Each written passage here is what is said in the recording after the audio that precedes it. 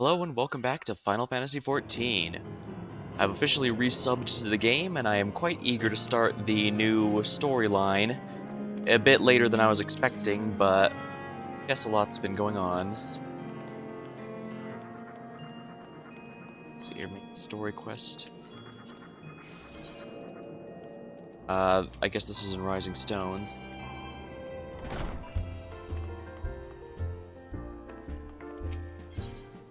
Alright, let's head over right away. Tataru has some news for me. Yeah, and for those I did indeed get the Radiance War Scythe. I just glamored over it because I figure this one looks a bit better, being a bit mechanical and stuff. I do like the ancient Greek outfit the 8-player raid has. Let's see here, Newfound adventure. Tataru is putting on a pot of tea and looks in need of company. Koda, how lucky it is you. If you're not in too much of a rush, I'd like to make a pot of tea. I was about to make a pot of tea. Would you like a cup? Sounds good to me. Take a seat then, I'll find us something on to nibble on as well.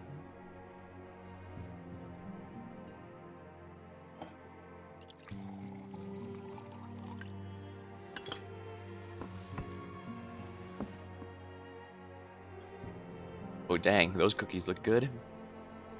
Your cookies, donuts, muffins, and of course tea.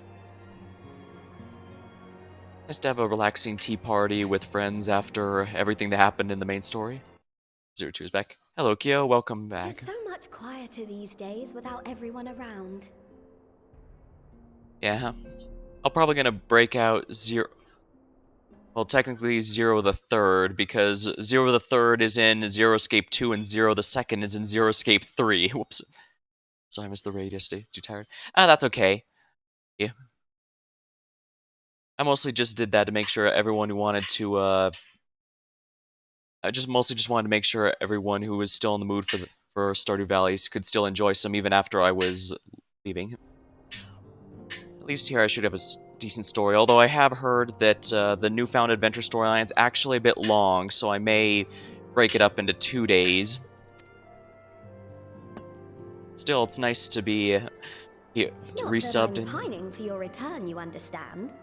Yeah, at the end of the Endwalker storyline, the Scions finally split up, our job of defeating the darkness and preventing the end of the world complete.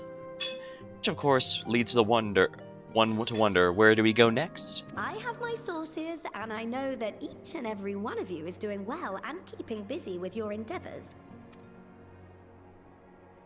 Meanwhile, I'm left with a surplus of free time and the question of how to make the most of it. Yeah, now there's no more Scions, or at least that's the official story.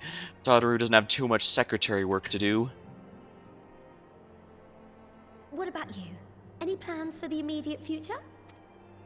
We're just in a regular adventure now. Still mulling it over myself. Hard to think of too much of a grand adventure bigger than, saving the I world. hope you weren't thinking of asking me for advice. Though if you are open to suggestions, Oh, oops, I cut her off a bit too you early. fought bravely and selflessly, helping those in need and saving our star from unimaginable threats. For your deeds, you've been hailed as the champion of Eorzea and a host of other incredible things. But why not put those titles aside for a while? Acquit yourself as a simple adventurer again, and travel the world in search of wonder. Start again from the very beginning? Maybe not a bad idea. The game does have the new game plus mode after all. You got a point. Who knows what mysteries are still left to be discovered? Oh, that's the spirit! I can feel from here the blazing fire that just lit in your belly.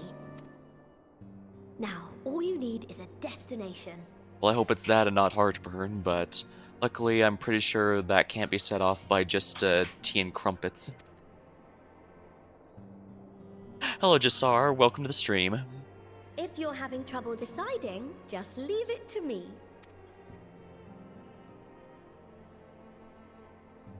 Thavner. That's where you should go next. Well, I did consider that one of my favorite of the new areas they added in this expansion. Oh, the game looks I good. doubt I you agree. were able to squeeze in a proper tour of Radzat the last time you were there. What with the burning skies and rampaging monsters and so forth. And I'm sure Vritra would be pleased to see you. If I remember right, the game did actually have some minimum system requirements get raised after Endwalker because they wanted to update the engine to allow it to do some more elaborate cutscenes. So hopefully we can see some during the story today. Then there's the bounty itself. The Empire's presence in the region was always a deterrent to exploration. So if you've a mind to sail that sea, now's your chance. Just think of all the new experiences you could have. And now that the war is over and the world is saved, it's nice to finally be able to do some old-fashioned exploration. Tell me, have you been to the ruins beneath the waters of the bounty? Our good buddy Emmett, As he's always surveyor got good of advice. Azem's crystal, you may consider your duty to see at least that much. Sounds like fun, Emmett.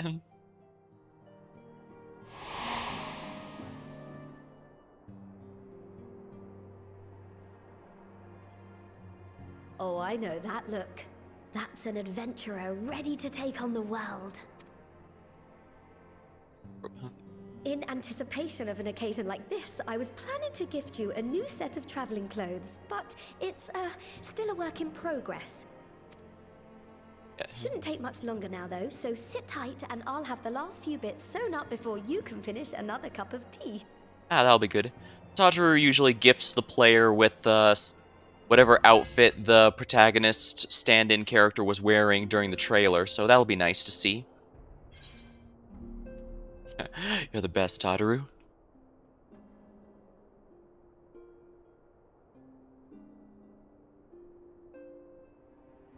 Whenever I'm in need of a new outfit, she always comes through.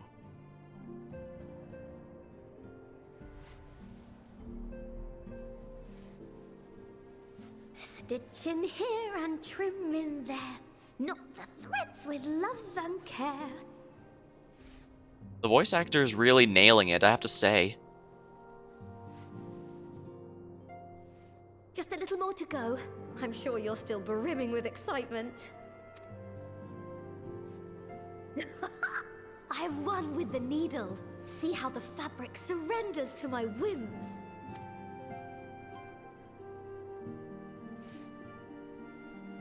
Don't worry. I'll make sure the lining has plenty of pockets for all your little treasures. I swear adventurers are worse than children when it comes to hoarding every feather and leaf and animal hide they come across. I feel personally called out. My bank storage equivalent in this game is completely stocked with various feathers, leaves, and animal hides. Although, granted, I usually sell them, since I'm not a crafter. But yeah, I absolutely do hoard basically everything. My inventory right now is absolutely stocked. Oh, we mustn't forget the waterproofing. Gods forbid you forget to disrobe before plunging into the sea, or a river, or a piping hot bath. I guess my character is getting a little tired. I guess it's taking a bit longer than expected. Wait. Are we still getting a vision? Interesting. I thought with the world saved, our future sight was used up.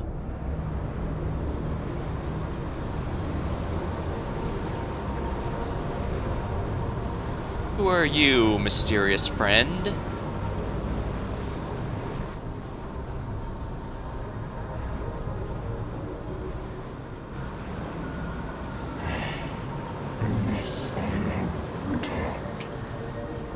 Returned. My first guess would have been Dabalos, but no, it doesn't look or sound like him.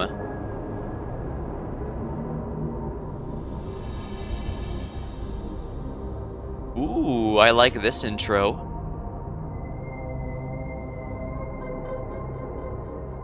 I don't think they've done that before. If they're gonna do this for each patch storyline from here on out, I am totally for it. That looks really nice. Ah, looks like our tea and cakes are done. Ah, you're awake. Oh, did I nod off? I'm so sorry, Tataru. Guess I was a bit more tired than I thought, after, you know, saving the world and all that.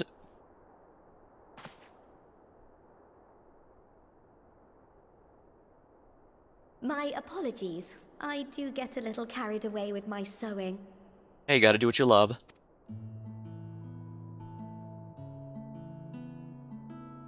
You seem awfully cheerful. Pleasant dream?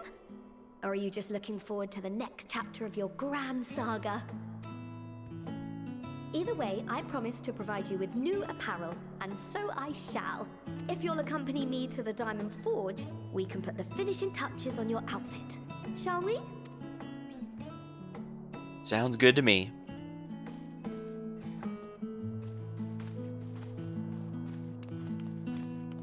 For my Elden Ring character, I went for a bit of a watching sleep creepy. Well, to be fair, I was the one who rudely fell asleep during our tea party, so I guess I kind of had that coming. And for my Elden Ring character, I went for kind of a grizzled red mage sort of outfit.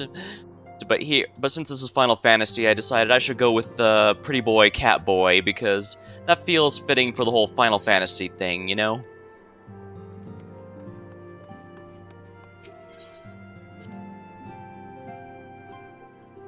Woo, indeed. My main job for this expansion is going to be the Reaper class, which, as the name suggests, is the most edgelord job in the game, and considering Dark Knight is a class, that really says something. But I do like the outfit I've got here. It's from one of the 8-player raids. I quite like the Greek-inspired look. Where's the Diamond Forge again? Oh, I see. It's in Rowena's shop, so let's go up here.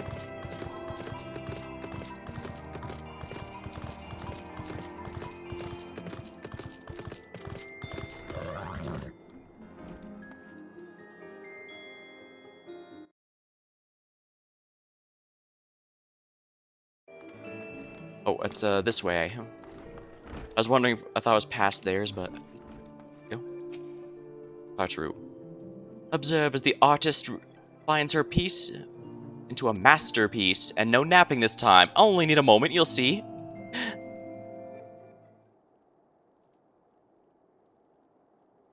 A little more room in the shoulders, open up the cuffs, a final adjustment to the hem. All done. Let's see how it looks on the mannequin. What do you think? Doesn't this just scream ready for a bold new adventure? Doesn't look half bad, actually. And yeah, like I said, this is the outfit that was in the trailer, so I appreciate them giving it out. I'm sure I could make something with it. I'm so glad you approve. So what do I owe you? I could hardly expect to get it free. Oh, don't be silly. Your approval is payment enough. If you really want to thank me, all I ask is you wear this on their travels. Or at least anywhere where adventurers might gather. They'll look at you, a famous hero, and think, wherever did he purchase the stylish yet practical garments? And before you know it, hordes of new customers will be climbing each other to place orders at Taru's boutique. Sounds like a good new direction for your business to take. Oh, haha, I can hear it now. Oh, the merry clicking of gill overflowing from my coffers. Sweet music to my ears.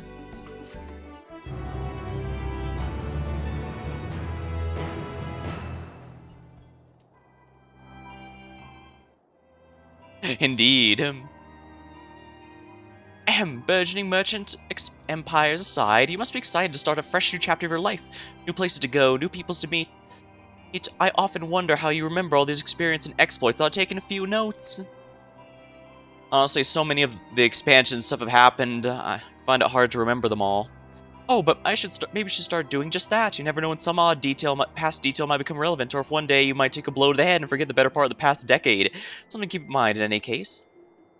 Not a bad idea, I'm sure. Collection expanded, the unending codex. Okay, so they added a new note system for the world's details.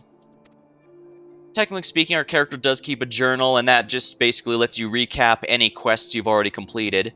And that's kept at our in-room, but I guess this is new. I guess they also decided it might be good to have terms and characters who recur regularly have records as well. I think that's a good idea. This game has some very extensive lore, and on that note, It's probably good specifying.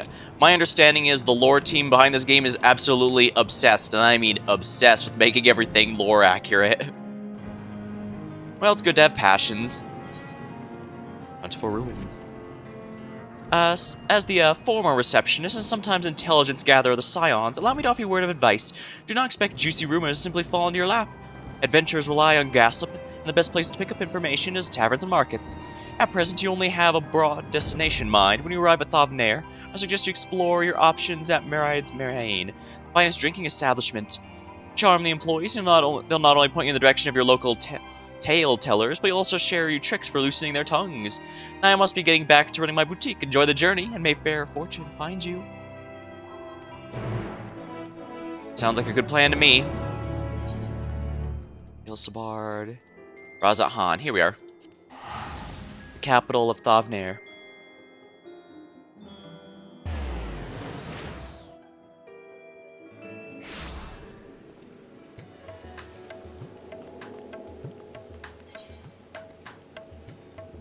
Right. Dang, this brings me back. When I first picked up those older Final Fantasy games, I'd usually go to the tavern just because that's usually where... Well, I guess not just those, but for me specifically, I ended up playing a lot of JRPGs before I picked up Western ones, so the early Final Fantasy games are where I first started learning that, yeah, you always want to go to tavern, speak to locals to find out hints about where to go next. And I guess that's a good way to handle it here. Now the world is safe and we can do something for fun, instead of because the world is at stake, might as well go back to the old-fashioned adventure logic of finding whatever intrigue we can get. Here's Malil. Hey, what do you have to say, Malil? Welcome to Parade's Mahane. Or is it Mahane? Oh, hello, I did not recognize you at first. Are you here alone? Let me find you a table. Actually, I'm here to speak with the locals, find some information. Ruins beneath the bounty. Would you be speaking of the sunken treasure vault? We do have one regular, a historian in fact, who can tell you about it.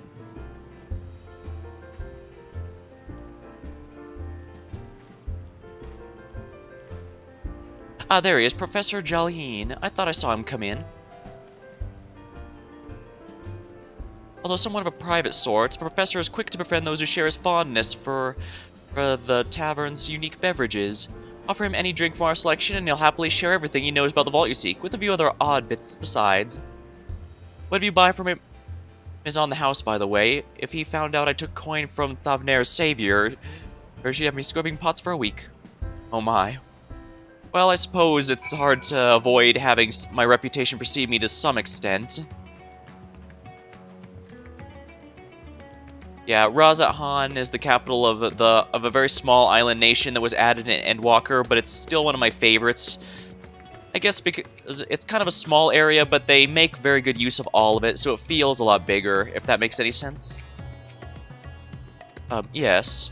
The following events cannot be skipped. You may wish to cancel any pending duty fighter registrations. Alright, sounds like this guy's very chatty. Well, lucky for him, I'm also feeling very chatty today. And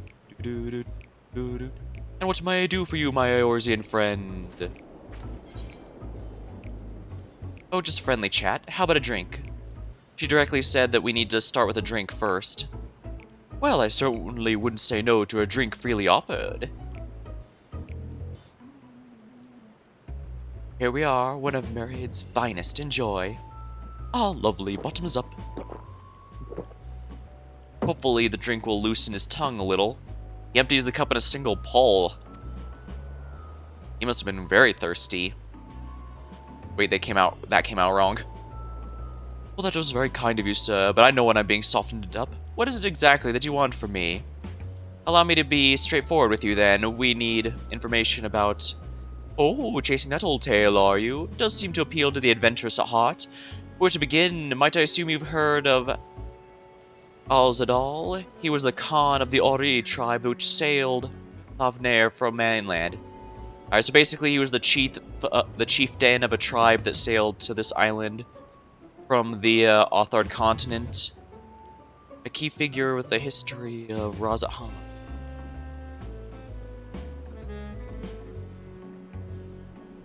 His decision to aid the Arcasadora is what ultimately won them the war with the Gajasura, thus allowing our predecessors to lay the foundation for this thriving city-state.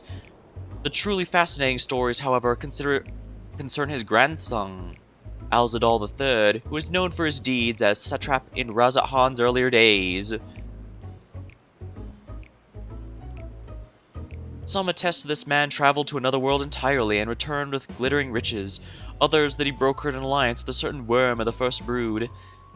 Then there was a tale of the sunken vault, the one you seem most curious about. According to this legend, Alzadal III claimed a small island somewhere in the middle of the bounty. There he built a structure reaching clear to the bottom of the sea, a deep and secret storehouse, and locked all of his worldly wealth within. They say he left it all in one piece. In the centuries since, whenever the natural disaster or hardship befell Razahan, folk would remember that tale of hidden treasure. Hearty souls would set out to claim their fortune, but precious few ever made it home. Oh, would you like to hear more? Oh, apologies, I have a slight tickle in the... Oh, my cup appears to be empty. Oh, I know what he's hinting at. Malil, another round for our friend, the professor here, please. Yeah, I get the hint here. Ah, I see you've reached an understanding. You're a very sharp one, adventurer. Don't worry, I think I know how to speak your language at this point. And negotiations are very important. Another for the professor. Oh, today was a splendid day to visit the money. Once down, he gulps down his newest drink with gusto. Ah, where are we? Ah, yes, those who did return, seeking the treasure vault refused, flatly refused, to speak of what they saw. Did this discourage others? Nay, quite the opposite. Such accounts only served to feed the legend, and the golden lure grew stronger than before. That reminds me about something Azama was saying. Azama's a fellow connoisseur of spirituous portables. Yes, he is. Anyways, he was saying that one of his acquaintances went after the treasure himself. Hasn't been seen since he set sail, I hear, but he did have a... Oh, I can say no more. You seem a generous sort, a man who would encourage what kind of man would I be if I were to encourage what is clearly a foolhardy quest? If my words sent you to your death, I certainly could never live with myself. I can assure you I'm no stranger to peril. Just so. Perhaps you will turn to tell a tale, then. Which manner of dangers have you faced? Oh, nothing much. I just traveled, to the edge of the universe. The very edge of existence. From anyone else, I'd struggle to believe it, but I recognize you now. You're the hero of the final days. A drink. I need another drink to settle my nerves. Maybe more of the same, if you please. As you wish, but this one's on your coin, Professor. Don't worry, he's too drunk to realize it, so he can add it to his tab. He drains yet another cup dry. Yeah, he can barely stay awake now. Whatever he's drinking must be very powerful stuff. Anyway, you being who you are, I suppose it wouldn't hurt to share a little more. This friend of Ajama, he was desperate to buy a treasure map, one which showed the way to the entrench of the vault. Seems he could only get it from some merchant. What's his name? Ah, I forget. Let's drink toast you, my new best friend. A little more. Let's signal for water instead. This one's gonna be on my coin. I might as well make sure it's, not something that's going to be sending him to bed before I get the information I need. Not clean it up. Yeah, I'm with you there, just your drink, sir. Ah, marvelous, I'm parched. Now let's see if he notices. But at this point, he's so drunk I'd be surprised. Oosh, that was water. Why did you tell her to bring me water? Oh, still, that's probably for the best. Very kind of you, really. My head will certainly thank you in the morning. Well, I think your head's gonna be really hurting in the morning, but that's on you, honestly. Oh, I seem to have overindulged. I put my mind to the words of Master Jalzad. Be wary of how much how much of the drink you swallow, lest it swallow you. Forgive me, I'll subject you no more of these unseemly antics. If you wish to speak with Azama, well, like I said, we share a taste for the fine spirits. Probably came in as we were talking. I wish you fortune in finding your fortune. You appear to have learned all that Jalene has to share regarding the undersea vault. To find out more, you'll need to locate a man by the name of Azama.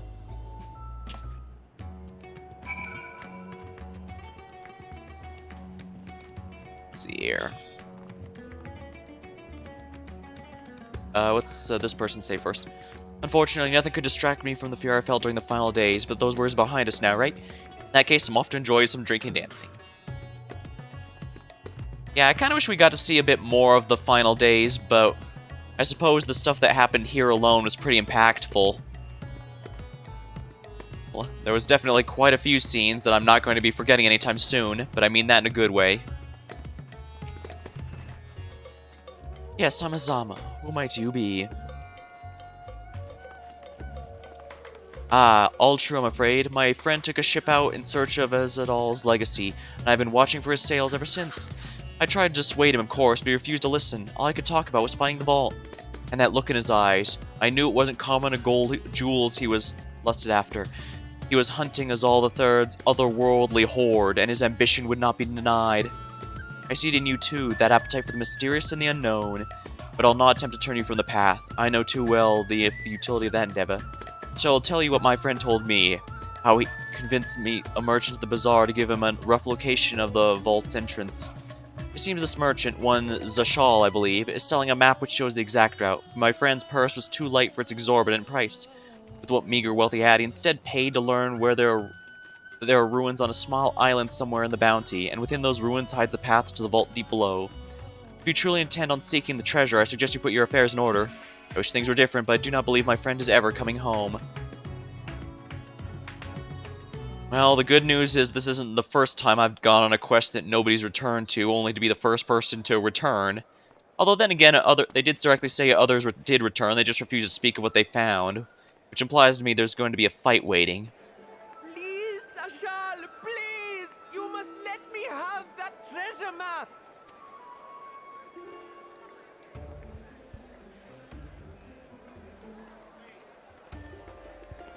What's all this about? My mother and father were slaughtered by monsters. My baby sister, still too young to fend for herself. Can you spare us no kindness? What's kind of horrifying is we probably know precisely what was going on with those.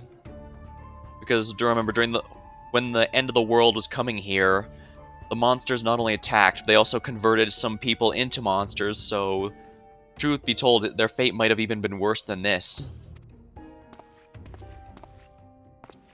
So, you hope to find your fortune? And what? You expect me to surrender my wares for pity's sake?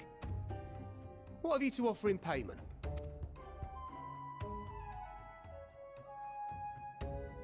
As I thought. Come back when you've more than rags to your name.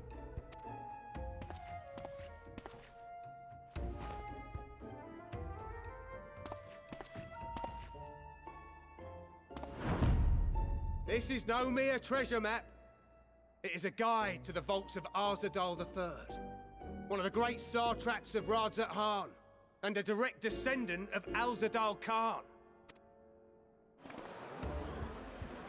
A map to Alzadal's legacy? So he says. A fake, I'd wager. Entirely could be, he's not wrong. This is no fake. The parchment is marked with an arcane glyph of passage. You You prove may it. find the ruins hidden in the bounty, but you won't be setting foot inside without this in your possession. A priceless artifact it is, discovered amongst the rubble in the aftermath of the final days, and lovingly restored by yours truly. I see, so the end of the world actually caused a bunch of things to crop up that otherwise might not have. Interesting. This map is the key to fabulous riches, and I'll be the king of fools to simply give it away. He's not wrong, but at the same time, You're he's glad I am being no such kind king, of... boy. Your scrawny-eyed would never return with that treasure alive. He's not wrong, but he's also kind of being a dick about it. Oh, cruel fate! Why must you tempt me with wealth I am powerless to claim? How I shall envy the one who purchases that precious map! Whatever they pay will be but pittance against the golden hoard they stand to uncover. Well, luckily I'm a player character, so I have the best chance of going here and coming back alive. Of course, that's not a guarantee, but... Oh hey, it's our old buddy Astinian.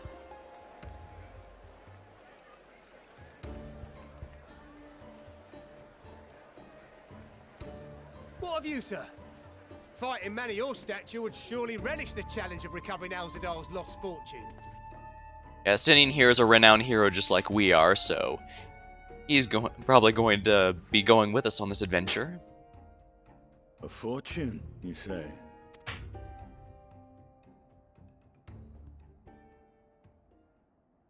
If I had but the strength to seize that treasure, my starving sister would never want for food.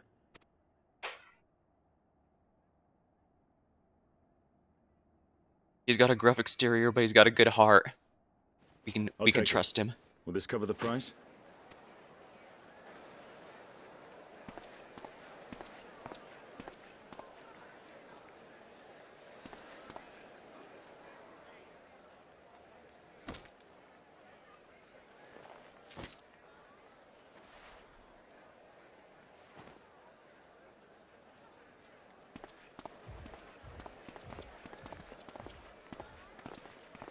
Hey, Estinian, good to see you again. Well met, my friend.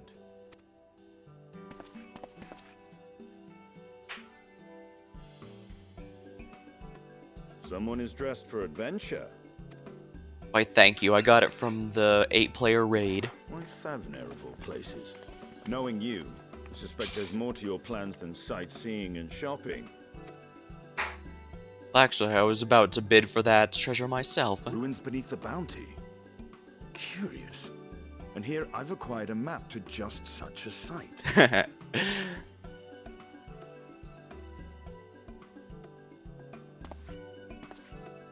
With that sale, I do believe I've earned the rest of the day off. Thank you for your patronage, sir, but if you'll excuse me. You needn't mind us.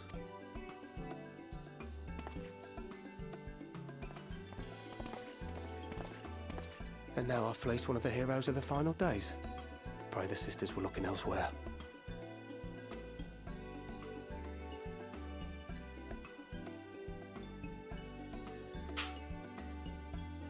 This map may or may not be genuine.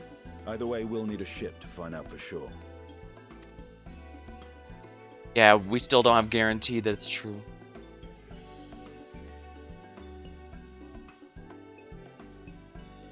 You know, I never took you for a treasure hunter, but it works rather well, I'd say. Lest you misunderstand, I seek the treasure not for myself. If such a fortune truly exists, then it could help ease the struggles of those who lost their loved ones in the final days. That's true. With such a fortune, you could easily help rebuild what was destroyed during the end of the world. I hope to do for Thavner what you and Alphino did for the Alamegans when you recovered the Mad King's trove. Oh yeah, that was back during Stormblood.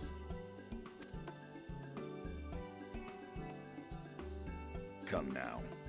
You know Alphino needs little encouragement when it comes to recounting the tales of your shared exploits. Yeah, he's a big fan of our exploits, isn't he?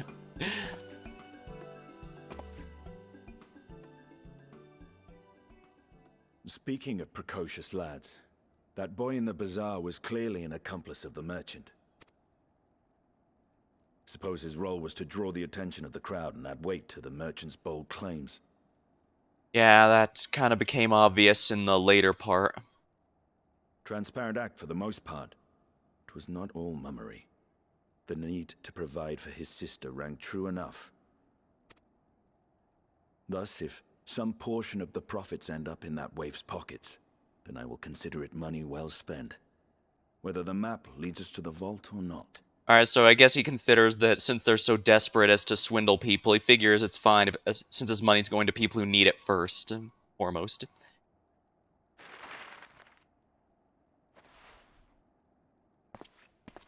You are coming along, yes? An adventure with a good friend? Sounds like fun. Naturally.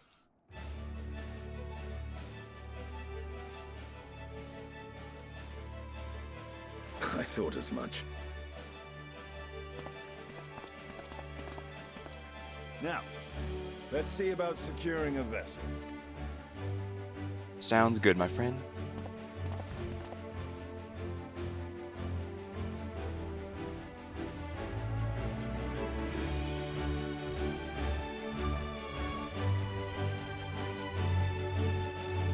Ah, so he heard everything. Do it indeed. Onward to Newfound adventure.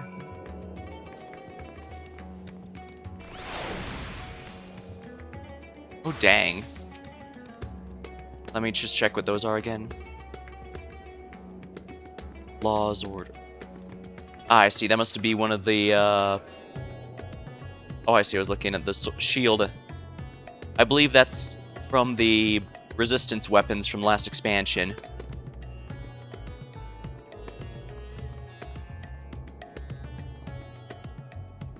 Or is it from the new ultimate raid? Well, I can worry about it later. I've got a few weapons that require a lot of commitment to make. Like, this one's from Eureka. Pretty neat. There's a lot of neat ones. I hope the relic for this expansion looked pretty neat. You recall I spoke of visiting Thavnir at Vitra's request. When he finally invited me to a feast, I made his proposal once I was too full of honors to refuse. He wishes me to train the Radiant Host in lance work. But that's a tale for another time. What we need now is a merchant or trawler with a ship fit for the open seas. Matsuya is a fisherman by trade, yes. We should head on over to his village and see if he can help us. Oh yeah, that's a good idea.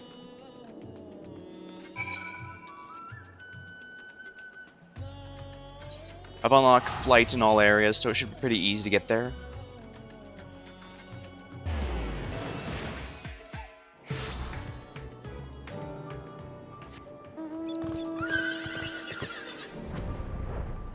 Oh, I don't want to show that off. Yeah.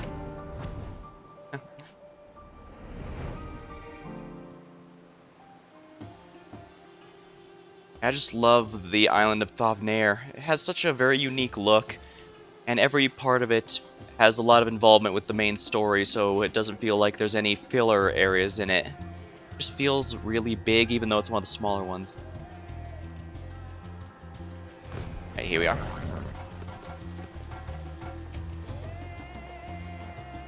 I'm hoping to hire a ship, of course, rather than buy one. My funds would not quite stretch that far.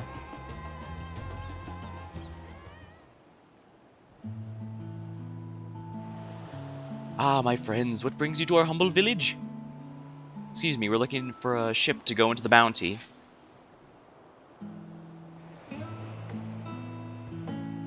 Oh, so you need a seaworthy vessel to seek those ruins. Considering it was your deeds that allowed us to return to fishing, I should think everyone would be glad for a chance to repay the favor. Wait here, I should have a boat stocked and ready for you in no time at all.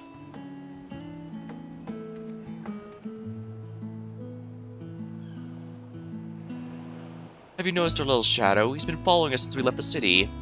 Yeah, I figured Justinian would be astute enough to notice something like that.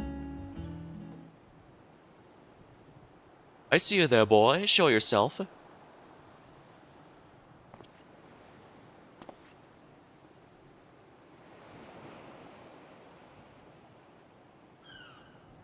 Ah, so it is you.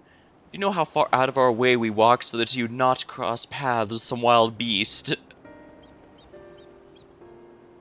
I'm sorry, sir, but aren't you the heroes who saved Thavnir? You are. I know you are. And I've gone and cheated you. I work with Zashal, you see, the map merchant. My job is to play the pleading orphan and convince the crowd his wares are worth the price he asks. I'm ashamed of what I've done, and I beg your forgiveness. If not for you, my sister and I would never have... well, we'd be... Enough. I knew your game, and I paid the price willingly. A fortunate purchase, as it turns out, for my friend here was seeking those very ruins. Oh, you're too kind to overlook the wrong I've done you, but there's more you need to know. The map you brought is very real, as is the island it shows. I overheard Zashal selling the information to another customer. He told the man where he needed to search about the ruins and about the vault. Then the man sailed out to his fortune, never to return. You cannot go that place. You should have more friends with you, even a whole army. I have no doubt the ruins hold danger, but I assure you, between the two of us, there's little we can overcome. Yeah, I assure you, between me and Estinian, I'm pretty sure the enemies will need an entire army of their own in order for it to even approach being an even match. Oh, please, I cannot bear the thought of...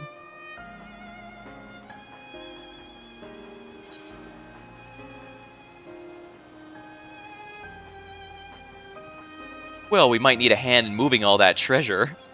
Why don't we take him with us? I mixed up bring and take together somehow. Well, assuming we find any. Still, it may prove wise to bring some companions all the same. Any idea who to approach? The scions have scattered far and wide since our last gathering.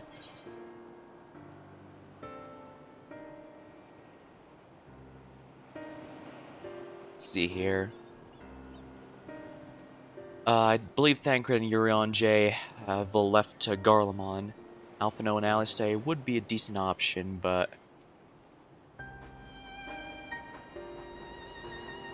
these guys went to a completely different continent. Let's start with Thancred and Urion J, since we're 2 DPS and they're a healer and tank.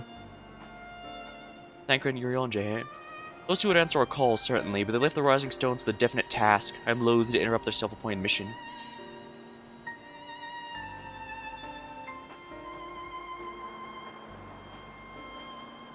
Ishtola's gone back into research, so let's start with Alphino and Alice. I think she's the correct one. So we'll go with the others here. Twins? Lord Alphino and his sister, were they not bound for Garlemon? They have far more important matters to attend to than delving for trinkets. Grahatia and... Kryl may have her hands full rebuilding the students, but if you reach out to Graha, I'm sure he'd leap at the invitation. Will that set your mind at ease? Yes, that man's as strong as you.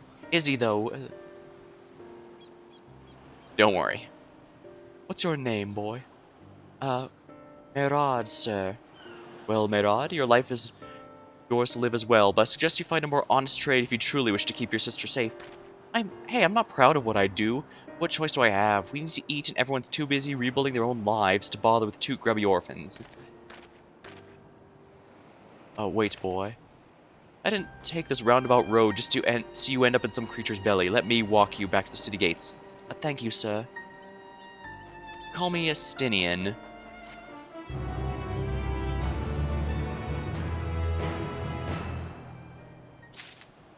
Okay. Estinian is... I think he's not as gruff as he makes out to be. Yeah, it's hard to go into here, but... Basically, during the whole Heavensward expansion, he had some of the most character development, and he's quickly become one of my favorites in the entire game because of all that. Stinian's ready to escort Merad to safety. I shall leave you to recruit Graha. He'll appreciate the invitation that much more, I'm sure. As I recall, he is based at the Annex. Someone there ought to be able to point you in his direction. Let us be off too, Merad. Do me a favor and don't stray from the path.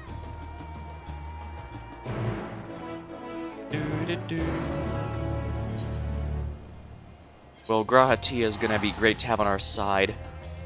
Graha has mastered multiple jobs just like the player character can, so he's really nice to have around.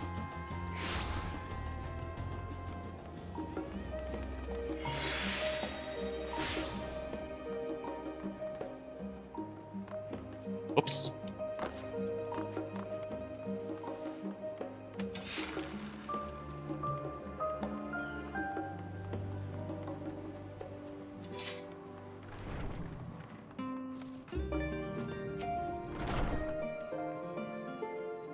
Oh, look what it is. Welcome back, Kota. What might the students do for you? Do you happen to know the whereabouts of Graha? Graha? Yes, he's in the main hall with Mistress Kryl. They've been holed up here for days. By all means, go give them an excuse to take a break.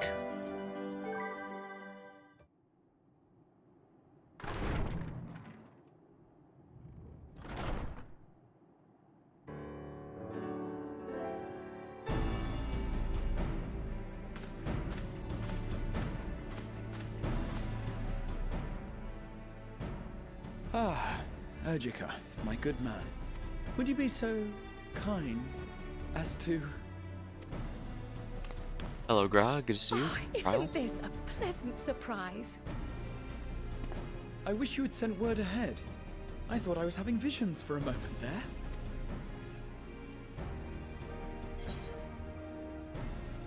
How's the restoration of the students of Beldessian coming along? Slow and steady. Raha and I have been compiling old records of the students' activities.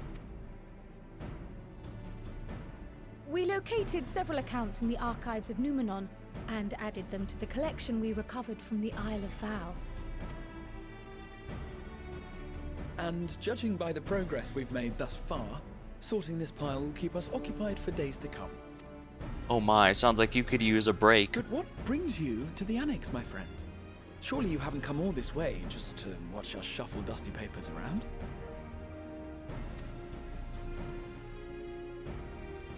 Well, you see...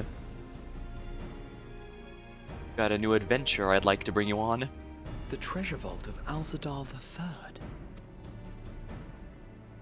And you're looking for companions to join you on this expedition.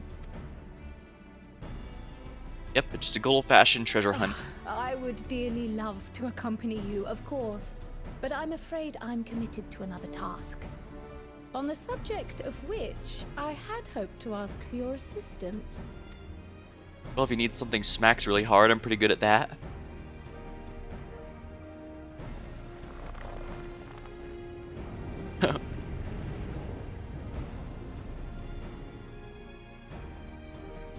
Then again, it's not so urgent that it can't wait until you've returned. You should go, Raha. I'll stay here and mind the shop, as it were. Are you sure? I'd hate to leave you short-handed. I'm sure. Just try to be back before too many moons have passed. He's been so eager to join us on an adventure at some point. Well, I guess we're off on another adventure already. Have you asked anyone else to come along? Nope, just, Then might I Stinian. suggest we invite your Stola. Ever since the Scions disbanded, she's spent most of her time cloistered within the Great Google Library, hoping to piece together a method to traverse the rift. It would seem, however, that whatever wisdom she sought there was not to be found. She arrived in Charlian the other day. We spoke briefly before she began her search of Numenor. Yeah, we found our way back in the last expansion. We found ourselves in a new world, and she's trying to find a way to go back there, basically. So, guess she hasn't found anything yet. Considering what you've told us of Alzadal's extraordinary feats, I do believe your Stola would be more than interested to hear what you have to say. Ah, that's right. Legend has it he went to an entirely new world to find his treasures. So it might be precisely what she's seeking. Splendid! Then let us head to the archives at once. Wait, before you go. I have another potential member to volunteer, if you've room to spare. Urianger. He sent the students a request for materials, you see. Treatises on the architecture of treasure vaults and the like.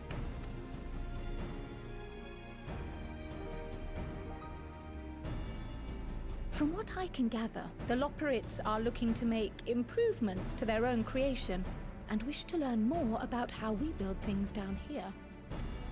So, why not take Urianger with you? Let him study Alzadal's legacy firsthand. Oh, glad what we're seeking will be relevant to his studies. None can deny the benefit of seeing something with your own eyes. If our expedition leader has no objections, I say we extend Urianger an invitation once we've spoken with your Stola. Sounds good to me.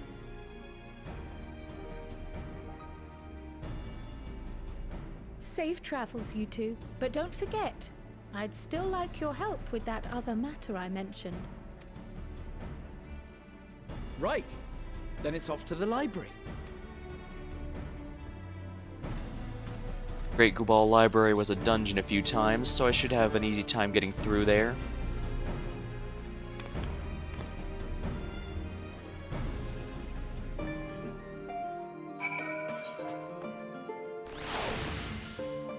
Oh.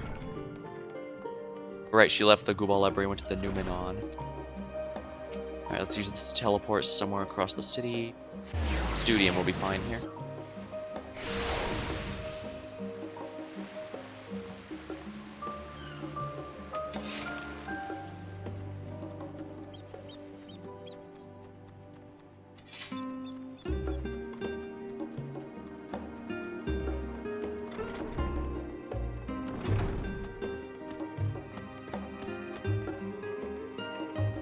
Alright, she should be across the way here. Ah, there we are. Those are the puppets that run the library. Well, she wasn't hard to find, at least.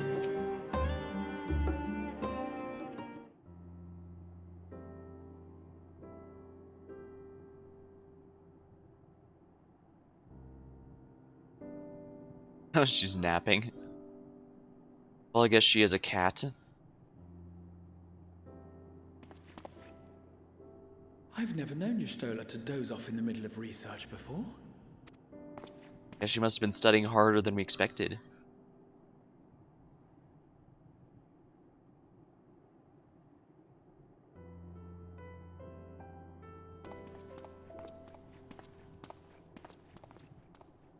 Guess we'll just wait. Better not turn out she's in some kind of trance or something, because that would be very inconvenient to have to deal with. Yeah, she just got exhausted over focusing on herself. Close my eyes for one moment.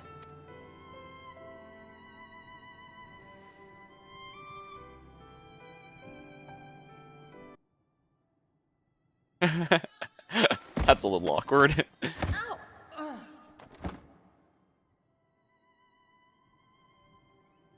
Catnip, maybe. How long have you two been here?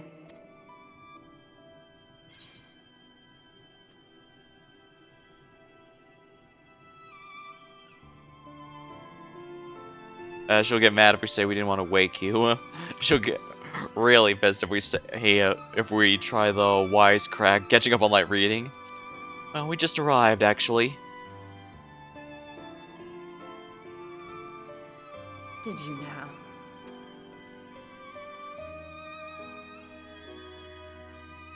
I must have been studying for 2-3 days straight before exhaustion finally claimed me.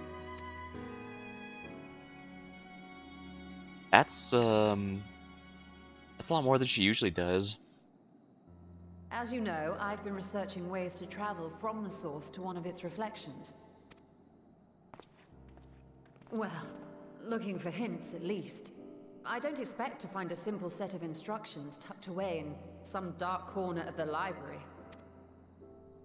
So I've been skimming through the stacks, hoping to uncover even a partial mention of any similar feats in the past. A means to travel between worlds exists, and you can be sure I will find a way to employ it. So I promised Runa, but 'twould seem I've set myself a nigh impossible task. Well, the good news is we may have found something You that may needn't help. be so hard on yourself.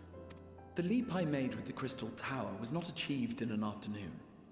It was the culmination of a collective effort spanning generations. Yeah, and as he mentioned, he used the entire Crystal Tower to power it, so it's not exactly something you can do on a whim. Oh, you think me discouraged?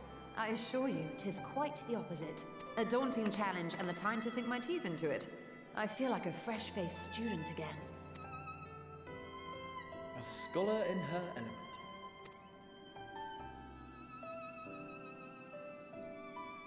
Indeed. Was there something else you wish to ask of me? Yes, actually.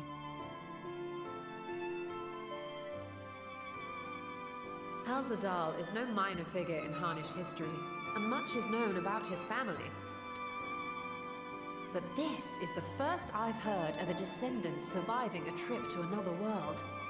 Well, it could always just be a metaphorical trip to another world, and they actually just mean a large travel to the underground or whatever, but it's at least worth a look in case it is truly is a travel to If another those world. tales are true, then he may have left behind some clue as to how it was accomplished.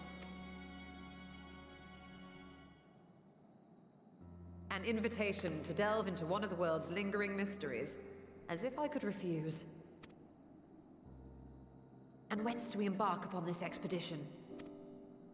Right away, if Chariot, you're for. by ship. But before that, we thought to extend an invitation to Urianger as well. He was in Thalmazane last we heard.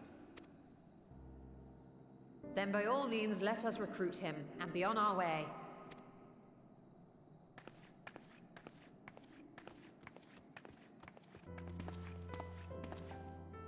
Cute puppet in the background there.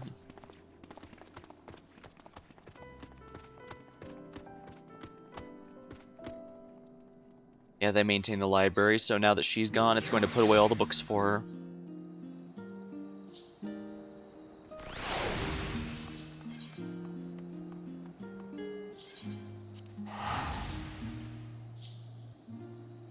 Alright.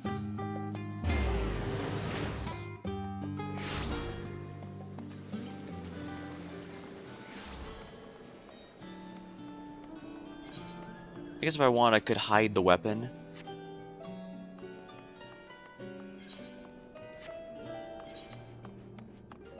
Maybe if I change it to be a... maybe I should make it more of a... There are a few pale white Reaper scythes I could probably equip that would look well with this Greek outfit I'm rocking right now.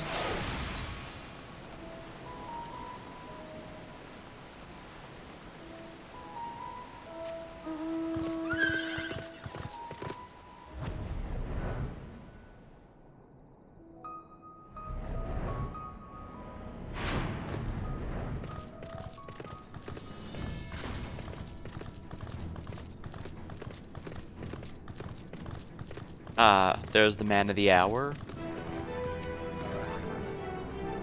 I've visited Labyrinthos on several occasions already, but I've not set foot in Thomazin since the day we boarded the Ragnarok. I don't see Thancred anywhere. Was he not supposed to be traveling with Urion J? Yeah, that's a good point.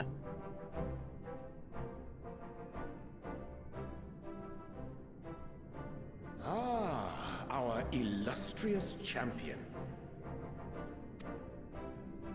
Cloaked in the mantle of the common explorer, fame set aside in thy pursuit of simple adventure.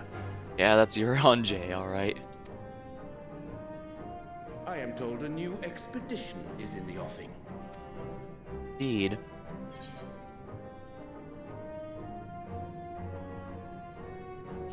It's good to see you well. And thee. As ever, thou art the picture of strength. You've been keeping yourself busy, I trust? True to our plan, Thancred and I embarked upon a pilgrimage of sorts, with an eye for gauging the state of those lands through which we passed. Our travels were interrupted, however, by a request for aid from our befurred lunar allies. The Loporits, in other words. As you may recall, the Loporits had been seeking new purpose for the moon, another role through which it might serve to benefit mankind. The Forum hath been working to advise them in this endeavor, but I return to offer mine own counsel. Probably a good idea. While the Forum weren't planning to screw people over as much as I thought they were, it's probably for the best they get additional opinions.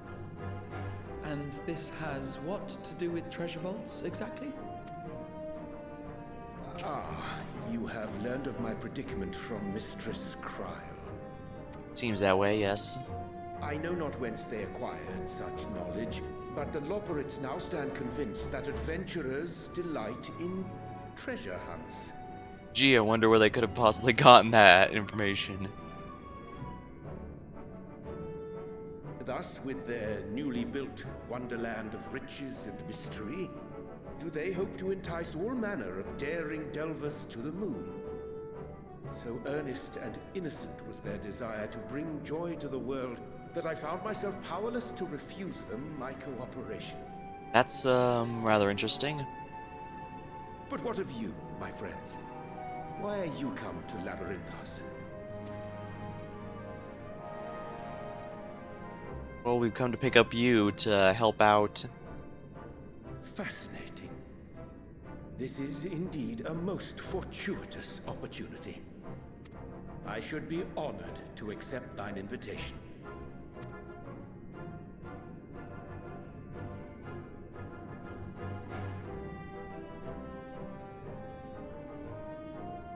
How long hath it been, I wonder, when last our actions were not impelled by fate or desperation? Too long, I'd say. Aye. Though I cherish the Scion's accomplishments, 'tis pleasant to not have the weight of the world upon our shoulders for a change. Counting Estinian, we number 5 now, yes? Without knowing what traps or perils await unwary feet, we may be wise to refrain from recruiting others. Also, this means we now have a full party of 4 and also the player to fill any role necessary, so agree. perfect. Between us, we should have the skills to handle whatever situation may arise. Shall we be on our way? Sounds good. What, no time to spare a word for the grizzled old bard? All is well, I trust? A wasted trip, I'm afraid. I'd hoped to catch up with a former mentor while you parleyed with the rabbits, but it seems our paths were not to cross.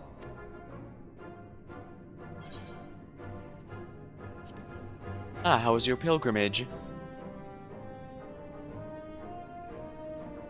Having an astrologian beside you on the road is surprisingly convenient. And it doesn't hurt that he's making strides with his light-hearted banter.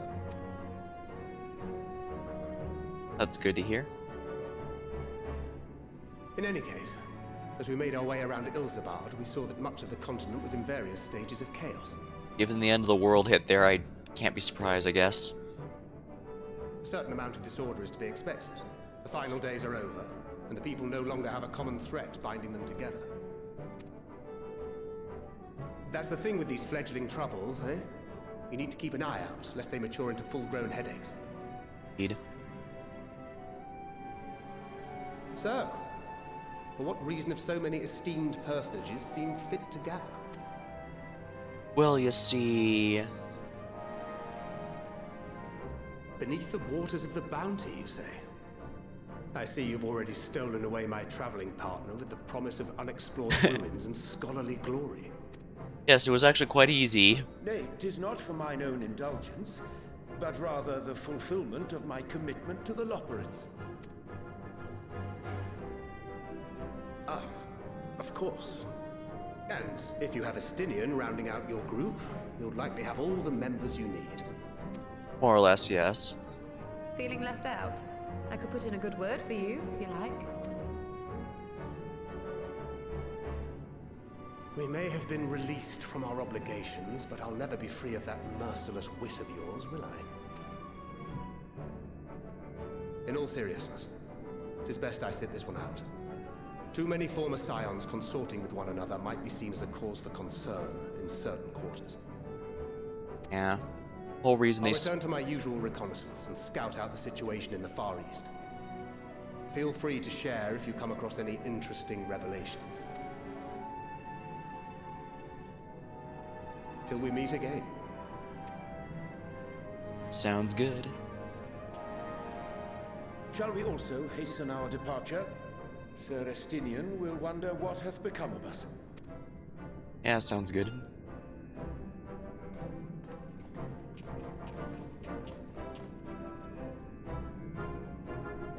Yeah, while their job being done was one of the reasons the Scions decided to split up, another was simply because, well, they basically don't want to become another political power that the major powers in the game world will fight over.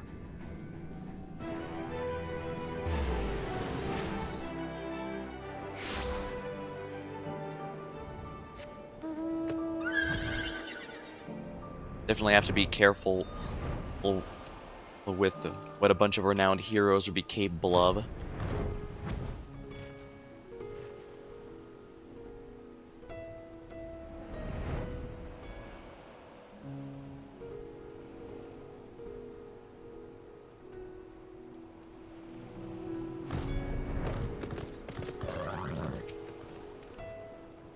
The thrill of imminent adventure. I'll never get tired of this. I'll never get tired of this feeling. Just imagine the possibilities. In my travels, I spied many a child wandering alone, orphans in all likelihood. Though homes raised by beasts and blasphemies can be rebuilt, the void left by those lost cannot so easily be filled. I'll pray to Sanduruva for your safe return. May the wealth of her blessings guide you to the treasure you seek. Yeah, I believe the local religion here is they worship the Mega Sisters. I send you to recruit Graha, and you return with an entire survey party. I hope Matsuya's boat is sturdy enough to carry us all. What he means is, we are grateful for the use of one of your precious fishing vessels. Oh, we are more than glad for the chance to provide it. I only ask that you take care to steer clear of the reefs in the shallows here. I will keep an eye out.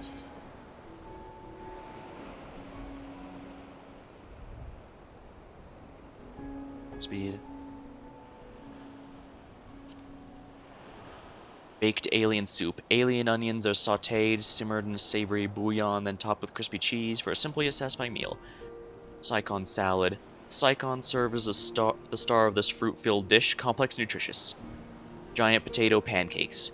Giant potatoes are mashed, mixed with eggs, then cooked in these light and fluffy treats. Go with this one since Reapers go for that. Despite his misgivings, I wager Murad remains in that merchant's employ. Unfortunately, likely unnecessary evil on his part. Still, it's nice having an adventure that's not the fate of the world here, or at least a major one. For the base game, the Realm Reborn, the continent you live in, Eorzea, is the one at risk. So if you fail, it gets conquered by the evil empire. Nasty stuff. Heaven's Ward, that one had a bit more gray because while the dragons and the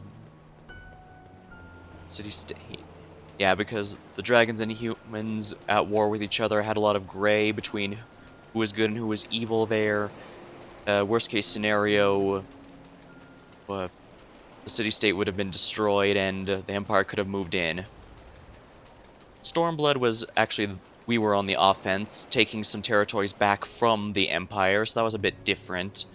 So if we fail, basically it just reverts to the status quo, but luckily we were able to liberate those nations. Shadowbringers, well, the world we went to there had already ended, more or less. So that one was more about finding a way to bring it back, and of course Endwalker was the end of the world among us. Although I guess, thinking about it, that does mean Endwalker was the first time that the entire world was at stake. Kind of funny they gradually raised the stakes without it feeling like too much of a push or anything like that. Alright. Stola's intrigued by the legend. Alright, let us continue.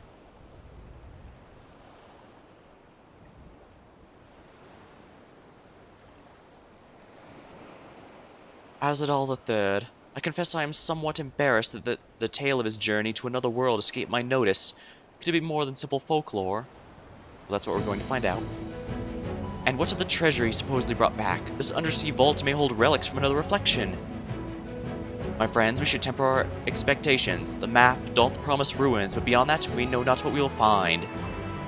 Not till we find it, aye. So let us dispense with the conjecture and set sail.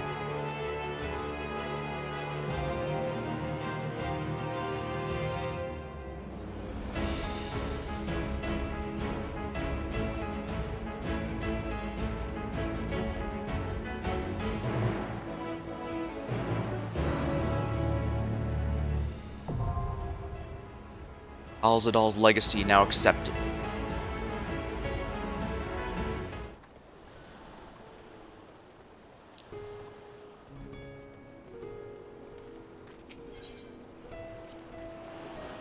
One can only spend so many days hunched over a desk before it begins to take its toll. A spot of vigorous exploration is exactly what I needed. I am aware that the story about an otherworldly of a journey may just be that, a story, but even the wildest tale usually contains some grains of truth. That alone is worth investigating. None who enter these ruins come out alive. Well, we'll see about that.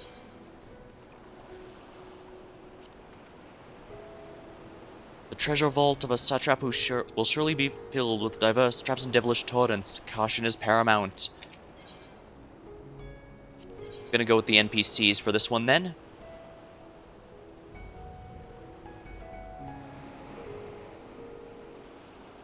Let's see here. Of course, Graha needs to be the tank, Iranje the healer, and we only need one DPS since I'm a Reaper, so since Reapers are a melee job, we'll go with Ishtola since she's a mage.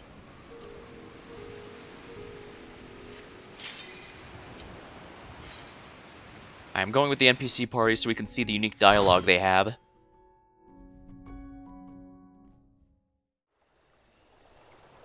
It's generally slower to use an NPC party than a player party, but It has its uses, of course.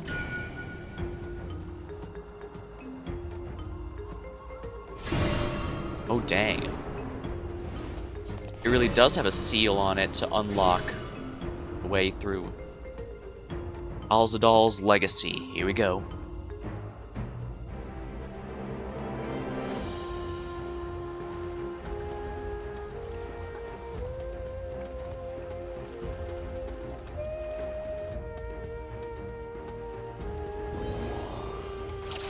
Here we are.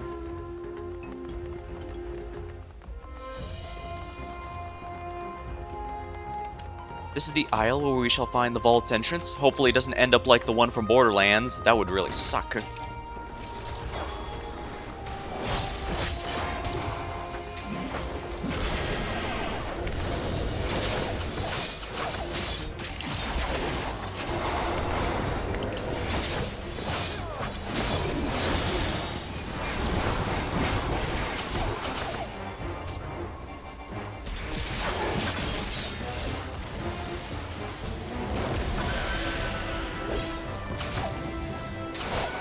Alright, there we go. Here's what makes Reaper so much fun for me. You get a super mode.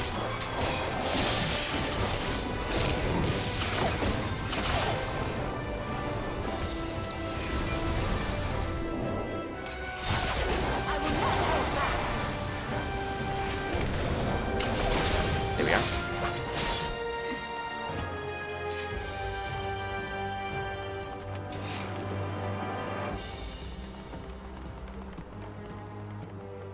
So far, I've been liking Red Mage and Reaper the most, although I'm trying out the various healers and tanks to see if I like any of those. Oh my.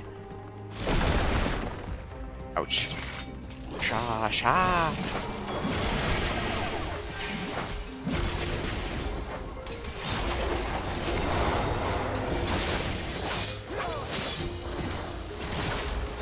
Gloves are on. Super mode active.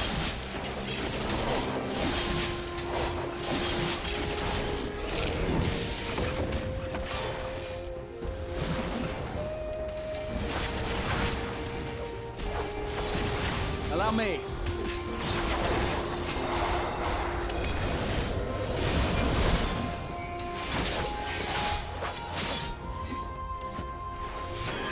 Oops, I messed up pretty bad there.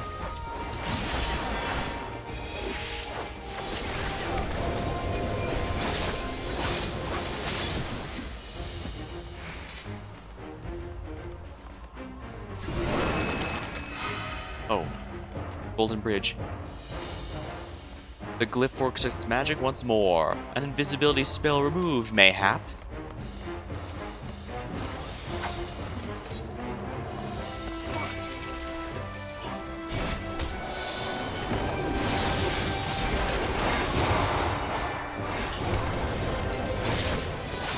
Hold still.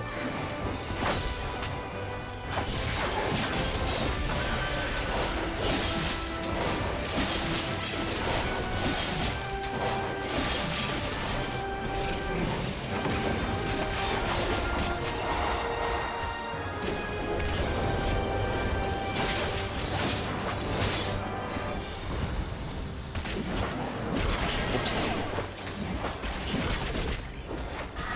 I really can't be forgetting my,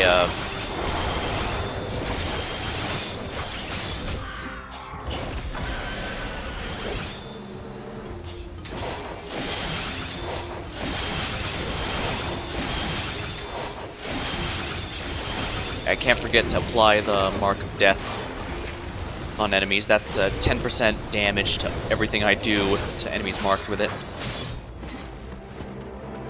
Guess it's been a bit longer since I played than I last thought, if I'm forgetting to apply that. Let's see here, Shadow of Death, World of Death, yeah.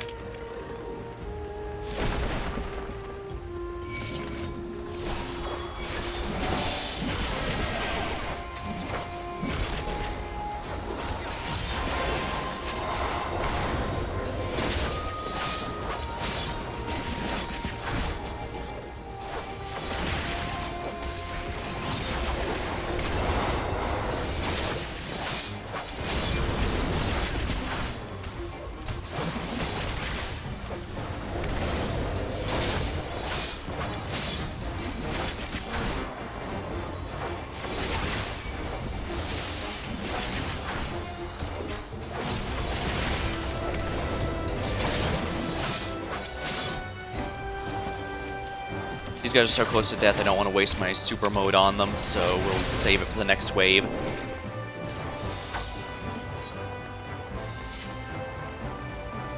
A waterfall. The map's glyph of passage opens the way forward. Looks like it's the first mini-boss of the area. I quite like the mini-boss theme of this particular expansion. My, what dense ether this creature has. It is a rare breed of jellyfish. One with a sting, I imagine.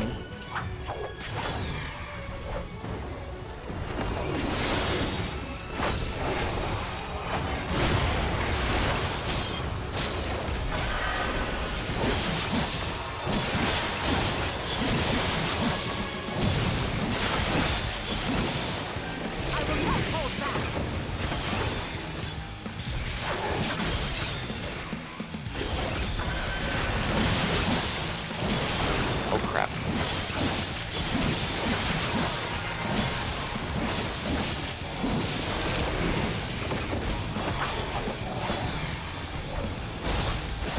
Allow me. Be gone!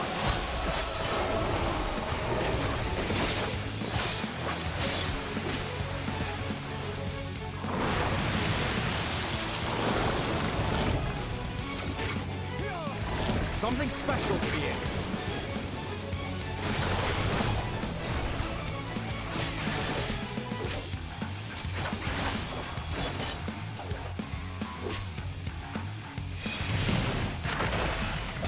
Assuming it goes in order, yeah.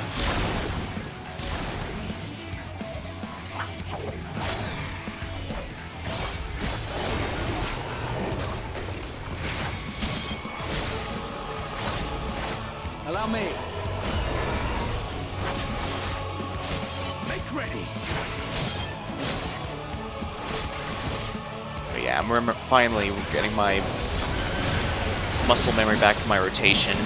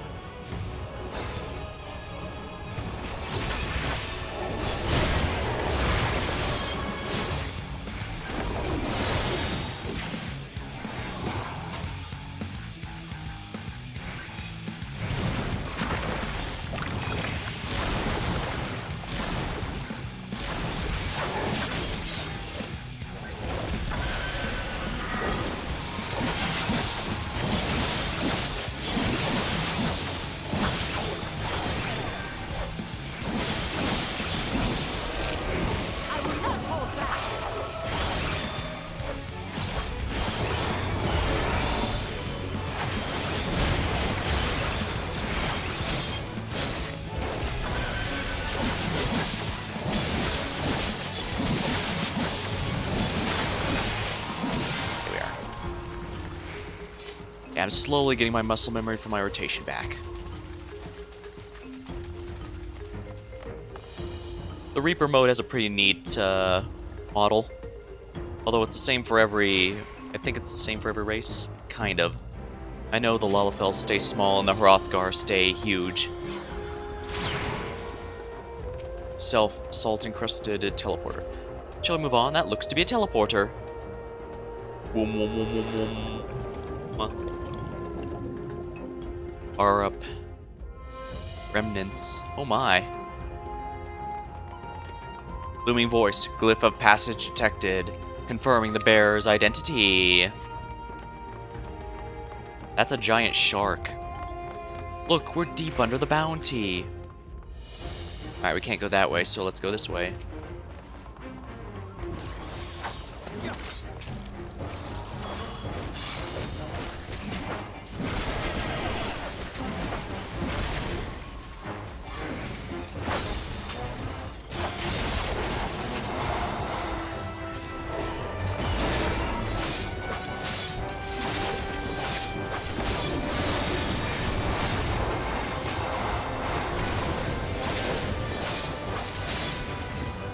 Oh, let's stay out of that.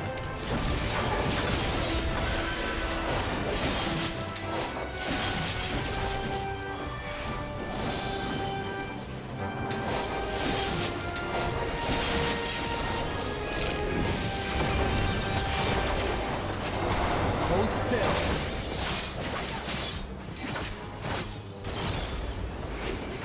Here we are. Darbar bracelet of cast lifted. That looks like a gate. Unrecognized ethereal signature. Brazen thief. You will proceed no further.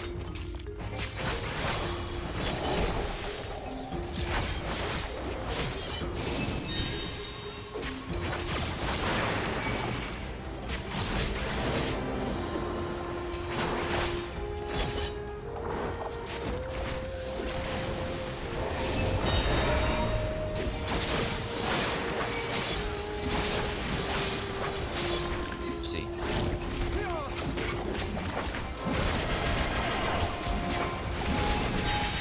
Together, we'll overcome.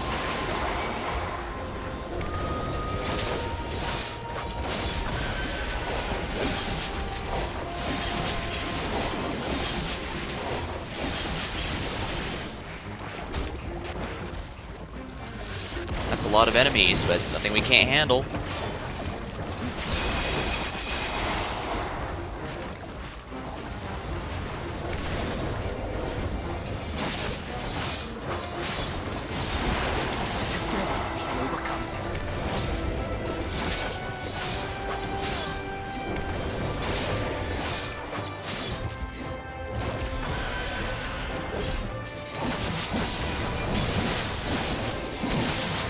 This should save the super mode for the next.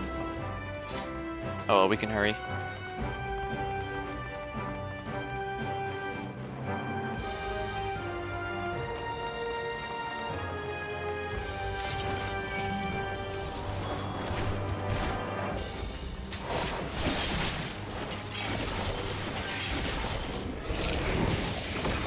Here.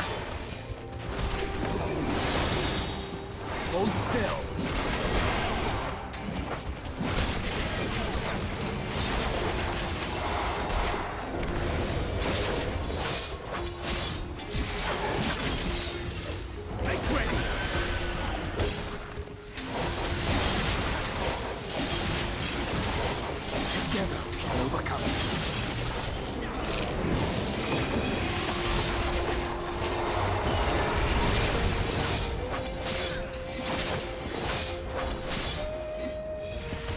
Excellent.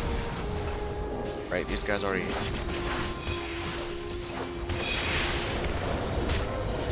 Chop, chop.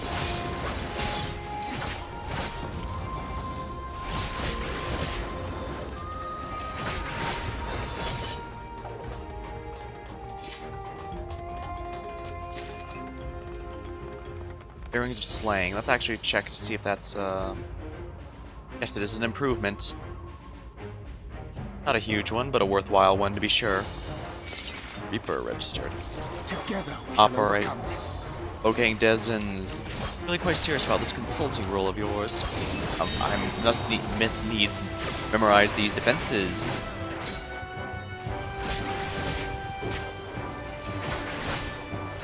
Ajra Basil the 14th.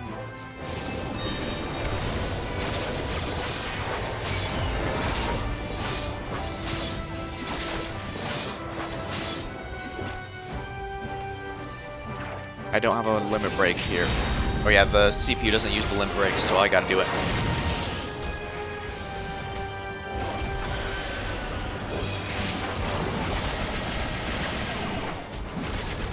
Alright, here we go. Let's slice and dice.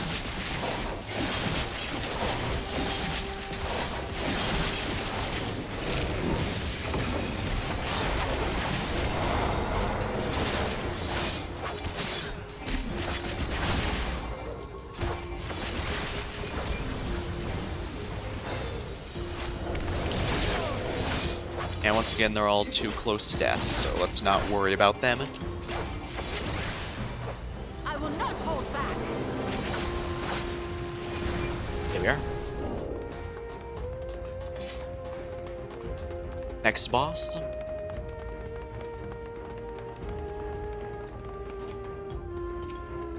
Armored Chariot. The key guardians appear mechanical in nature. Please remember to heal whilst you take notes. I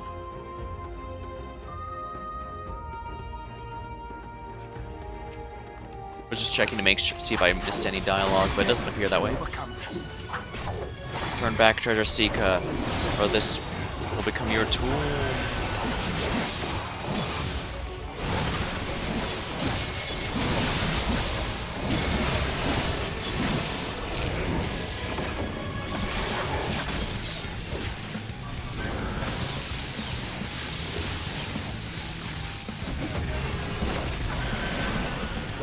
Alright, so I need to go with the sides here. Something special here. Alright, yeah. I will not hold back.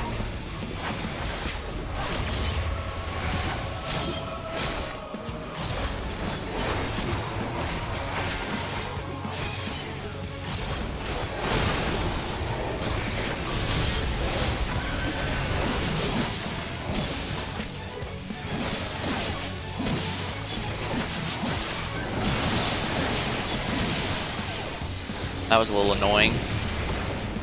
Oops. That was entirely on me. I died.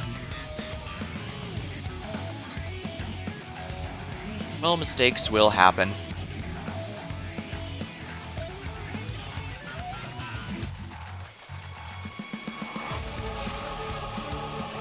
I mentioned I love the mid-boss music this game has. Granted, the dinner party might have especially made me partial to it, but nonetheless.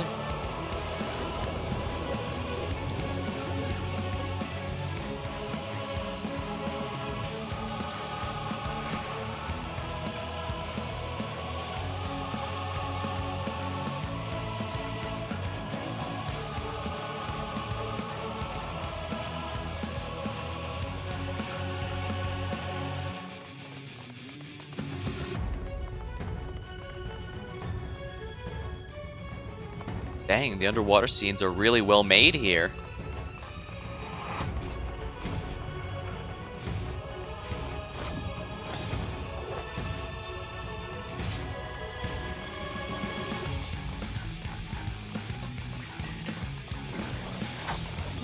Can't forget to get Soul So going. And now I have to remember not to tunnel vision again.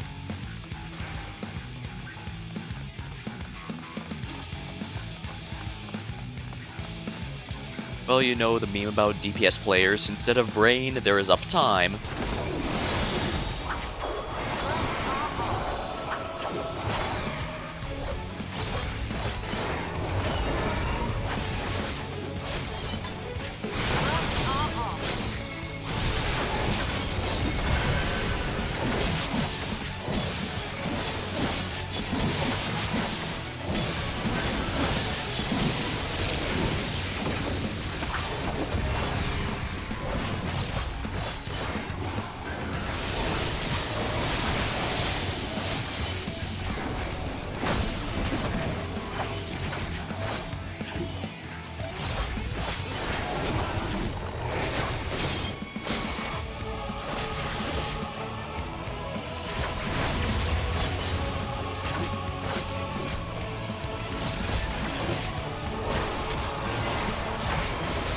Hold still.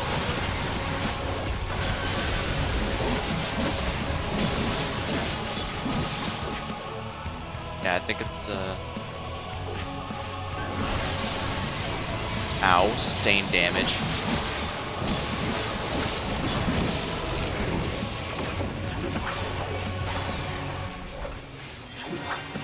Hold still. Be gone!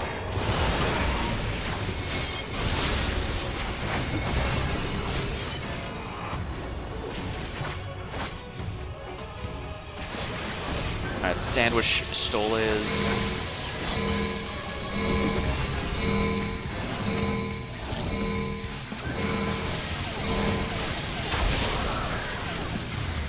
Ah, crap.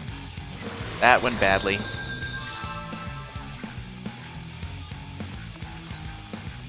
That's a bit embarrassing, but...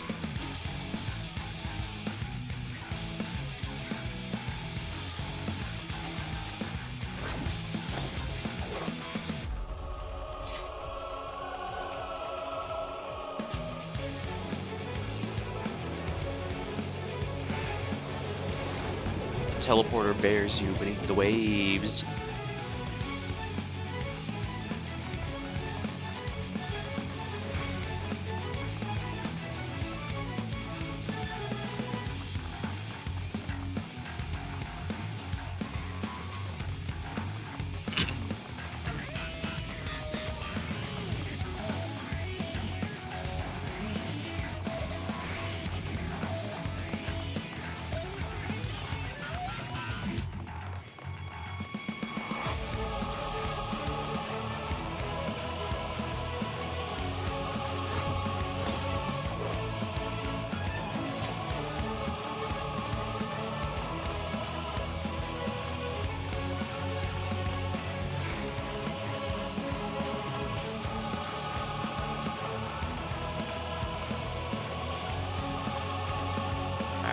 I'm zoomed out as much as I can, so...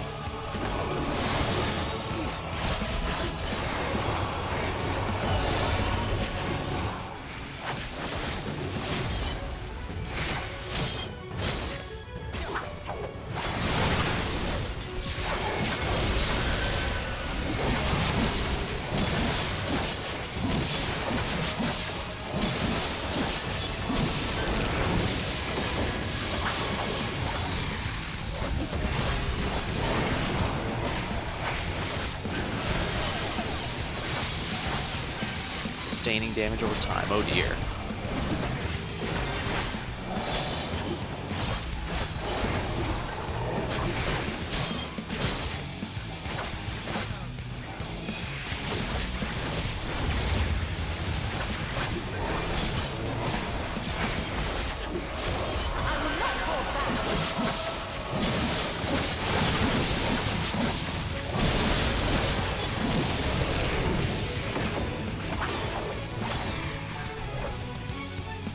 Stand where Yurion J is. Yeah, I knew that was coming up. On.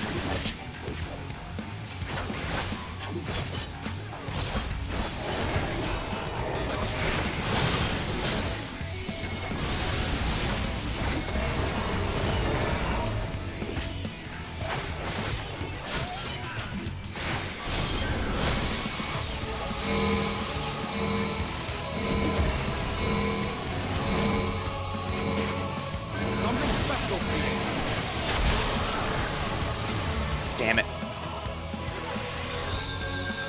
Okay, note to self, I need to use Arcane Crest.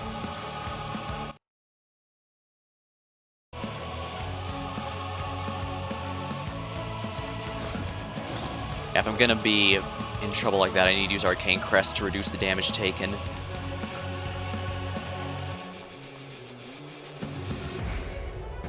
Alright, so basically he uses those things on his side like mirrors, and the others fire clear beams towards him, specifically to use those mirrors to reflect onto something tougher.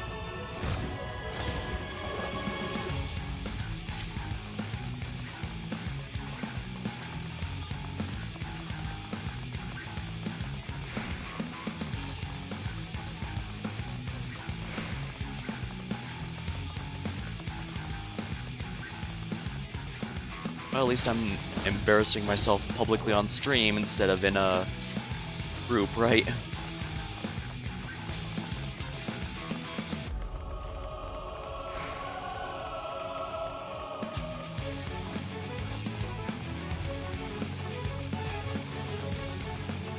I've got over an hour. I can learn this the hard way if I have to, but I need to pay attention better is all I really need to worry about.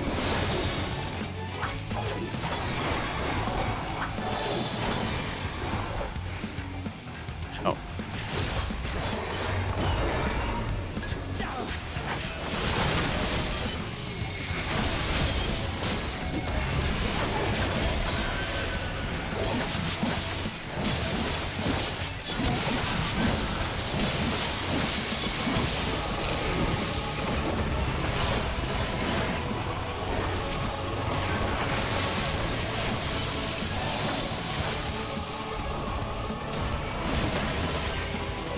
careful here.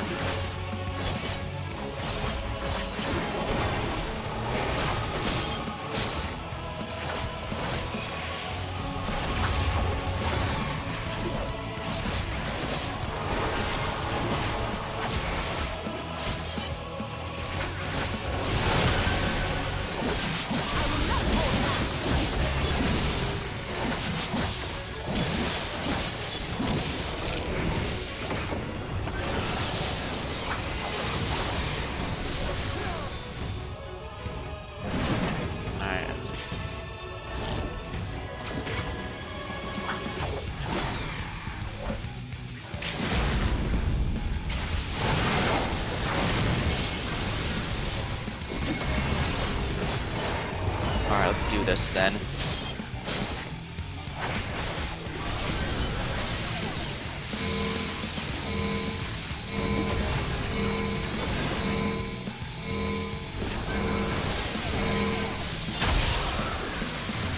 Damn it. I thought I had survived that. I guess I popped my Earth Shield too early.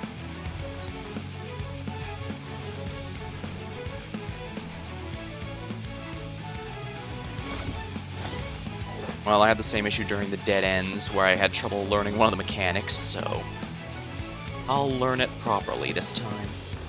Or at least I'll die as many times as it takes to learn it.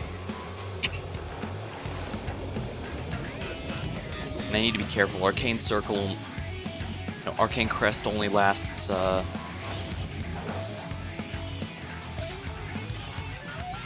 it only lasts 5 seconds, so I have to be absolutely sure it's about to go off.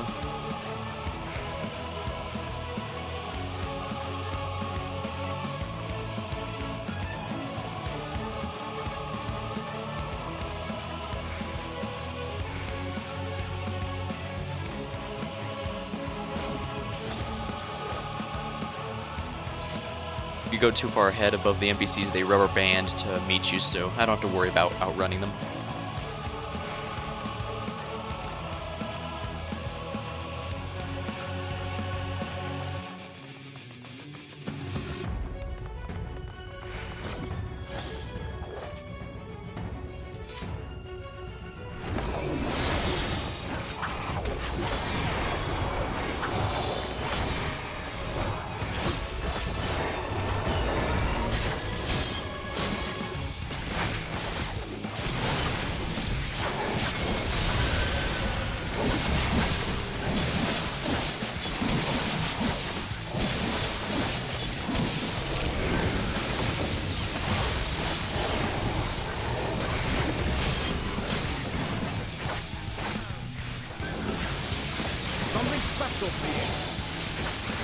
Away with you!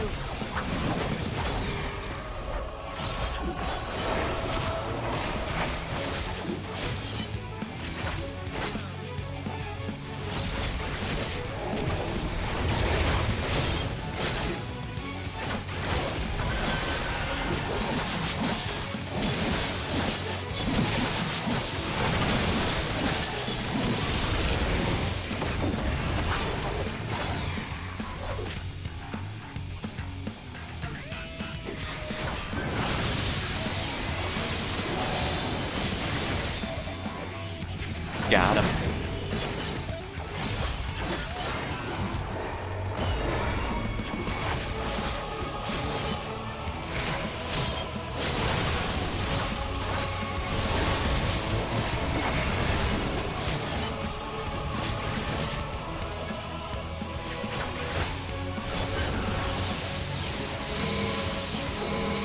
Dodged it.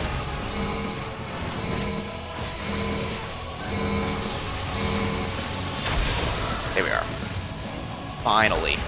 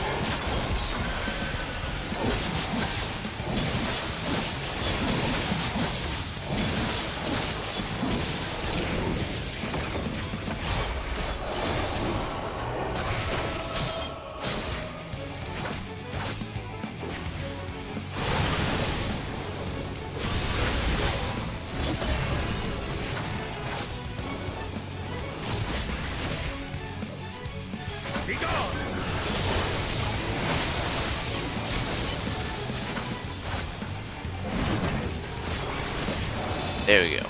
Your greed will prove your undoing. Attack routines, behavioral patterns, so much report. Let's only hope the reports not misinterpret the data.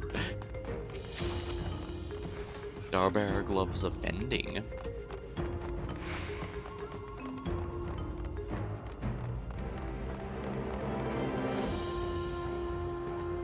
Well, I learned the mechanic and I got past it.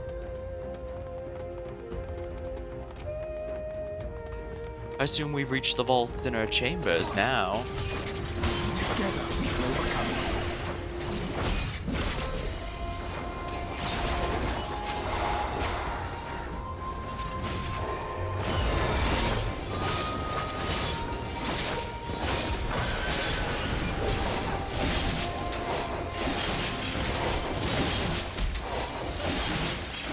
Here we are.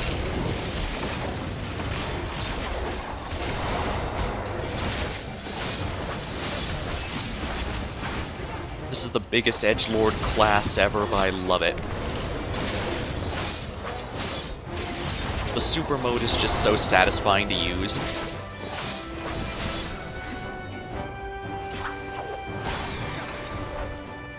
Guess we can't go across that treasure for some reason. Well, I guess we could lose our footing.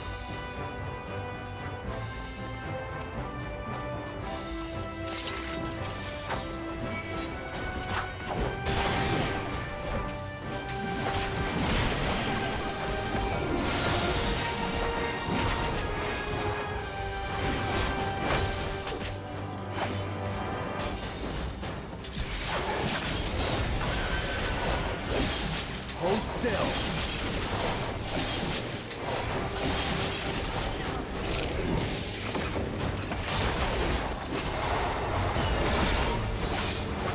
Allow me.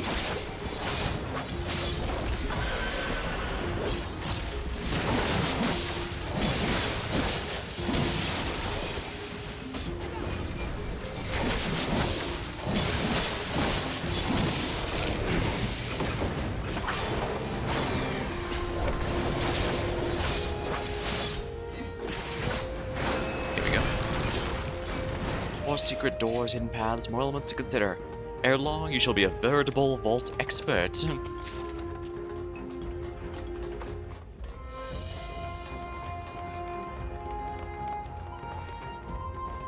Repel the intruders, repel the intruders.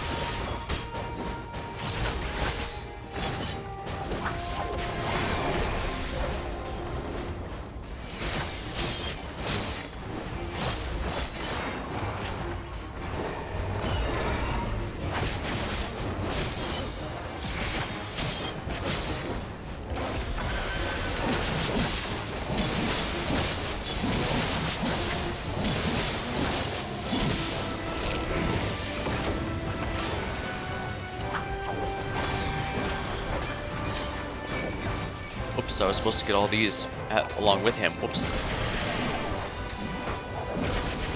Well, that's embarrassing. Hold still.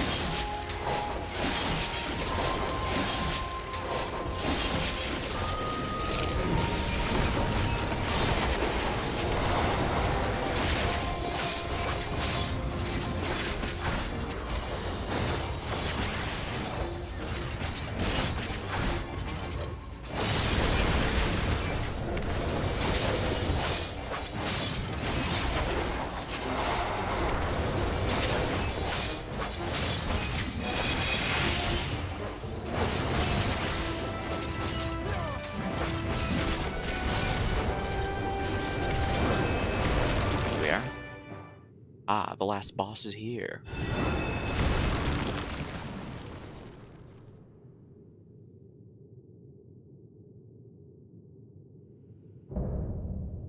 Looming Warden, Kapakulu.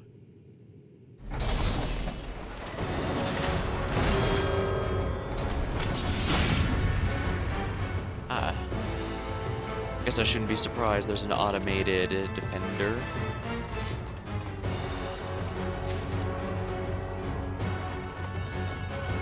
Mapping the realm.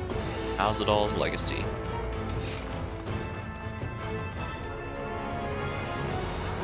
Tis wrapped in ether-imbued silks. No mere adornments, then. Warning, this vault is under my protection. Fail to withdraw will invite chastisement. Hold still.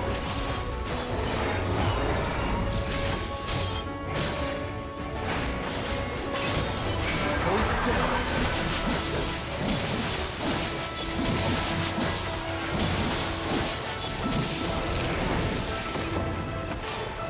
Spin out.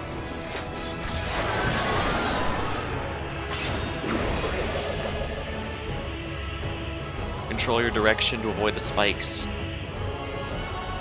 Leave now and live. This is your final warning.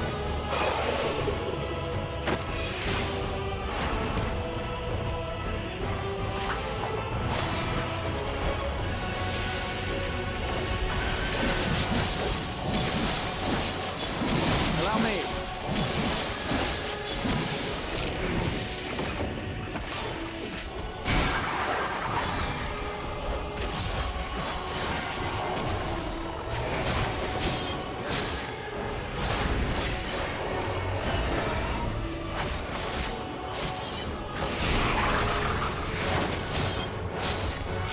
I don't like the look of these.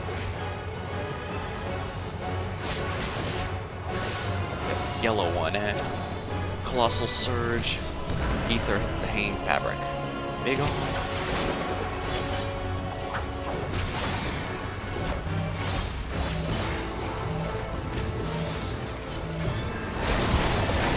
Here we are.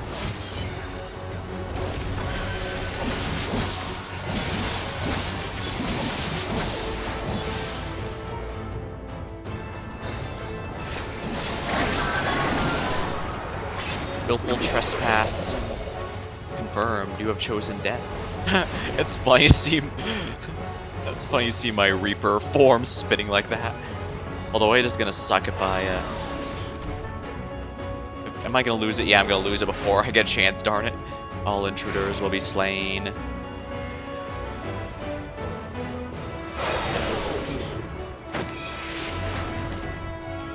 Oh, now you burn, Weeva. Just let me catch my breath.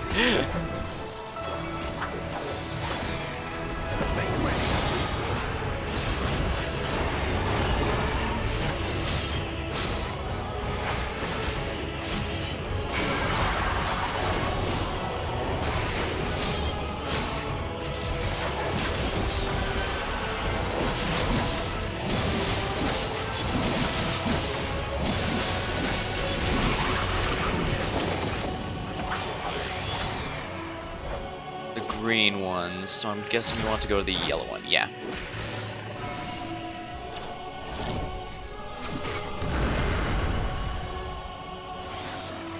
Let's get the shield up.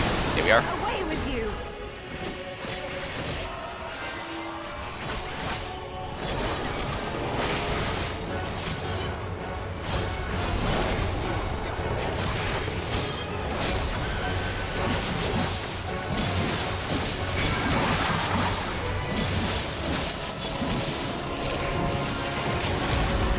Play dance time.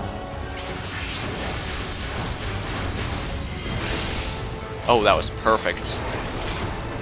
And we win.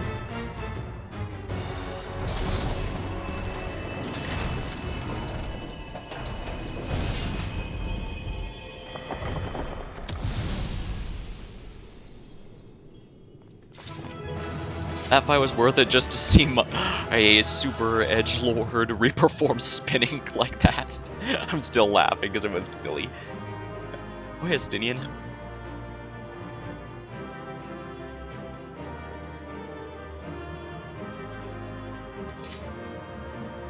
found all the treasure then.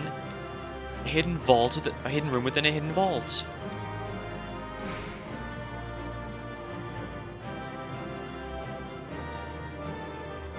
A fitting sentinel. What is this place?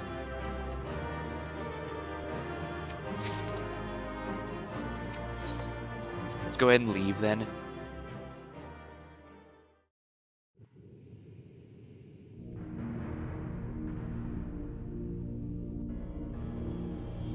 So, this supposedly leads to another world? That almost looks like a throne or a seal. Oh yeah, that's definitely a seal of some sort. But what is inside? What have we here? 'Tis not unlike a Hunnish alchemical furnace in design. Well, there is one way we might find out. No reason not to take the straightforward approach. Stop! You mustn't touch it. Arshan?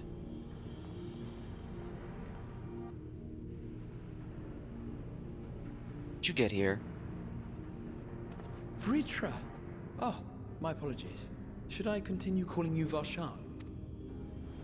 You may address me as you wish. My nature is no longer a secret. Still, this is not a setting I imagined for our reunion.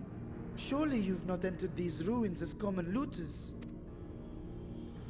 Would that we could deny your accusations, but I fear you're not far from the truth. We are actually here to try and get the money to Great help. Vritra, might we beseech thee to explain the nature of this strange contrivance? Yeah. Sadly, Vitra actually is pretty close, since we are here for the treasure so that we can pay to help rebuild the places destroyed by the end of the final days, the end of the world.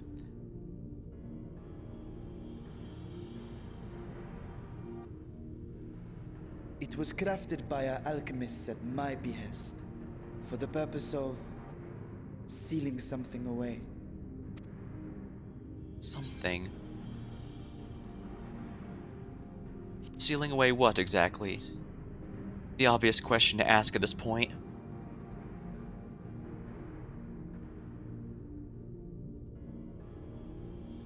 Perhaps I should simply show you. That would get things done more quickly, yes.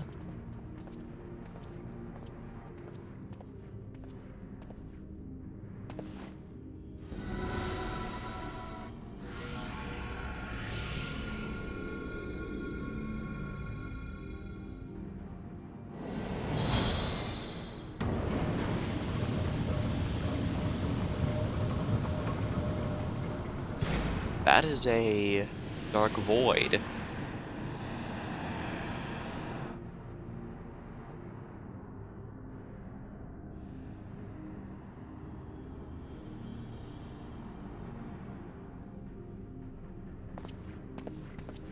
I have lifted the seal, if only for the moment, by an authority only I possess.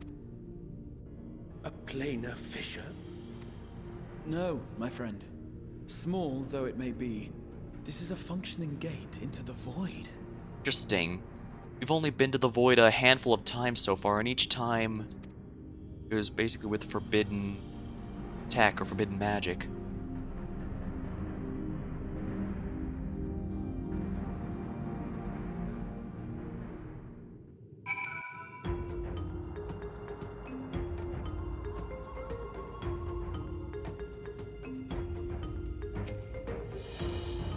Such a tiny portal truly be so dangerous. I came here in search of something that might further my research. I did not anticipate a fully functioning void gate. Even the learned halls of Charlian, 'tis forbidden to throw wide the gates of the abyss. Peril is too great. I expect you have many more questions. Oh, you bet your sweet Bippy I have a lot more questions. Void gates and fissures are much the same thing in practice, in the sense they both allow passage between the source and the 13th. The difference in terminology refers to the circumstances of their creation. A fissure is an incidental tear in the fabric between worlds, whereas a void gate is a product of deliberate action. I suspect this is the latter, judging by the elaborate mechanism put in place to control it. To think our search for material riches would lead to this priceless discovery, a swirling emptiness. Puts me in the mind of old friends, not to mention old foes.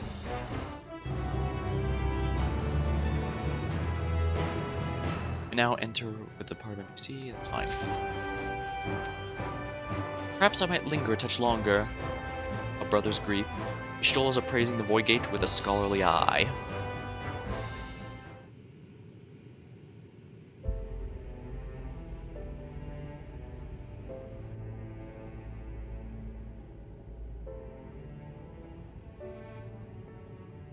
I must admit, I am deathly curious to know how a Void Gate came to be hidden in the depths of these ruins.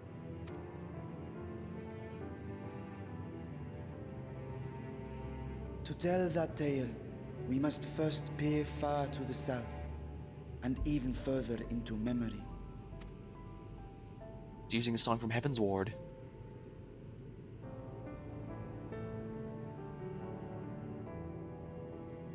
An age 5 millennia passed when the Algan Empire sent an invading force to the shores of Meracidia. Oh, that's alright. So when the Allegan Empire sent an invading force to Mercidia, that was where they captured those dragons to create Bahamut. A primal of godlike power they basically were using as a battery The for their southern tech. people rallied around the commanding figures of Bahamut and Tiamat and fought fiercely to repel the would-be conquerors. With Bahamut's defeat, however, the tide turned against them.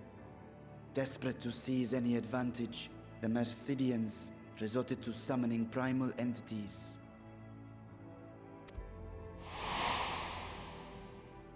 In response, Emperor Zande forged a covenant with the Cloud of Darkness, sovereign among the all-devouring denizens of the Void.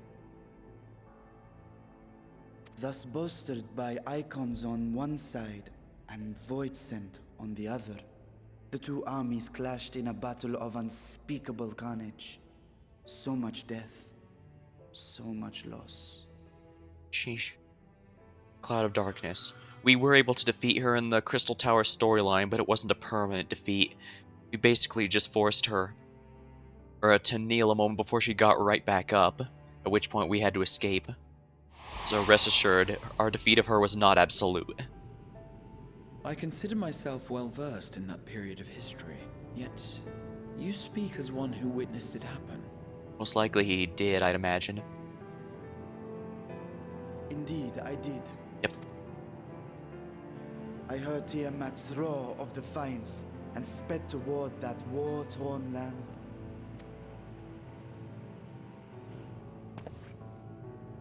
Along with my sibling, Ashdaya. Asdaya. We dragons are not male or female as men are wont to classify, but elder sister is the closest a mortal tongue can come to describing what she meant to me. I was the last of our brood to hatch, and Ashdaya cared for me where my sire could not. Right, because Midgard Sormir, their father, was already in a pact with Hydaelyn to protect her heart, Venat, at the bottom of the lake. Thus, I was with her when Tiamat roared. I was with her when she journeyed south, and I was with her when she fought against the Void-sent hordes.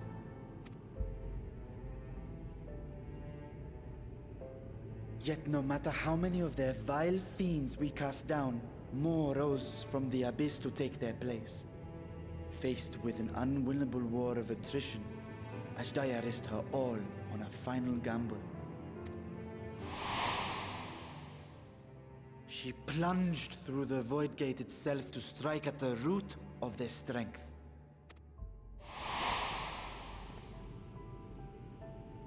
I tried to follow in her wake, determined to lend what aid I could. But even as I came upon Alag's glittering tower, I saw the rift close behind her. And Ashdaya has been lost to us ever since. Fortunately, it's highly unlikely she could have survived anything in there. As established, we've gone to the Void only a few times, and each time we had to escape. We simply can't stay in there for extended periods of time. Even us, I find player I character. must retract my earlier claim of historical knowledge.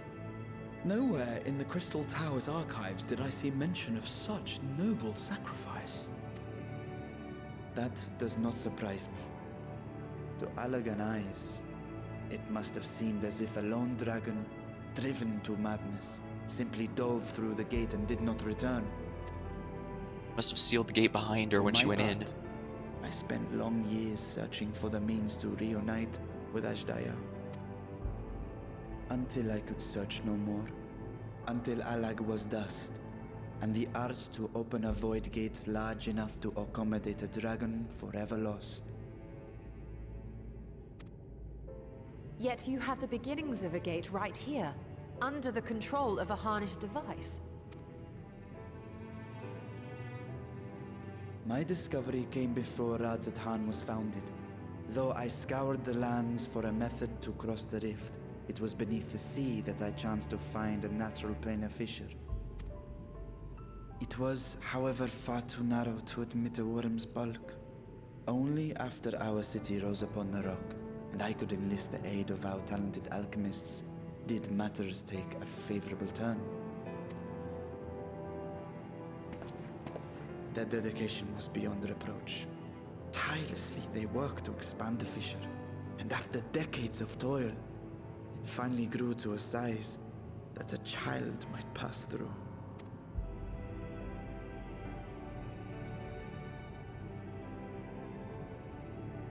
Not long ago, you told us that you called out to your kin, that Ashdaya's answer was silence. I suspect the conclusion to your tale was not a joyful one.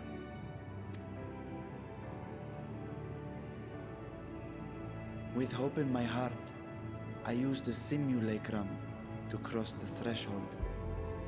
But no, I did not find her. What I found was a host of void scent, clamoring around the opening they had sensed. Alright, so basically he sent another, or a child puppet body, like the one he has right now, into the void to try and find her. 'Twas but a moment, but enough. I had no choice but to retreat and allow the portal to contract once more. The gate was a threat to your people. You had to decide between endangering Razathan and abandoning your sister. And you chose the latter.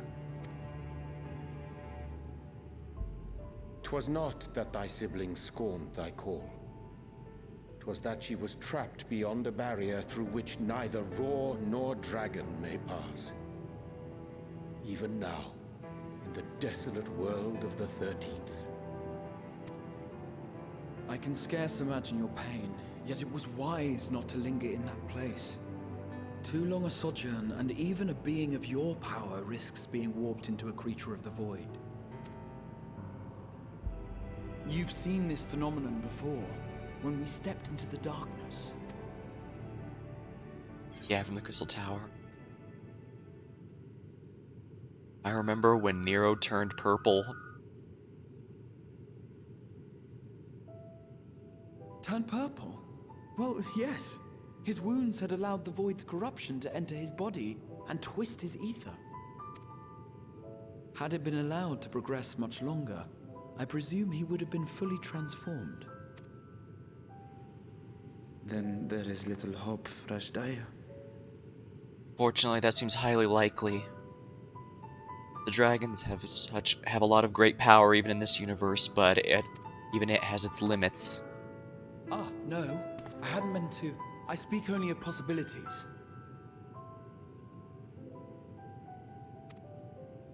The scales of the First Brood are extraordinarily resistant to ethereal fluctuations.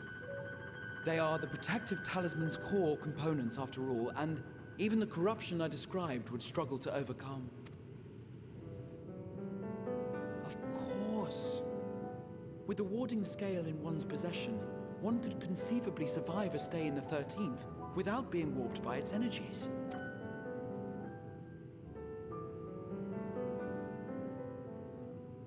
Be that as it may, it is too late to rescue my sister. 5,000 years too late. Yeah, unfortunately, even if she did survive the time there, 5,000 years is a long time. Well, it's a short period of time to the dragon, but it's more than enough time for the evil And now energies to... countless others look to me for guidance and protection.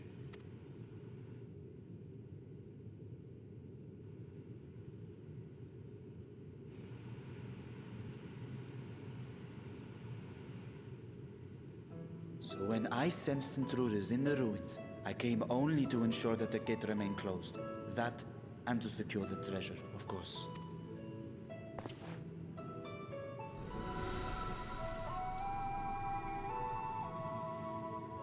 I wish only to forget the rest.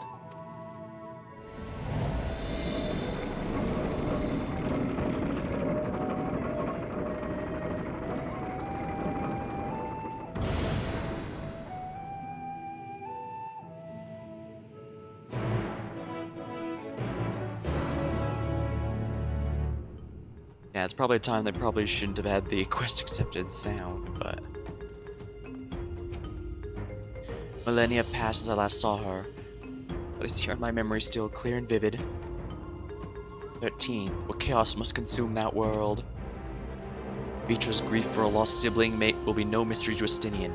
He hath been a life entwined with sorrow, even before he became host to Nidog's essence. Yeah, he was possessed by Nidog for a while. I wondered how one of the first brood could simply vanish and leave no trace of her passage. Now I have my answer. So I imagine not only to expand the fissure, but also manipulate it as one might a gate. Astonishing. Is there any chance I could learn more of how this feat was accomplished? I will tell you what I can. First, however, I must return to the High Crucible and arrange to replace the guardians you so handily destroyed. It will not do to leave the gate undefended. My apologies, we were perhaps a touch zealous in our rush to uncover the vault's secrets. If constructs can be repaired, we'd be happy to offer assistance. That'll not be necessary. Much as I retain spare vessels for myself, we keep duplicates of the gardens for such eventualities.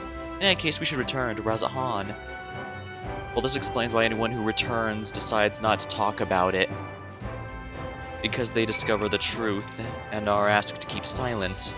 That's actually quite clever. That's a lot more interesting than I thought it was going to be.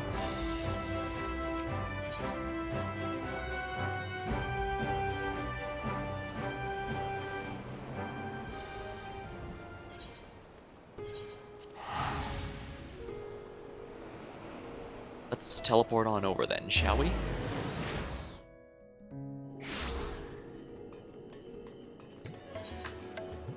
Should also probably repair my gear because dying to that mini-boss a few times definitely wrecked my equipment. Surprisingly decent repair bill, though I guess I'm not nearly as beat up as a tank would be.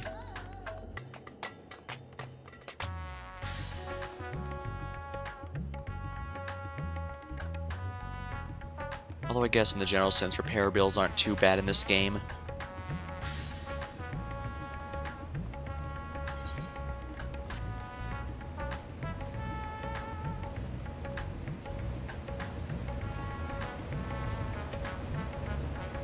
It was the most enjoyable expedition, for which I am grateful. As for mine own evaluation, I shall impress upon the Laportes that a treasure vault is incomplete without daunting sentinels to test the mettle of any would-be intruders. While I am loath to keep Kryl waiting much longer, I cannot bring myself to leave before hearing more of Vitra's tale. This is quite the gathering. To what do we owe the pleasure? There is much about the Void Gate I cannot even begin to explain. I must convince Vitra to share everything he knows. Vitra speaks as if Asdaja is a lost cause, but I wager he feels differently in his heart of hearts. True, dragons are a lot more durable than a human would be. I promise we will discuss the Void Gate further, but I must first attend to the matter of the Vault's sentinels. As your instruments have no doubt informed you, the Kakbikulu has been reduced to so much scrap. Please bring a new one out of storage and see that it's conveyed to its post along with some lesser constructs. Was it tomb robbers? Fiends born from the Tower of Zot? Oh, by the sisters, don't tell me the blasphemy yet roams free. This is awkward.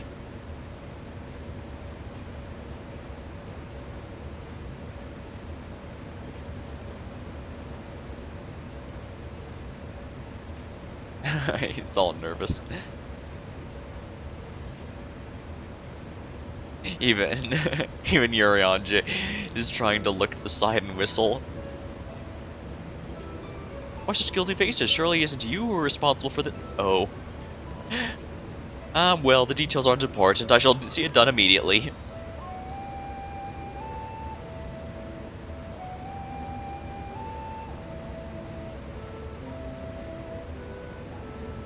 And with that, the vault will soon be secure once more. And I believe you had questions? Quite a few, in fact, but I'd like to begin with the gate itself. It is still functional, yes? Indeed, which is why it was sealed with an alchemy forged lock and warded by magic. Such power must not fall into the wrong hands. In truth, the primary reason for the vault's construction was to keep the gate hidden from the outside world. So much effort for such a little door. That little door you speak of leads to an abyss teeming with unspeakable horrors. That said, in its current state, it would only admit the lowliest of void scent. From this side, no man would be able to pass through.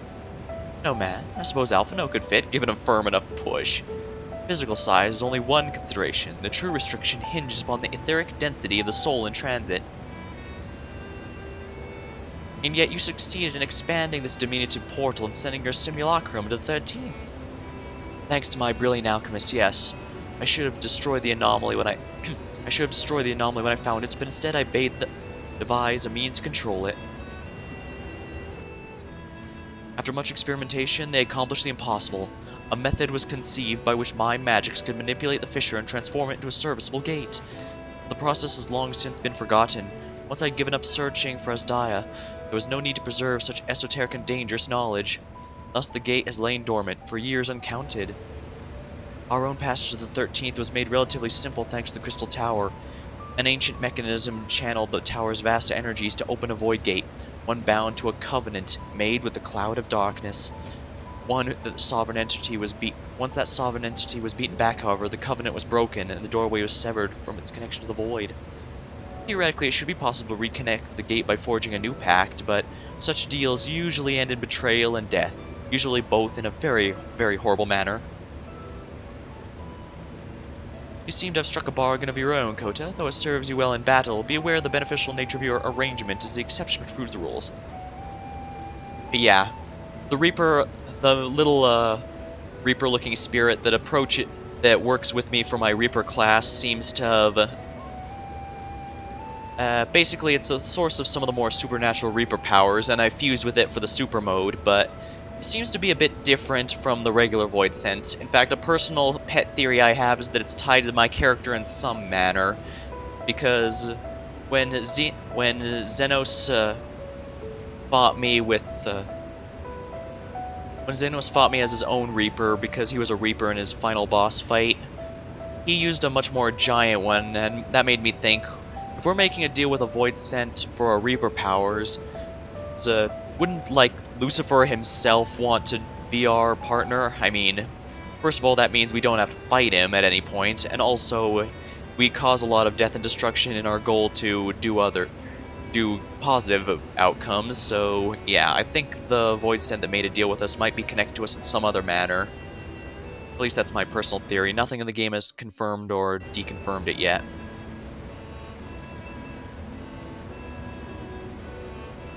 In any case, we should attempt to gain an understanding of the Bounty Gate. Perhaps you could resume your search for your sister? As I've already explained, I put the feudal hopes to rest centuries ago. My place and my duty is here now. Ah yes, I'd meant to ask, what prompted your search in the vault in the first place?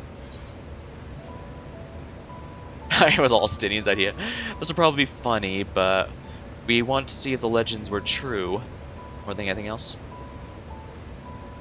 As you've seen, the fabulous wealth from the stories is quite real, if not its rumored origin, but I must assert a prior claim. I've been adding to that trove for years, little by little, but the time has come to spend it, as that I might alleviate my people's suffering. And we are of one mind. We've no intention of taking it for ourselves. Isn't that right, my friend? Of course.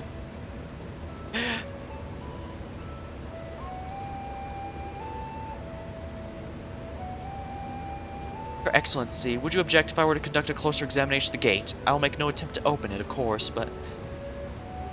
I owe you and yours a debt that can never be repaid. Whatever boon you ask, you shall have it. You are most gracious. I shall take full advantage of your permission. Would that I could join thee in thy study, but the Laportes will be anxious to receive my report. I beg my leave of you.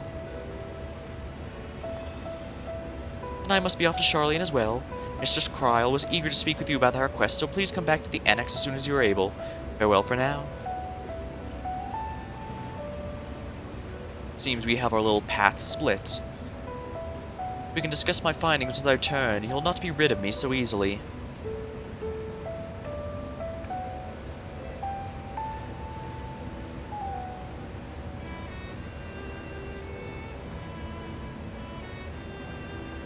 You may now undertake Chronicles of New Era Myths of the Realm. Speak to the fresh-faced student to accept the quest.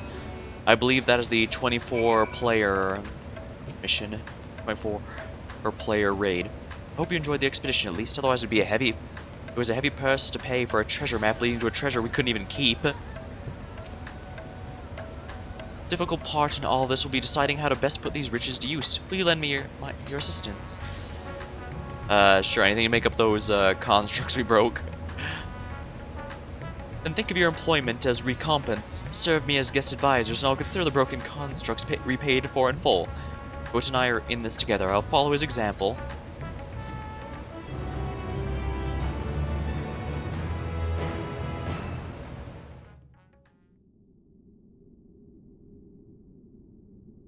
Meanwhile, elsewhere...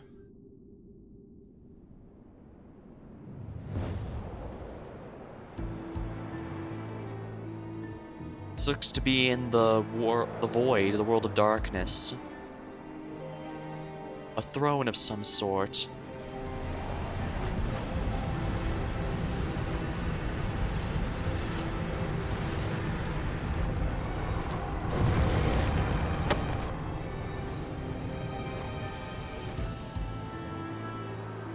Wait. Is that Exdeath?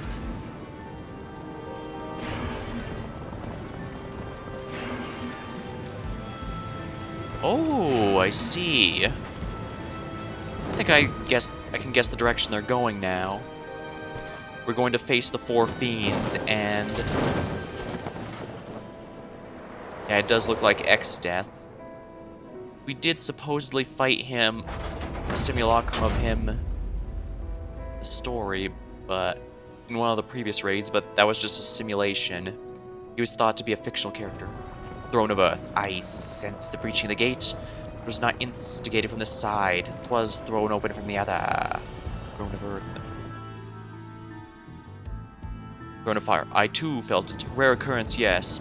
For such a tiny portals beneath our notice, there are more pressing matters at hand. An opportunity is upon us, the coming of which we've awaited for nigh on that 10,000 years. We dare not let it slip through our grasp.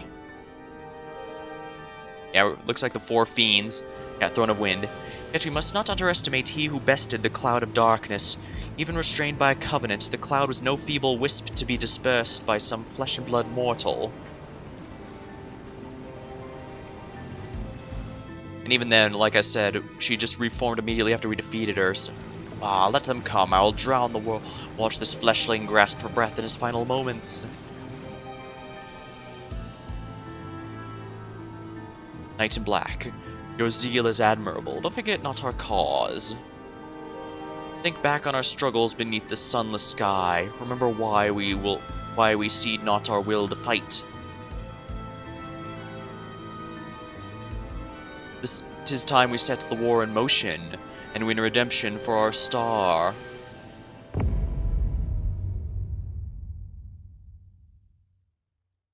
I don't think it's obviously not. There's a bunch... Final Fantasy loves its mysterious knights in complete armor, but I think, keyword think, that's Exdeath from Final Fantasy V. And of course, the four elemental thrones are the four fiends. Those are recurring enemies in the series, so I guess it was inevitable we'd face them eventually in this game. I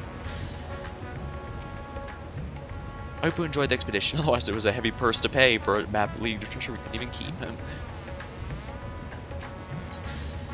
Sharing the wealth. Varshan wishes to discuss the distribution of the treasure. Shall we begin? If we are to spend the treasure wisely, we must first determine which groups benefit the most from monetary assistance. Some of my citizens may find it intimidating to speak with the satrap directly, which is why I ask you act in my stead. Cody, you're to visit Akyali and Yedlamad. Speak with Matsai and his people, listen to their grievances. Estinian, I bid you to Palika stand. I'll be conducting my own queries at Giant Skull. Once you believe you've ascertained the needs of the populace, we can reconvene at the Megaduda. Do-do-do.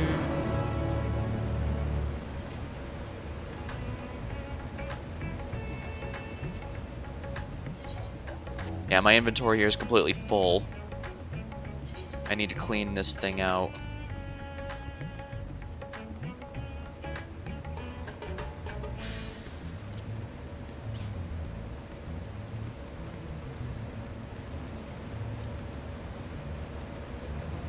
am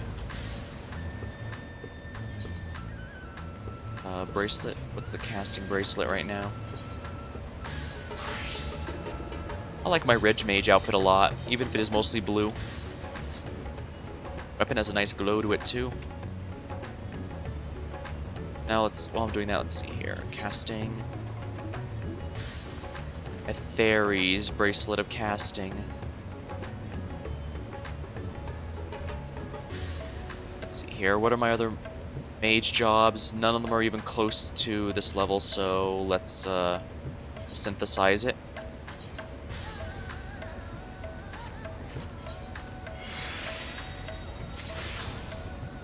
Star Quartz. Almost appears to contain a star within the when held up to the light. There we are.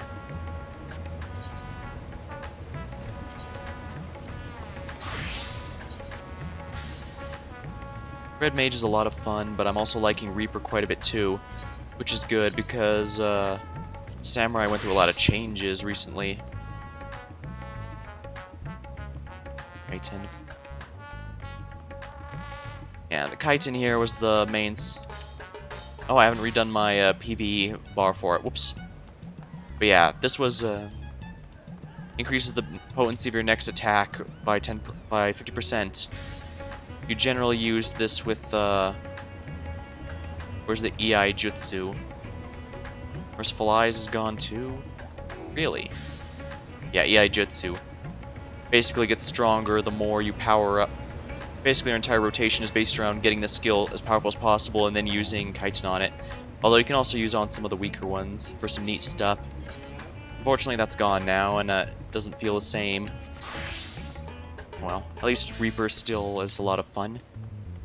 I'll probably try some more of the Samurai, but I guess it's good I changed my favorite melee DPS job from Samurai to Reaper here.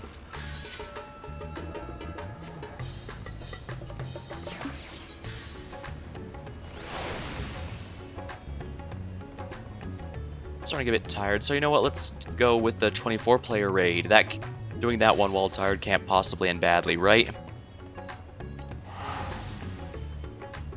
For this game, the larger 24-player raids are a bit easy, generally considered a bit easier than the 8-player ones because it's difficult to coordinate that many people. It's usually built so that if a few people die, you won't be bothered. Your raid wipe won't necessarily be screwed. Meanwhile, in the 8-player raid, you absolutely have to do a team jump rope of sorts. You have to be coordinated, at least for the harder raids. Savage, as the name implies, can be quite tricky. A mission in Mordona. The fresh-faced student's face lights up at the sight of you. Ah, Coda, welcome back. I hope perchance here to see Kryl. I'm given to understand she has a task which she desires your assistance. I shall fetch her at once. Please wait a moment.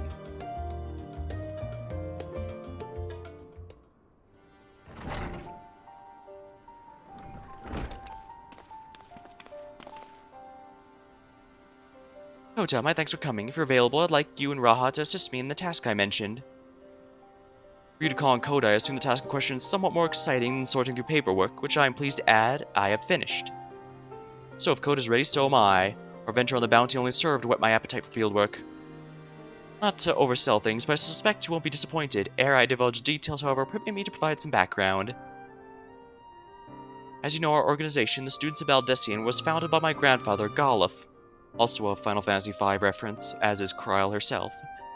Our stated mission was to uncover the mysteries of Heidelin and interpret her will, particularly through the study of her gift to us. We've since learned the whole truth, and it might be said we fulfilled our mission, but our work is far from over. In the course of our endeavors, we also sought to diverge some countermeasures against the threats that have come to light.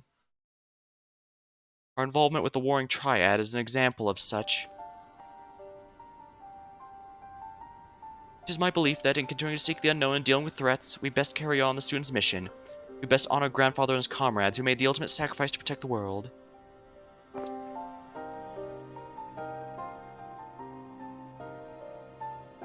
Forgive me, I didn't mean to darken the mood. In saying this, I simply wish to clarify our organization's purpose for a new age.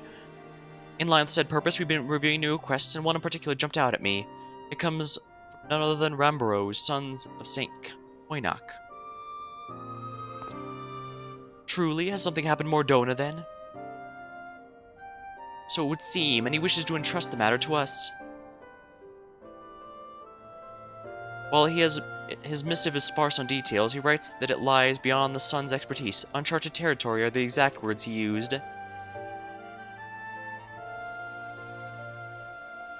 So, I'd like you to meet with Rambros and conduct a preliminary survey. What say you? Sounds right up my alley. Wonderful. Whenever you're ready, pray make to Revenant's Toll. I shall let Rambros know to receive you there. I must remain here to oversee our operations, but should it transpire that more hands are needed, don't hesitate to send word. Well, there's no time like the present. You could go on ahead to Revenant's Toll. I shall make ready and then be on my way.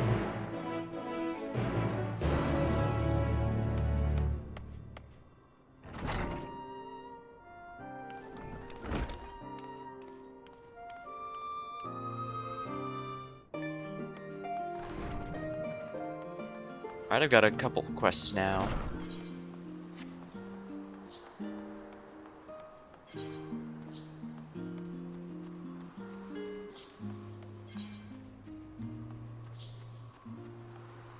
Alright, Revenant's Toll.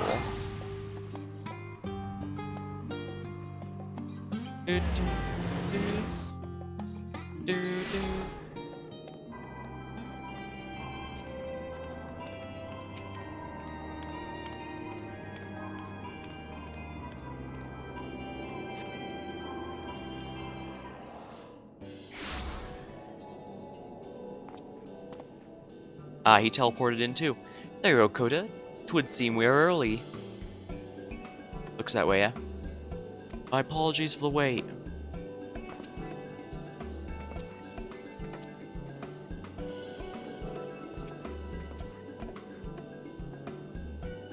Rumbros, what a pleasure to see you again. How have you been? Pleasure's all mine, my friend. I've been well, and it gladdens me to see you are as well. Now, I know you have many demands upon your time, so I shall explain the particulars of our request at once. Recently, an explorer came to us, claimed to have discovered a phantom realm. A phantom realm? So this is... Hello, Infinity? So this is what you mean by uncharted territory, as in literally not on a map. You're not familiar? Perhaps not surprising, given it's one of the lesser-known legends. This legend holds that, across Eorzea, there exists a realm that appears as a mirage.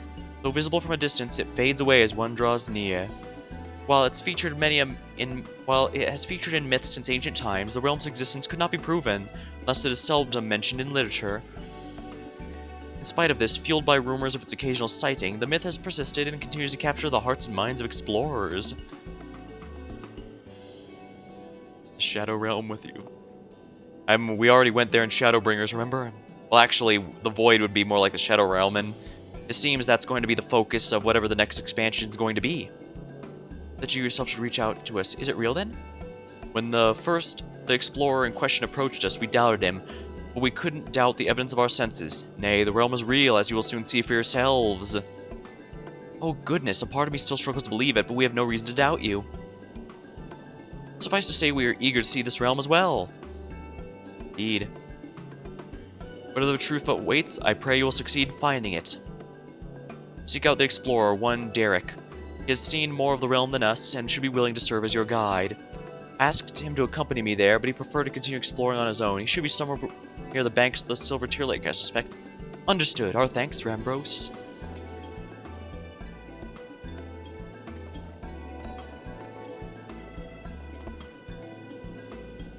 Come, let us split up and look for our explorer. I shall use my Reaper Scythe and slice through to find the truth.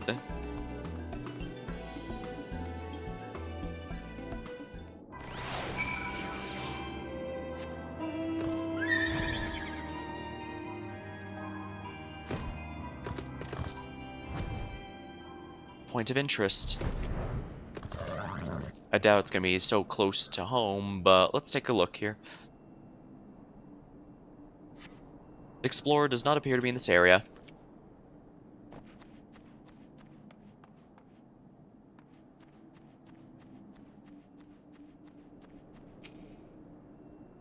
The point of interest?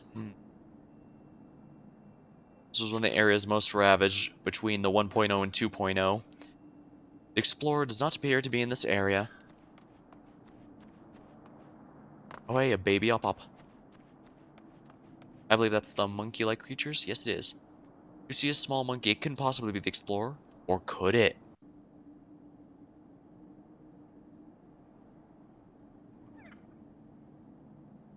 It's adorable. I want to hug it.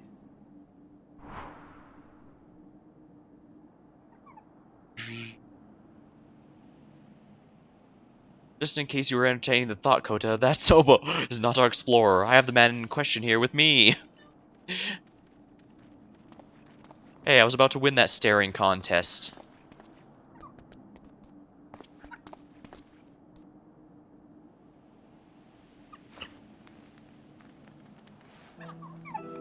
How adorable. I am Derek, the one who discovered the Phantom Realm. My apologies for making you search for me.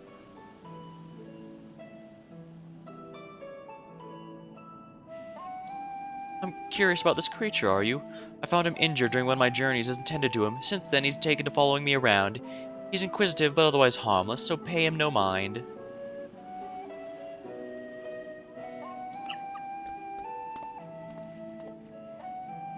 You're the hero who delivered our star from doom, are you not? What good fortune that one as capable as you should lend his aid. To be clear, our organization has yet to accept the commission. Before we make a decision, we would conduct a preliminary survey. Would you guide us to the Phantom Realm? Of course, I will show you the entrance at once. A shame you missed Infinity. We saw the World of Darkness itself in a cutscene, but you're just a bit too late. The gate to a realm long dreamed of by explorers.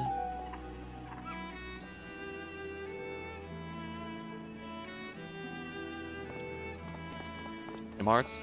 No, the World of Darkness is from Final Fantasy III originally, although it seems to be connected to the World of the Void from Final Fantasy V. What are you... Oh, he's walking on the water?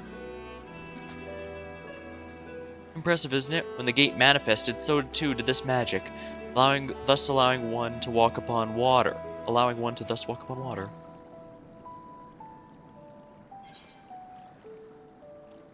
This is just like Yorionje's spell. Although emotions did carry an important role in Endwalker, since despair is what caused people to turn into those monsters, the blasphemies. Although I kept calling them witches, since they remind me of the witches from Madoka Magica. Someone conceived the means to do this at will? An intriguing individual. It's perfectly safe, I assure you. Come on.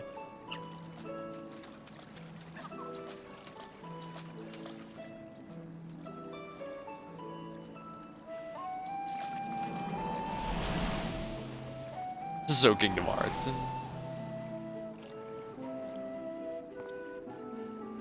Actually, I haven't played any of the Kingdom Hearts games, so I'm not 100% on a lot of them.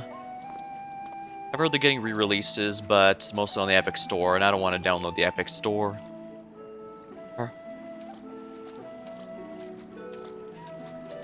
Wait, I see something. By the 12, you can truly walk here. What magic is this? By what means is it perpetuated? Forgive me. Let's continue on.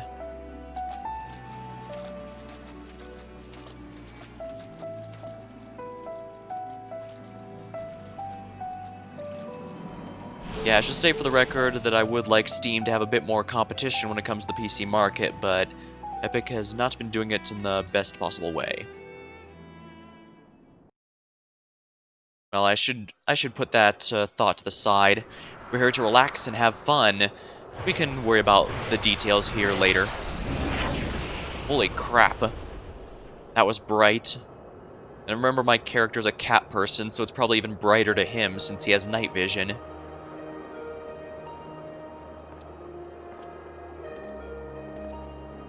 This is the Phantom Realm. Ancient. Interesting. It seems to be ancient Greek, just like the world of the ancients, the world from the world unsundered. In fact, it's floating. The Omphalos. I have no idea what that is. Oh, those are the symbols of the 12. The main religion of of Eorzea. Although that hasn't been discussed too much. To think the entrance would lie over the Silver Tear Lake.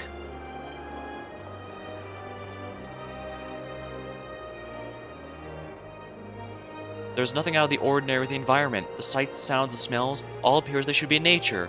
That is to say, this place is no illusion.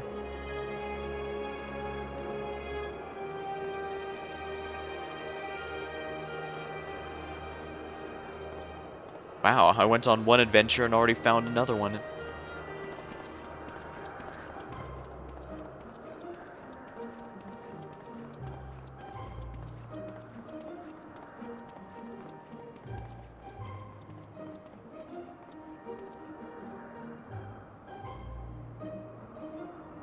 I bid you welcome to the navel of the Phantom Realm, the Omphalos. Interesting. It almost looks heavenly, doesn't it? Is this an aetherite? Can I attune to it? No, it is not an aetherite. I cannot attune to it. I'm massively disappointed, but notice how that... Interesting, the top half is literally floating. And these symbols of the 12 here. That reminds me, file. Yeah. Let's find the symbol on the circle here. Here we are. Nemea the Spinner, the goddess of fate herself.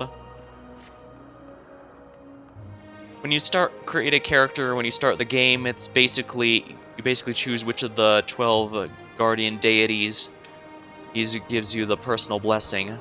As far as I'm aware, it is purely a role-playing thing here, but it may actually be relevant.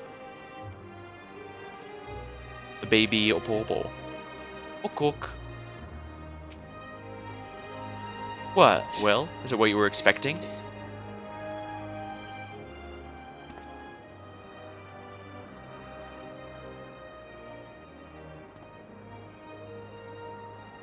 The Omphalos, you say this place is called? A name of my own conception, I confess. I felt we needed something to call it by, lest you wonder. It means navel in an ancient tongue, an allusion to Mordona's location in the Halt of Aldenard. That's the continent, I think.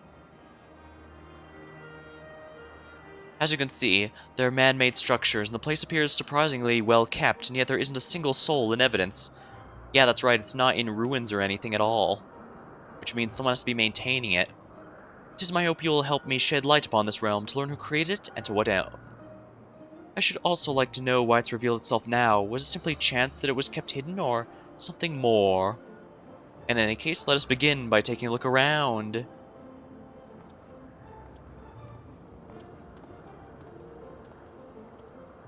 Alright, see you later, Infinity. Thanks for stopping by.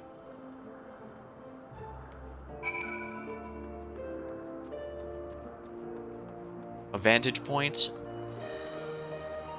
Oh, I can see the crystal tower in the distance. Alright, so it must be above the clouds in some fashion. So we're not in a pocket dimension or anything, we're still in Eorzea itself. Surveying. In the distance, you see what appears to be the crystal tower. Though the clouds make it difficult to be sure, it would seem likely you are in the sky above Silver Tear Lake. No such isle could be seen from the outside, however. Yeah, that's right. That's basically just what I just said.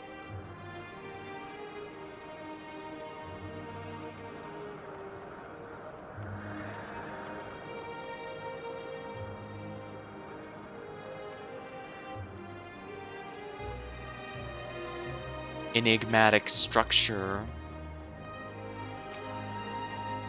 Interacting. A number of structures like this can be seen in the area. What purpose could they possibly have? The architecture is unlike anything seen in Eorzea. Truly exquisite stuff. The monkey seems quite at home, would you say? How many times has Derek come here, I wonder? Actually, that's a good point. Maybe Derek is actually from here? It's too early to say anything for sure, I guess. But it's also possible he's been exploring this for the past few expansions, and only now decided to share it with others. Or maybe he was even stuck here for a time. Pray do not mind me. Take a look around at your leisure. Or it could even be that the Opo Opo itself is from here. Mysterious monument. A stone monument has been erected here, by whose hand you cannot say, but the motif wrought around the base appear very familiar. Yeah, they're the symbols of our 12 gods. Emmet Selk referred to them as R12, as your 12, so they clearly didn't exist during the time of the Ancients, which is why the fan base speculated on who they were for some time, while it genuinely looked like they might have been made up, which is rather interesting because very rarely do you run into deities in a fantasy universe that don't end up being real in some fashion.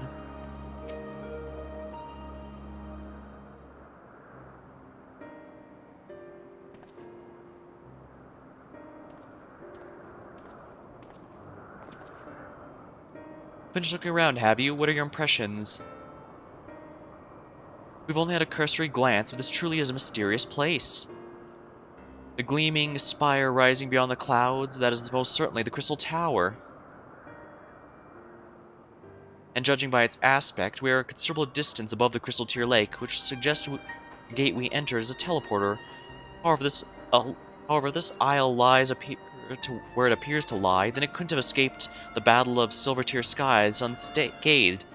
Yeah, because long story short, the Empire attacked it with a giant airship. There's no possible way they wouldn't have noticed a giant floating island. Which is to say, we're in Mordona, and yet we are not. Just as if we are displaced from our world, if only slightly. Displaced is an apt way to put it. Was there aught else you noticed? Aye, the motifs upon yonder structure. They are unmistakably the marks of the 12.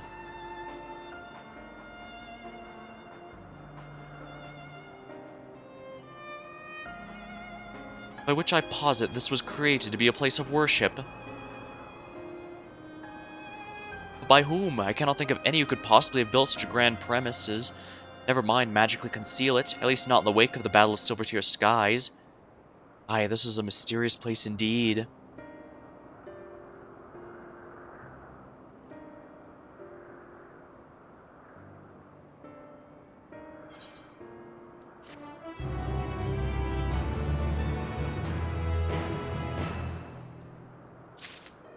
Interesting. Magically concealed. In like manner, perhaps to the ruins of the Ampidor and Twelveswood, the city, I understand, reappeared when the Seventh Calamity weakened the elementals. Yeah, it was a place that was corrupted between the war between the White and Black Mages, and so it was sealed away by the elementals. But when the disaster between the 1.0 and the 2.0 reboot happened, it opened up and made a new dungeon. Realm of the Gods. Rahatia is wondering how best to proceed.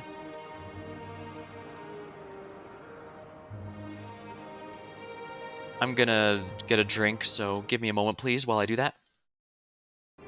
Well, it seems there's but one solution to our ignorance, a thorough investigation.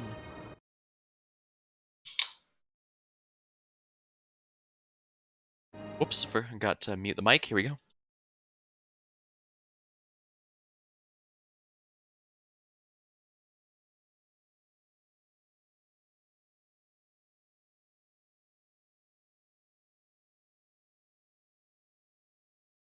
Alright, there we go. As that sound indicated, I brought a soda specifically so that I'd have something to hydrate with during the stream. But this will require more manpower and supplies, though, among other things. Oh, goody. With your permission, we will confer with our representative, Kryle. Make it necessary. Gonna remind you to hydrate. Yeah. Thanks, Ukio. I definitely would have needed it because my throat was feeling really dry after all that. It's nice that the game is at least partially voice acted, though, because that means I don't have to voice out everything, which makes my throat run out of juice a lot slower.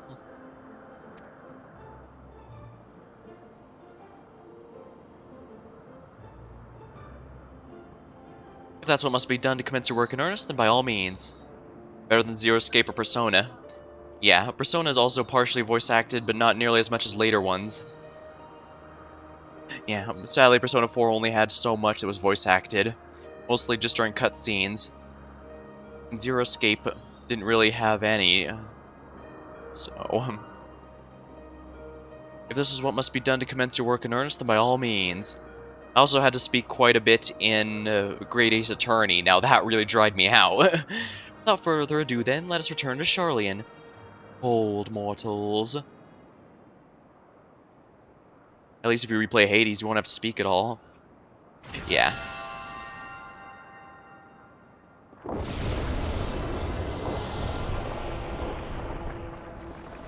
Oh my.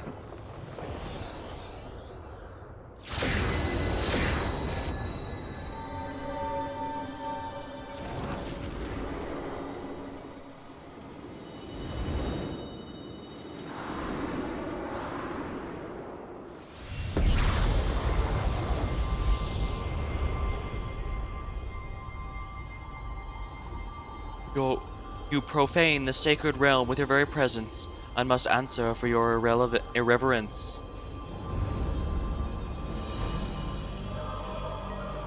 Now those guys look Greek.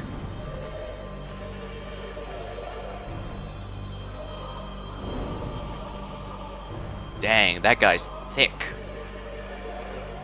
Thunder thighs.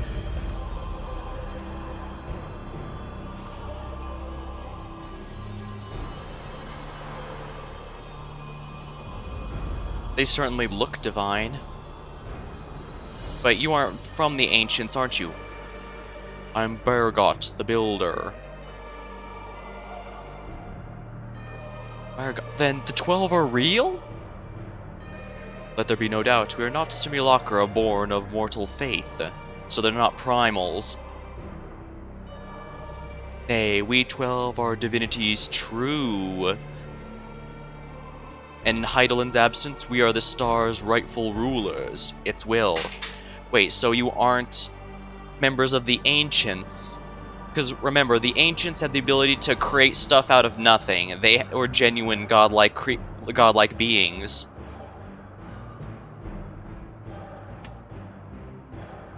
Well, I've defeated a few gods in my time. If you're going to be hostile, closely we have watched mankind.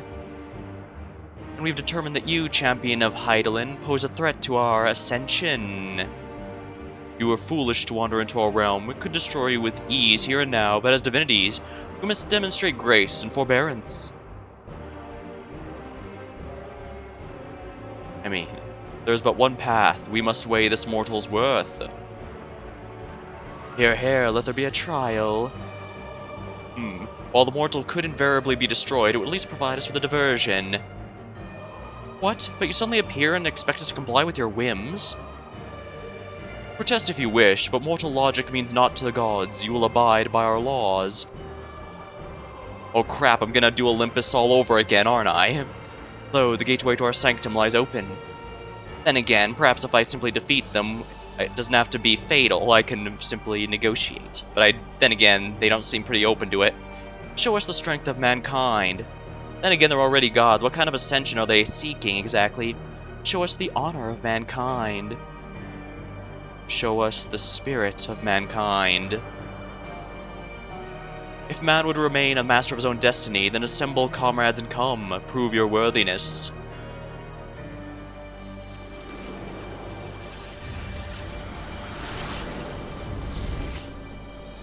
Oh, well, they're getting me right into the raid. Okay. So it looks like the 24-player raid for this expansion is going to be against the 12 gods. That genuinely sounds interesting.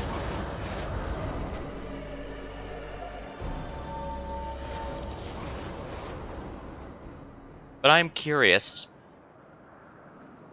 Like I said, they don't appear to be ancients, yet the ancients had godlike powers of their own. They even outright had immortality. They only died when they felt their time was done. So, who are these actual divinities? Seven hells, during my previous forays, nothing like this ever happened. I encountered not a single soul, and certainly not any gods. By their own admission, they mean to take over the star. What are we to do? The situation has clearly taken an unexpected turn, but we must try to think clearly. The 12 have long been revered and worshipped, and myths about them abound, but to my knowledge, they've never appeared so openly before people. For those beings suddenly reveal themselves just when we're here, claim supremacy over the star, and challenge our hero here to the trial. Too much about this feels odd and gives me pause. Yeah, fair enough, yet as it stands, we can't dismiss the threat either. Yeah, that does seem a bit odd.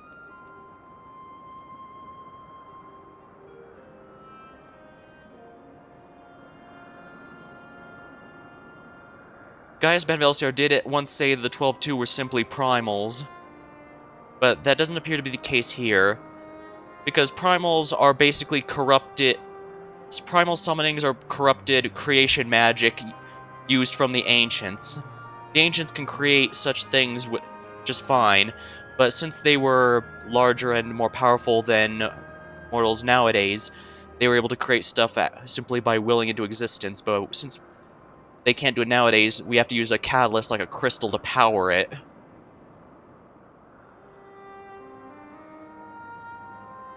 Yeah, since I'm leaning toward this one, let's go with this. Maybe we could suggest that they're simply primals as well. 'Tis true that even Hydaelyn, Zodiac are primals, and we cannot discount the possibility. We know too little to draw conclusions. Oh yeah, that also does remind me. If they're truly that powerful, why did they not do anything with Hydaelyn and Zodiac? Because remember, even before Endwalker started, Hydaelyn was reaching the end of her power, and Zodiac, it was fully sealed. They could have easily taken power and taken control of the seal themselves if they truly wished for conquest, so why just now? In any event, if these beings seek domination over the stars, they say, what happens here may have far-reaching implications. To that end, I should take action. Suffice to say, you are with me?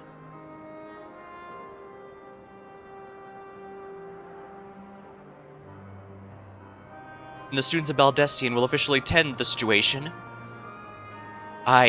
In the course of studying the stars' mysteries, we have undertaken to deal with any threats that may arise. This is no different. Obviously, as per usual, if there's a peaceful solution to be found, I will try for it, but if the gods truly wish to battle to the death and won't give me a course, well, to quote Persona 3, yeah, all roads lead to the same absolute end. It matters not who you are. Death awaits you.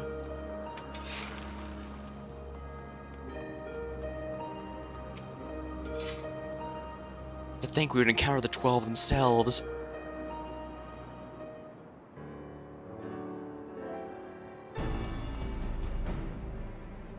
Right, let us deliberate a course of action. Derek, you know aught of these being sanctums? Aye, there are domains in the Phantom Realm that lie beyond each gate. I've explored them all. Oh, so these are all gates. Perhaps due to the etheric instability, there are times one can enter when ordinarily one cannot. But 'twould seem the way has been opened for us. While I encountered no gods during my previous forays, I saw enough to know my way around. I'm but a humble explorer and cannot contend with gods, but if you would be willing to protect me, I will serve as your guide.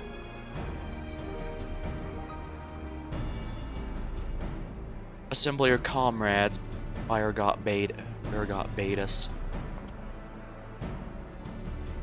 Strong as I know you are, we know little and less about our foes, neither their strength nor their true nature. 'Twould be decidedly reckless to face them by ourselves.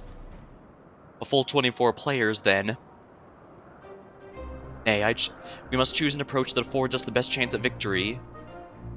To that end, this time I shall work behind the scenes. While you set forth to answer the gods' challenge, I shall do what I can in my capacity as a student. For one, it would behoove us to arm ourselves with knowledge about the 12, and I shall begin by apprising Kral of the situation. And thus, by utilizing our resources to the fullest, we shall overcome whatever trials await.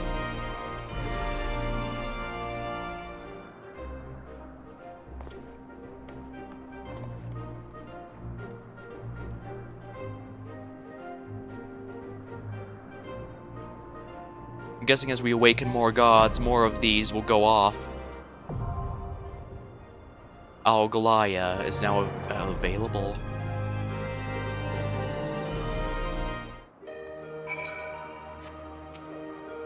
If you're ready to set forth, then so am I.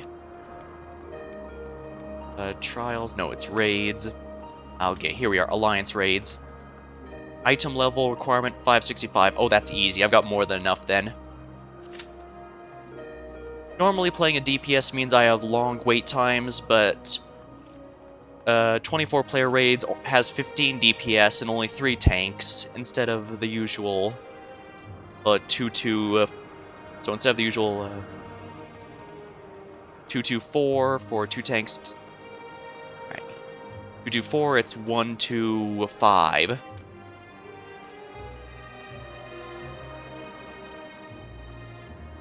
Then again, I did forget that I stream a little at some rather awkward times, so this may not is far from peak times.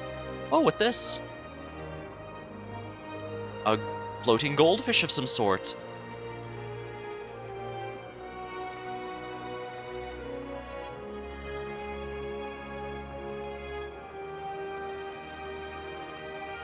Yeah, something seems rather off here. Because they said we suppose us a risk to their ascension, but they're already gods. What do they need to ascend to? Theoretically, they should already be the pinnacle of existence. I guess there could be an existence beyond theirs. Super friends, maybe? I don't know.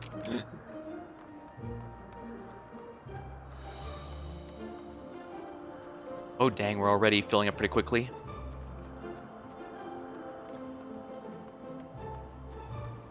I think I mentioned it earlier, but 24-player raids in this game are usually a bit easier than the 8-player raids, because the 8-player ones are usually designed around coordination, while it's very difficult to coordinate 24 players. So, a few people dying usually won't stop you. In fact, sometimes in the older ones I saw times where an entire raid would get, one of the 3 teams would get wiped out completely and we'd still win, so I guess it just depends on how we go. Only one healer left. So if this really is the realms of the gods, then this must be a form of heaven. Certainly looks it, that's for sure. Although I guess Elpis did also look somewhat heavenly.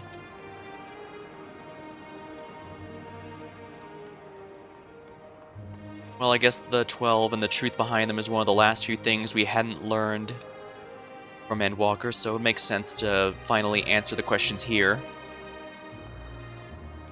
After this, I'll probably just finish off this little side story and call the stream, and then I'll start the main story next time in my stream. Well, next time I stream this game. Oh, that's a little golem. Interesting. What are these little things doing around here? Bunny!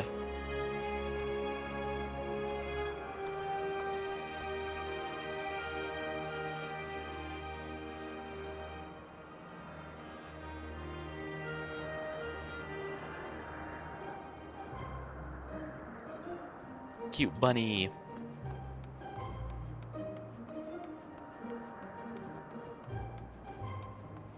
So, there's a golem, a fish, and a bunny. And as Graham mentioned, the monkey seems pretty cool with everything here as well, so it's possible they were here for quite a bit. Alright, so we now know these things are all shrines. Oh, I can't jump inside. How disappointing.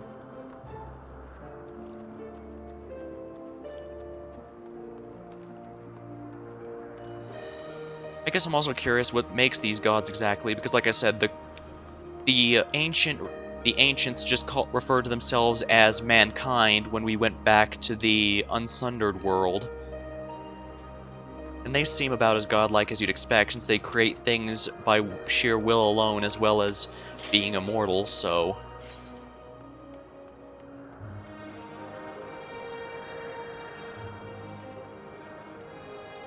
Here we go.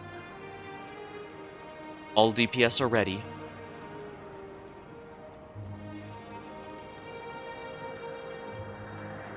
All healers ready. Sadly, while tanks are usually the quickest to get queues, they're the slowest ones for 24-player ones, since there's so few of them, I guess. Well, the gods have issued a challenge, and it's time to answer.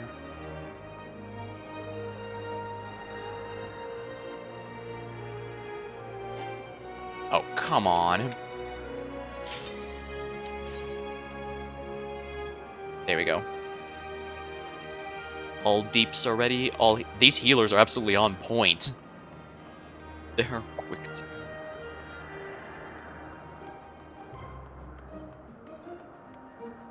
I hope. Crap, I hope the last DPS didn't click accept and then minimize the window. Okay, good. Now, last tank. There we are. Here we go.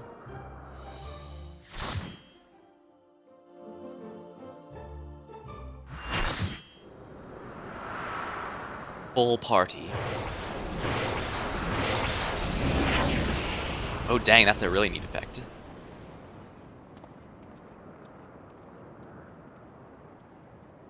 Griffins. Oh my.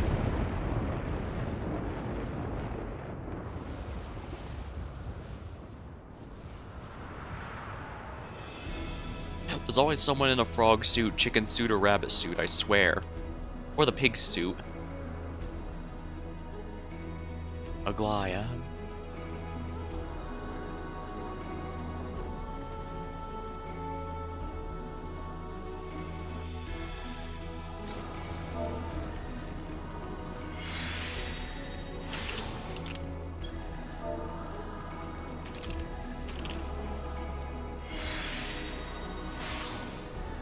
Ooh, another Reaper.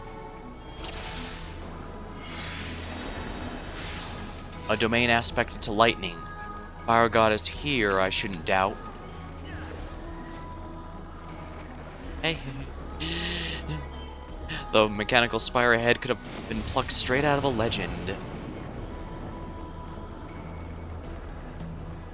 Archfiend gear. I believe that's from an old PvP. Oops. Why do I still have the hunting guide? His voice. Wait, why do I still have the hunting guide? Those things.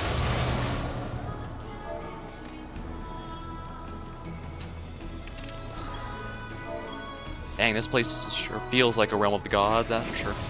I think this guy is supposed to be similar to Hephaestus, since he's a build specialist in building.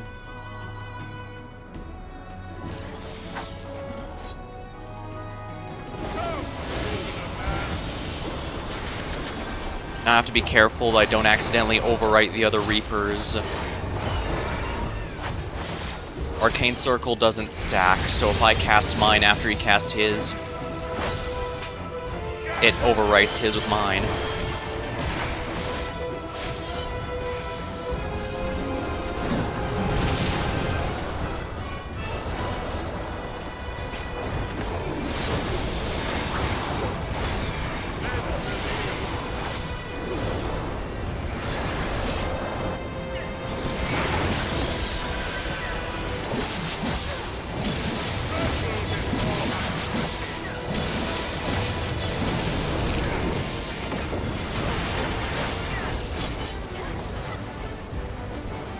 Alright, I'm just gonna follow this crowd and hope they're not leading me astray.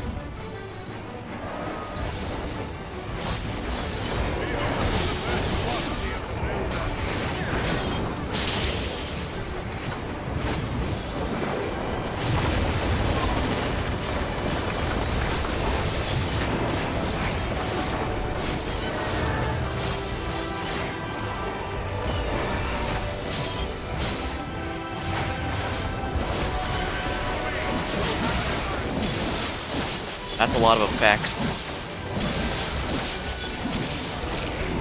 Oops. You can see tell how many Reapers there are due to the Death Stain mark. So I want to be back here.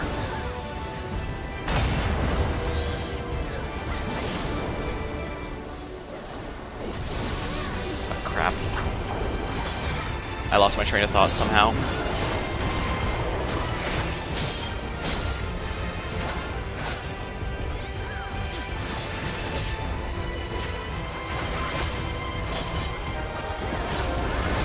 Fire God's Blessing is an actual skill used if you're a crafter, by the way.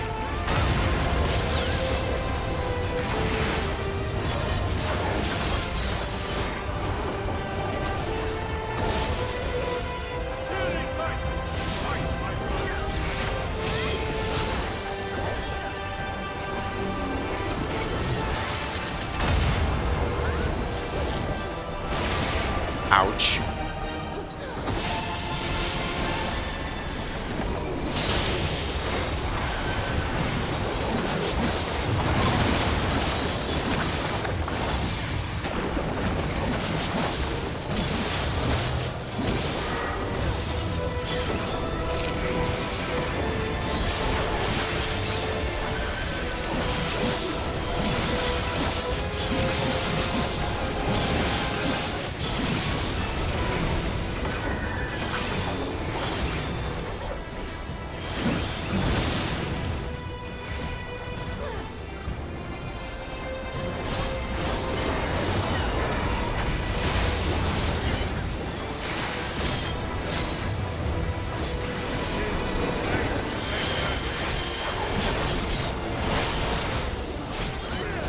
Reproduce, oh dear. He can reproduce himself? What?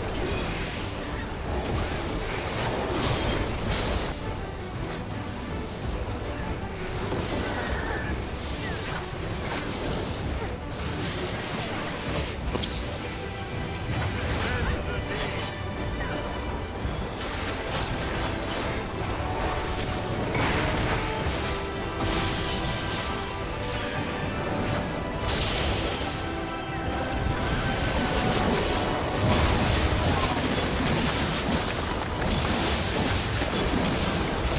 Crap, I let the mark go off.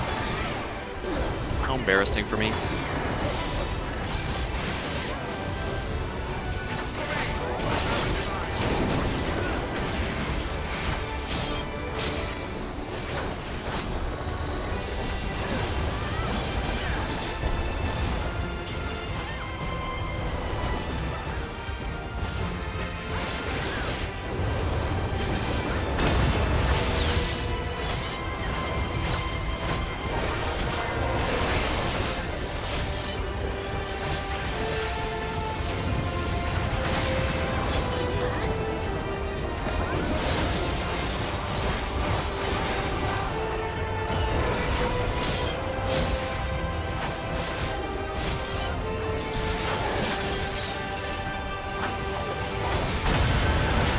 Oops.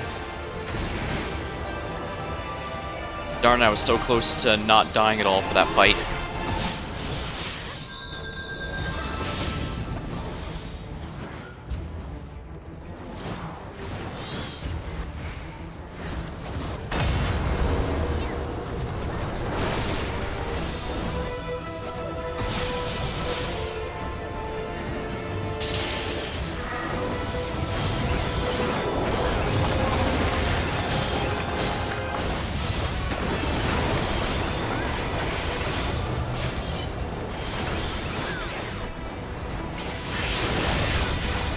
At least the other Reaper's doing some pretty good damage.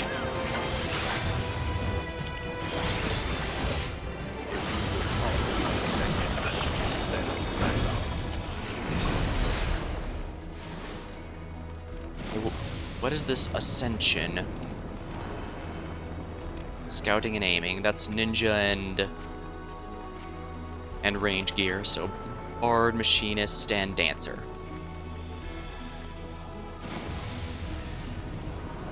Dang, I really love how this place looks. So this is lightning esque. Has been made to yield. Intriguing. Then the destroyer shall take your measure. After you have provided my servant with some sword.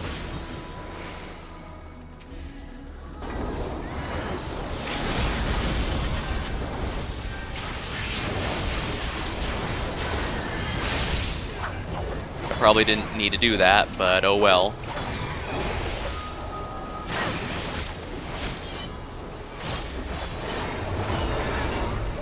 I mostly just didn't want to waste it.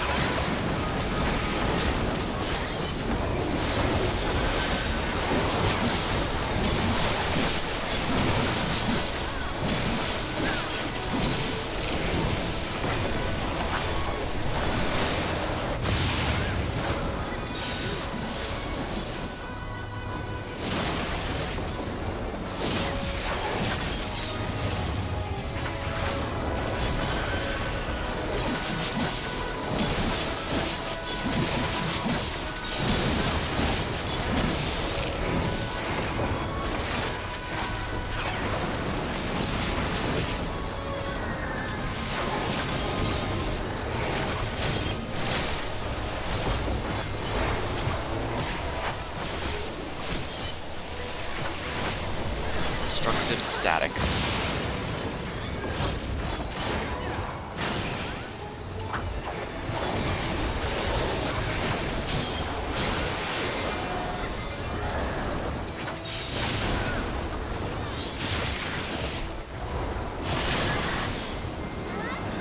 Oh, I'm glad I was able to get that mechanic down right.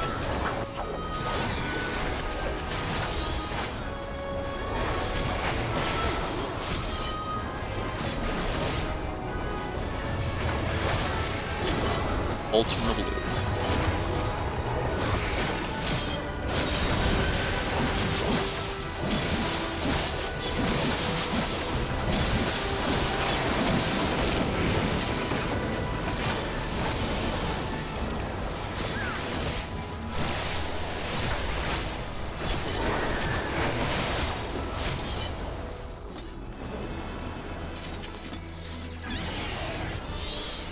The gods have minions at their beck and call. We must proceed with care. Rhalgar isn't known as the god of destruction without reason. Steel yourself. Ahead stands a statue I have fashioned for our contest. Pedestal of passage.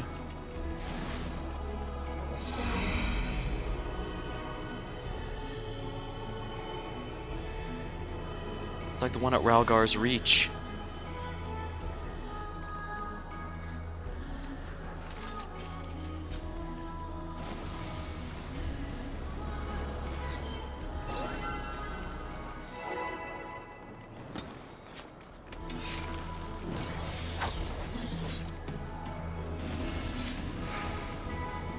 Frogs? Where? Oh yeah, frogs too. Froggers.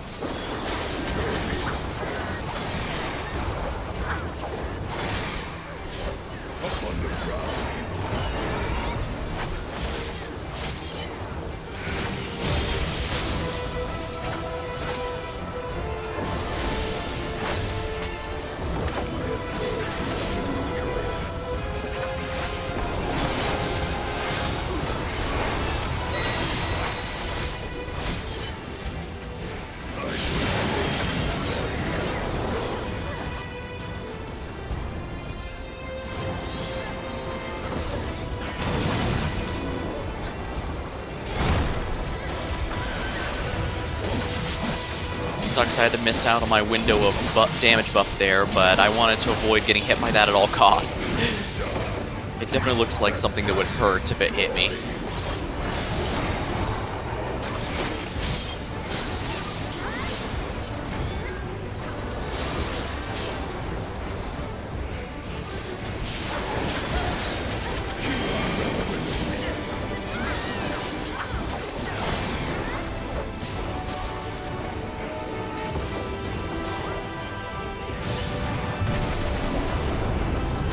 Oh yeah, that would have knocked me off if I didn't follow them.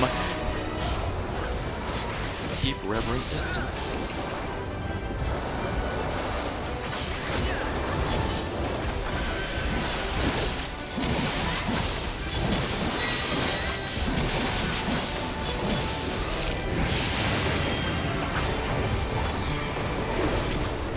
See.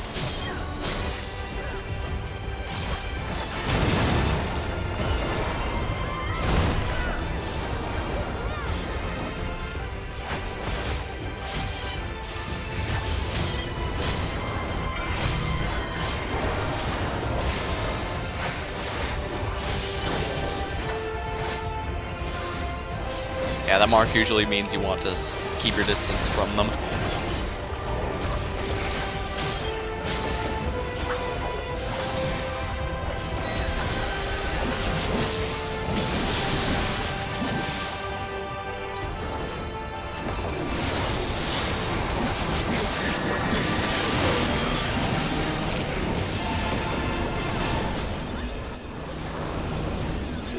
So I want to be over here.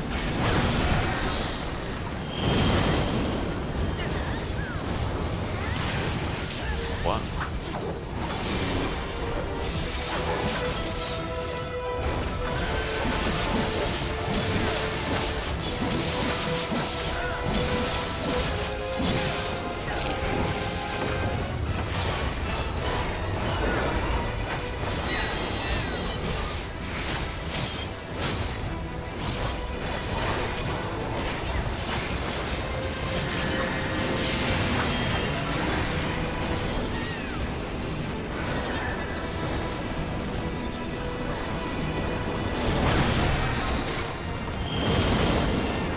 Oh, I see.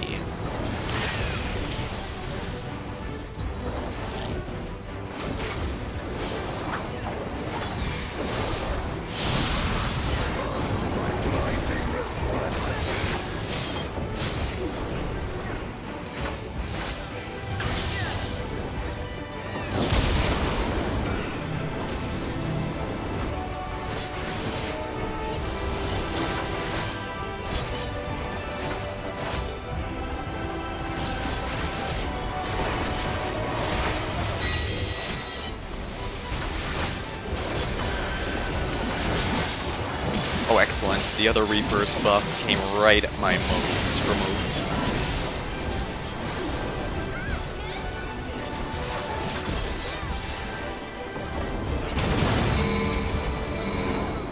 Oh dear.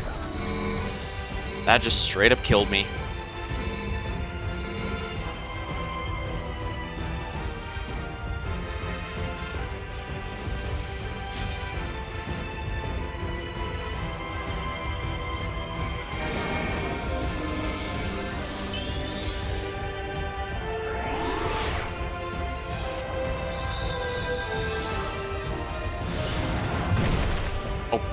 Oops, I guess I should have waited there.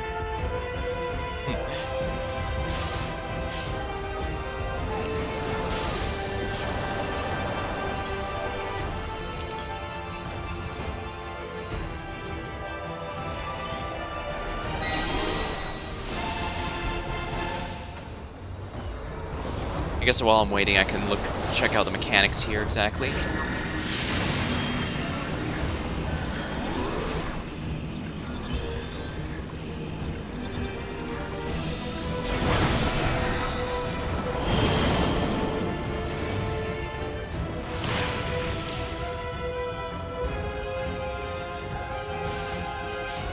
Rekindle Undying Flame.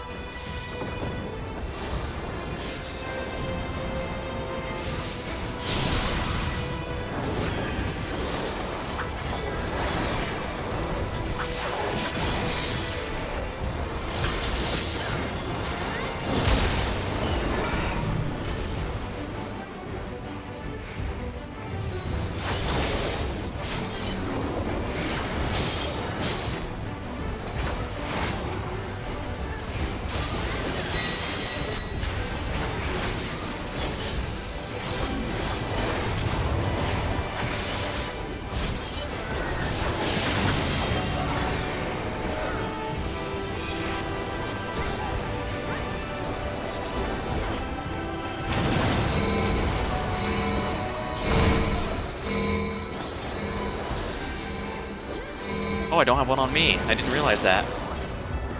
And somehow, don't ask how I dodged that, even I don't know.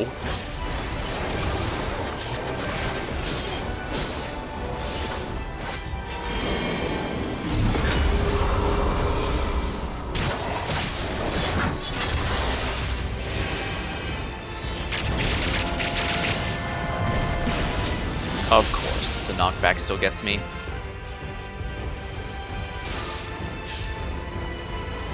Guess I'll have to take a look at that one next time. Terra Flare. Sure, as long as someone uses the limit break, I don't care who it is. Most impressive children of mine. Come, mortals. Enter my realm. I need to start the base here just because that clears my debuff here. Bending and Scouting. Another domain, one aspected to fire. Scouting, that's for ninjas. Bending, obviously tanks. And the voice that called out to us. Fire-wreathed portal. The mortal should set foot in our divine realm. Shall see with you fit to remain.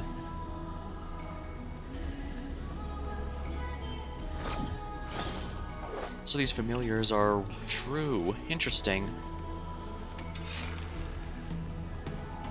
Like, the Moon Dalamund was considered the loyal hound of one of the gods, but that obviously was brought into question when it turned out the moon was an artificial satellite.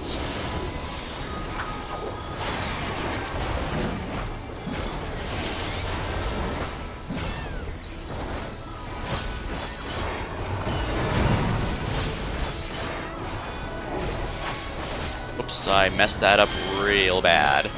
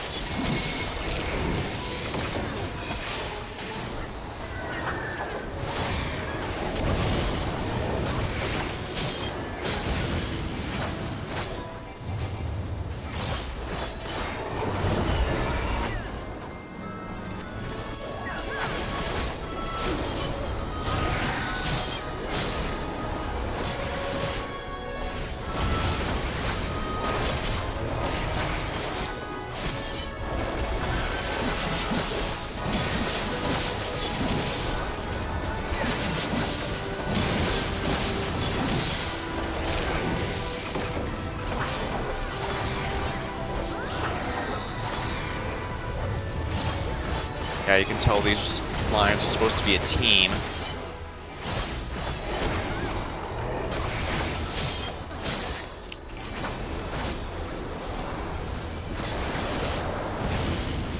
The Endless City is no longer sealed.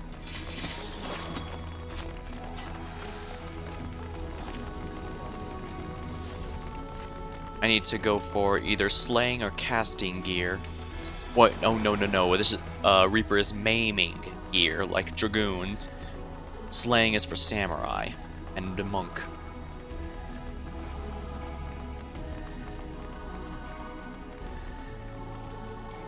Azema, goddess of the sun.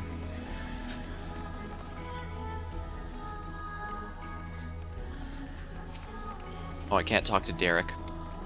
Well, he's just here to observe.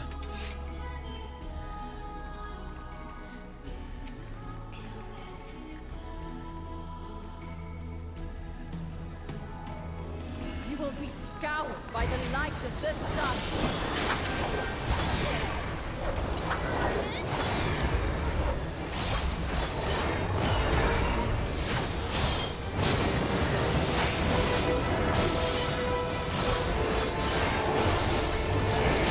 Alright, no one tell her that the sun is technically plasma, not fire.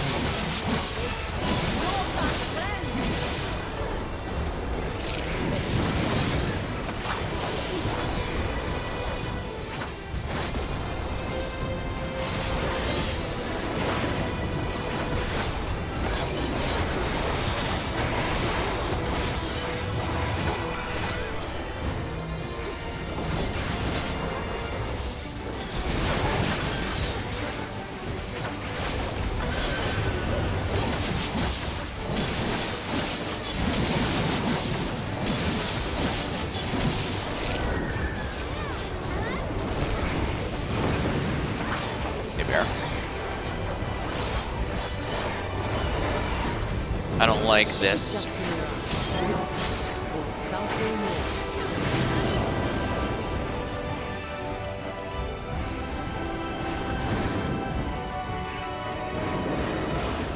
There we go. Okay. So they push them in a certain direction. Good to know.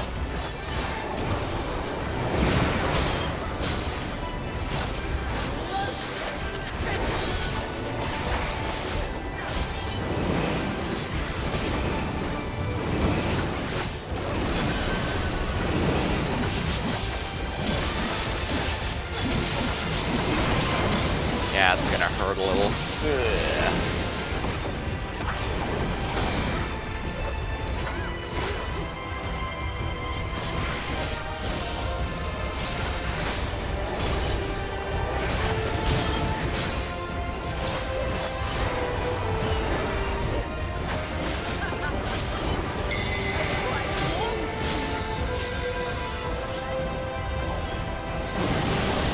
Dang it. Not good, not good.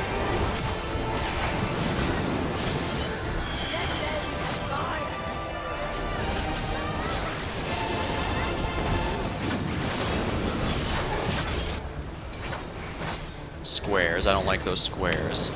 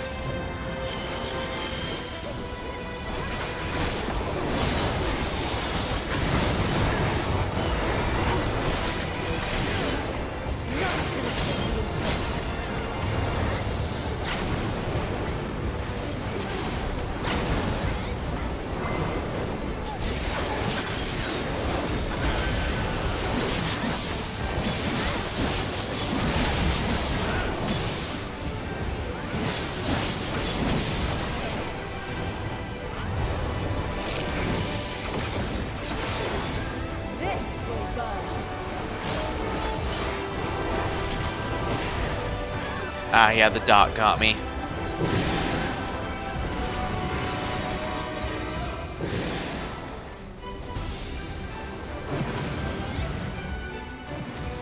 Yeah, let's wait till this little sun here goes away.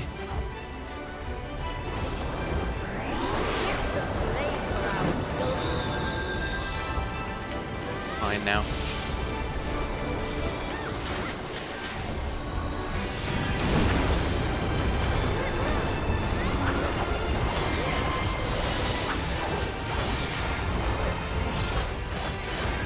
Here we are.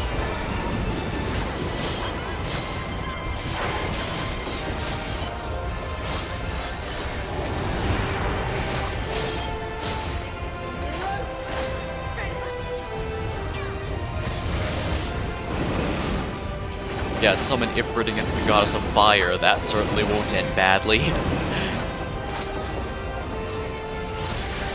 Oh crap.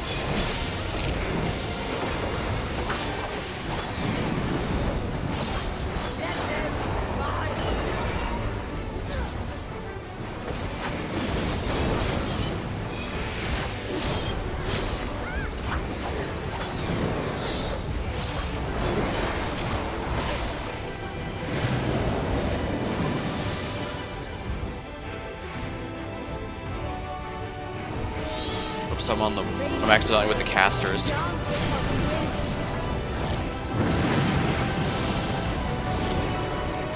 Oh, whatever, my vulnerabilities are gone, so...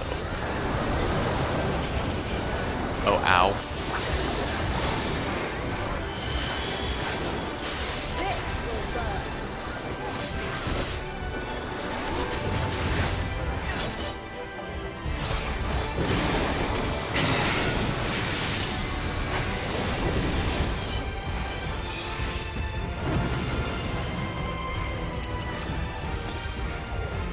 Okay, that was way too close.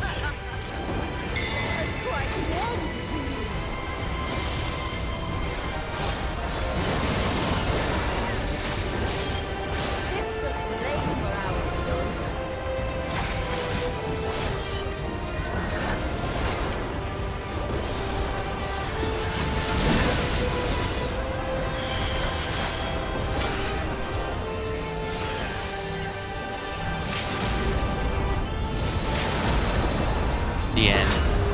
Yeah, alright, the other Reaper's using it, that's fine. As long as someone's using the limit break, we're not wasting it. And we got her.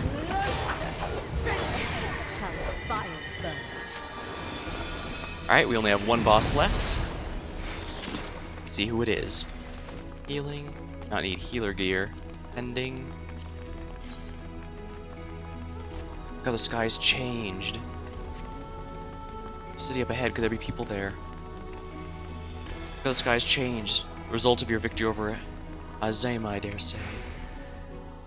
So who's left? Oh, now that's some beautiful music. I am Null, keeper of the realm of the living. I am Thor, keeper of the realm of the dead.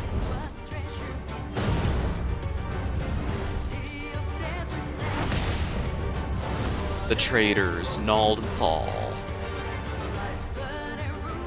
Prepare to be judged, children of man. Dang, even lyrics in this song. That's how you know it's a big deal.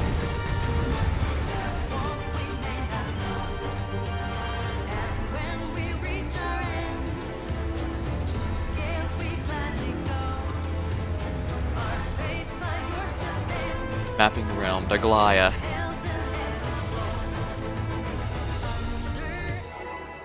Here we are.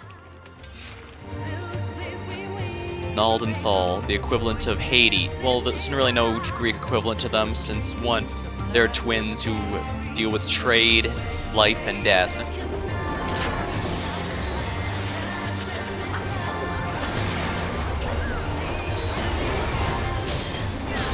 As above, so below.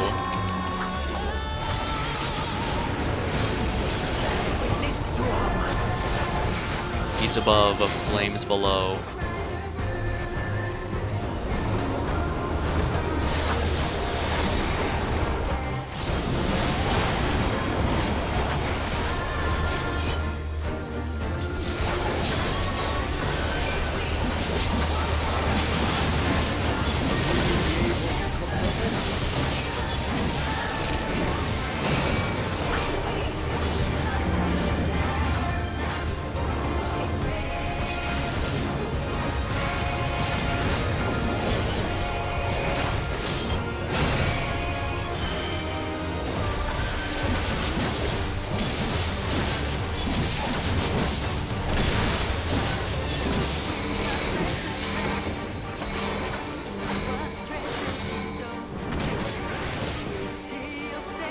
Yeah, the red gathering is what I don't want to be part of, because that means the tanks have to tank it together. A DPS like me will just get killed, but if it's a yellow gather, I definitely have to be with that.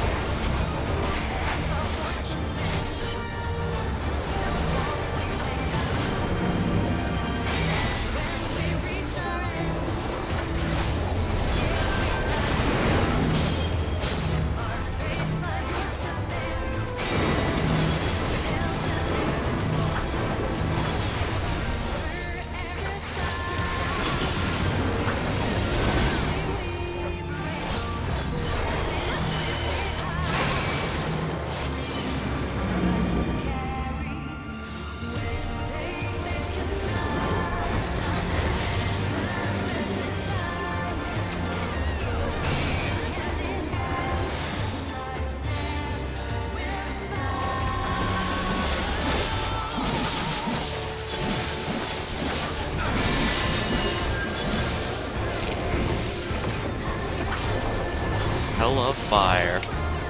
That looks like a party-wide, so... Oh, it wasn't. Interesting.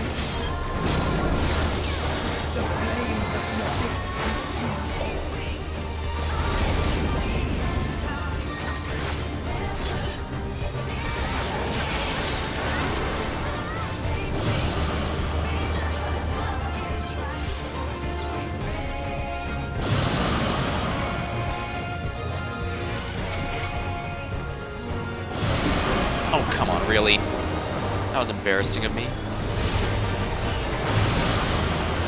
2 vulnerabilities, that's gonna hurt.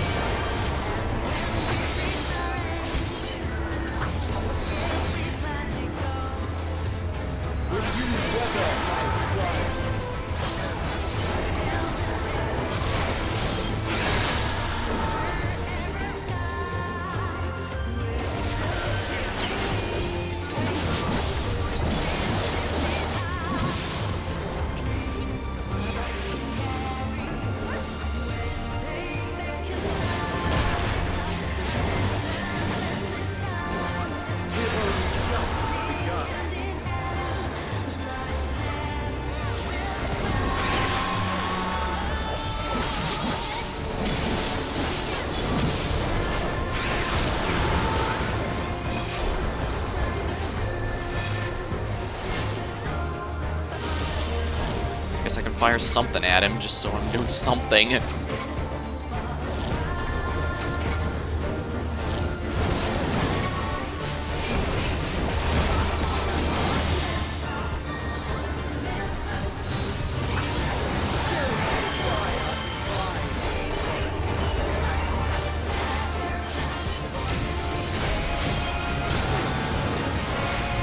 Very well. Let us proceed to your justice.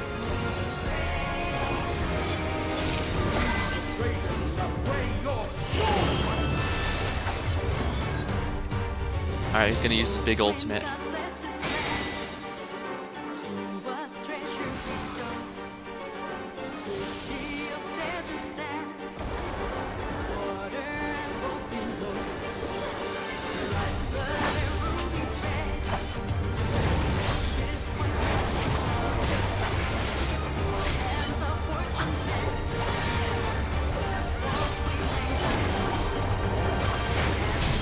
Alright, so we obviously need to beat the Soul Vessel before he uses his ultimate, or else we die.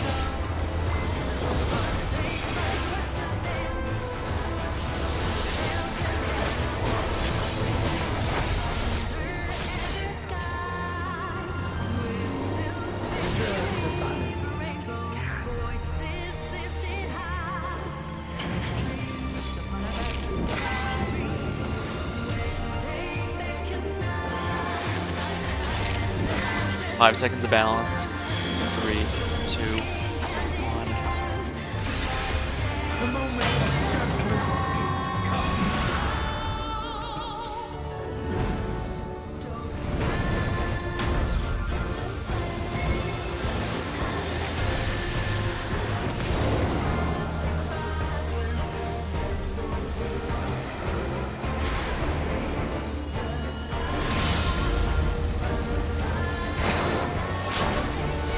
Oh dang, I was gonna reference the traitor from Inscription, but yeah, these can actually split in two if they want.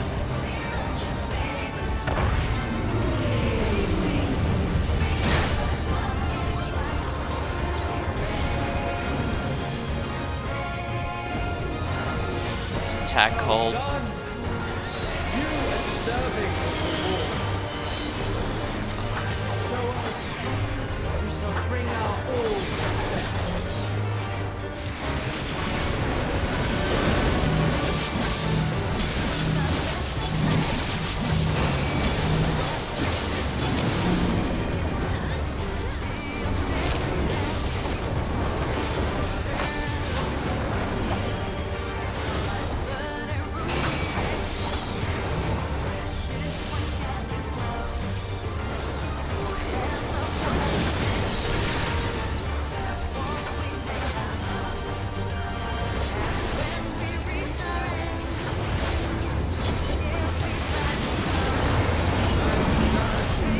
Oopsie, that's embarrassing.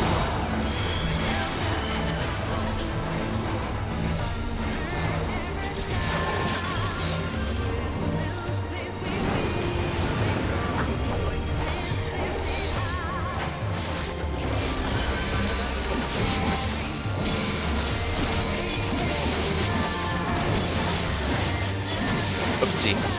I messed up my rotation horrendously.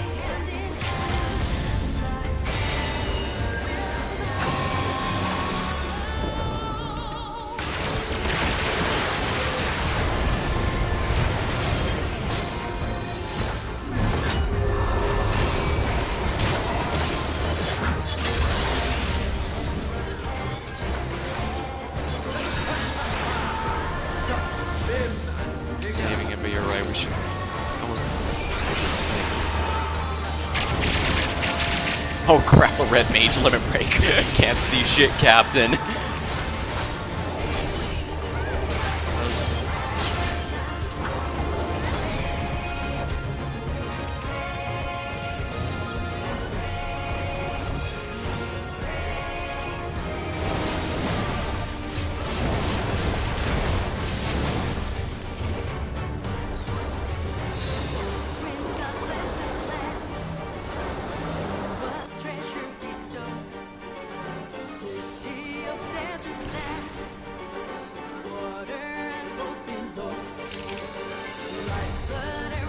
used it.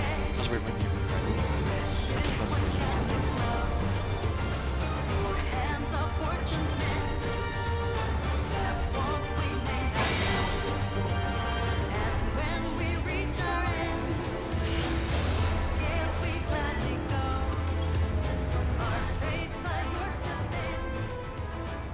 You have been found worthy.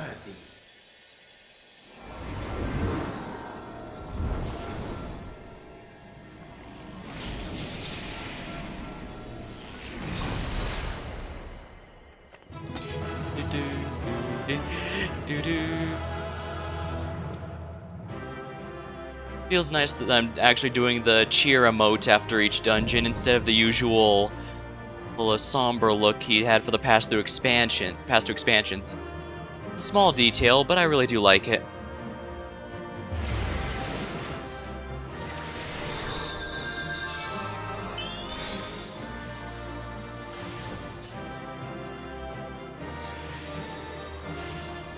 Let's see here, maiming.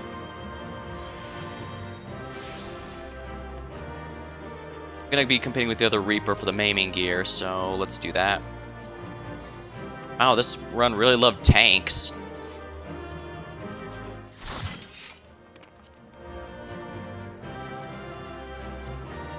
Guess I spent all my luck on... Never mind. I might get the cards, but yeah, since I'm rolling against the entire group, I dare say we passed the trial.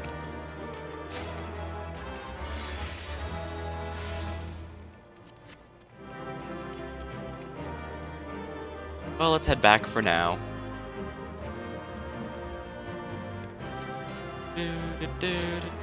Old card. Whoops. I should have only rolled on one.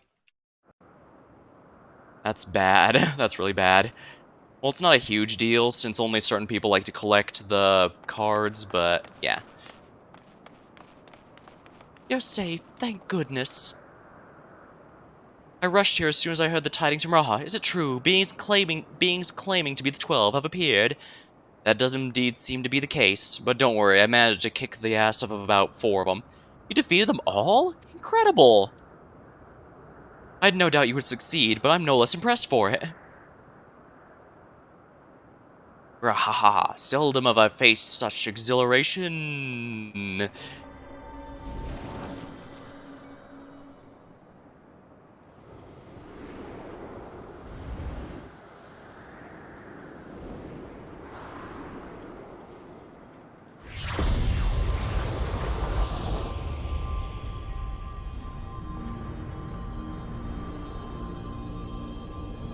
Okay, looks like they're not dead.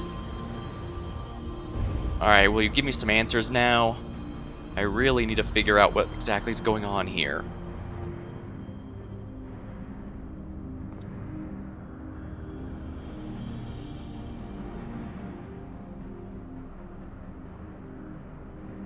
I think the day would come we would put out an act for men. I must say, Byragot, you played the villain's role to perfection.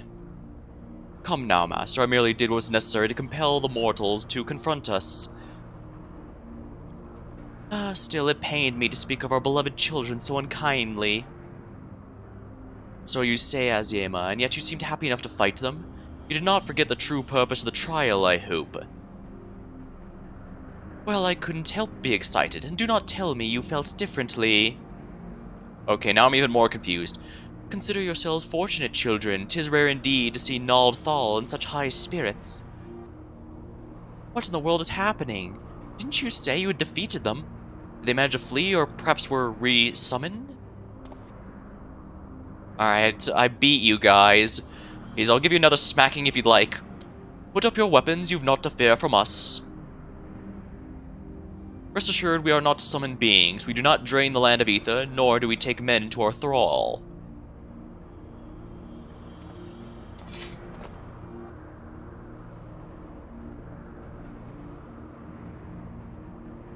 But what of the gods that were summoned during the calamity, the ones Master Louisoix called forth to protect the realm? That was not us, but a primal born of your fervent prayers for salvation. Yeah, that's generally the fan theory that's been going around for quite some time. Indeed, that was the worst of the calamity was averted and the realm restored in its aftermath was a direct testament to the power of your hopes.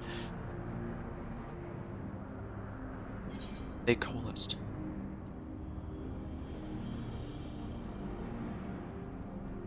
I want to ask every single one of these here. But first things first, did you truly intend to take over the world like you claimed when you first run into us?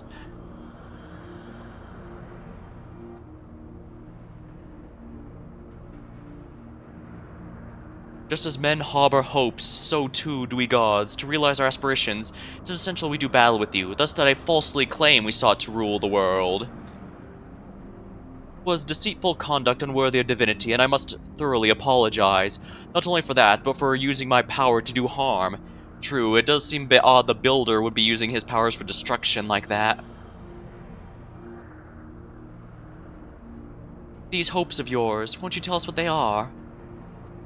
We cannot. If you wish to know the truth, you must discover it for yourselves. It is not easy to move forward when there is seemingly no destination, but if you press on, you will eventually arrive at the answers you seek. You will understand why we hold our peace, and far more besides.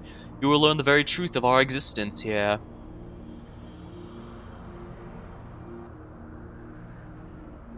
Go forth, mortals, and seek knowledge of us, and when the time is right, we shall meet again in this place. So this is some kind of challenge. Well, the good news is they don't genuinely intend to harm us or cause any kind of harm to our world, and yet...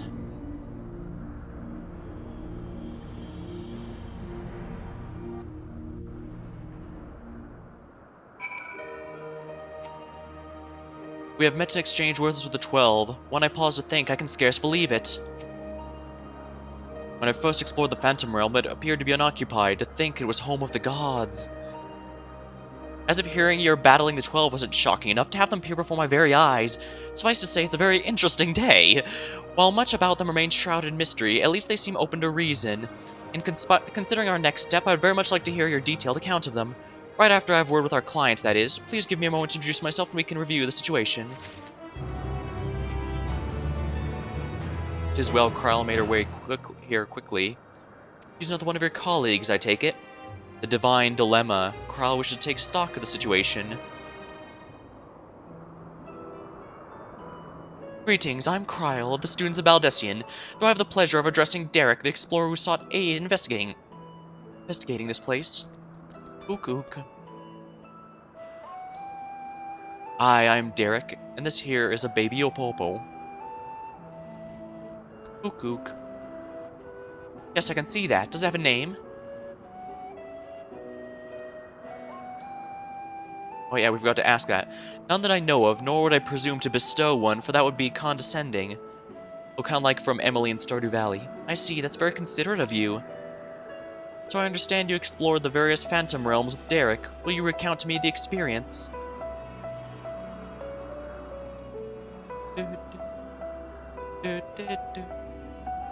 So while the gods tested you sorely, you did not sense any malicious intent. As Bargot said, they wish to do battle with us, but 'twould seem they do not necessarily wish to cause us harm. Though much and more about this perplexes, mayhap 'tis safe to assume they are not primals then. As you may recall, Livingway once told us the art of summoning as taught by the Ascians incorporates the fervent desire to assimilate others into one's belief. Thus do the resultant primals seek to enthrall worshippers, who in turn seek to grow their ranks. The only exception seems to be if the spell is specifically built to prevent that, like what seems to have been the case with Heidelin and her summoning. But these beings appear to harbor no such desire. If they are primals, they are unlike those that have been summoned in recent memory. You might suppose they were created in antiquity in like manner to Heidelin, but there is no way to prove it. Yeah, that's what I was wondering. They don't seem to be ancients. Who could they possibly be, and why did they desire battle with man?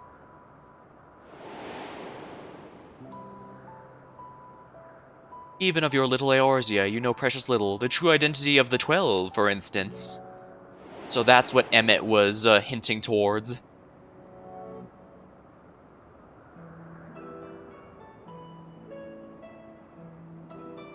Selk did say that, didn't he? By which we may assume he knew the truth and challenged you to seek it out as well. Suffice to say, you'll do so, of course. Of course, they drops loot, and like any MMO player, I am always up for something with good drop rates. Insofar as we can ascertain, this is a matter of which has implications for the entire star.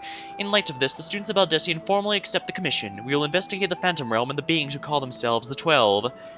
I am pleased to hear that, thank you. Without further ado then, I will take a look around. There are a few things I'm curious about. Then with your permission, I will make myself and around Eorzea and investigate the worship of these gods we encountered. Coda, Derek, seeing as how you've already seen this place, would you care to accompany me? Sounds good. By all means, in which case... just stay here with Kryl, my friend. It wouldn't do to leave a fair maiden alone. Ook. Sun Wukong shall protect her with his life. I'll be glad for the company. Take care then, and good luck.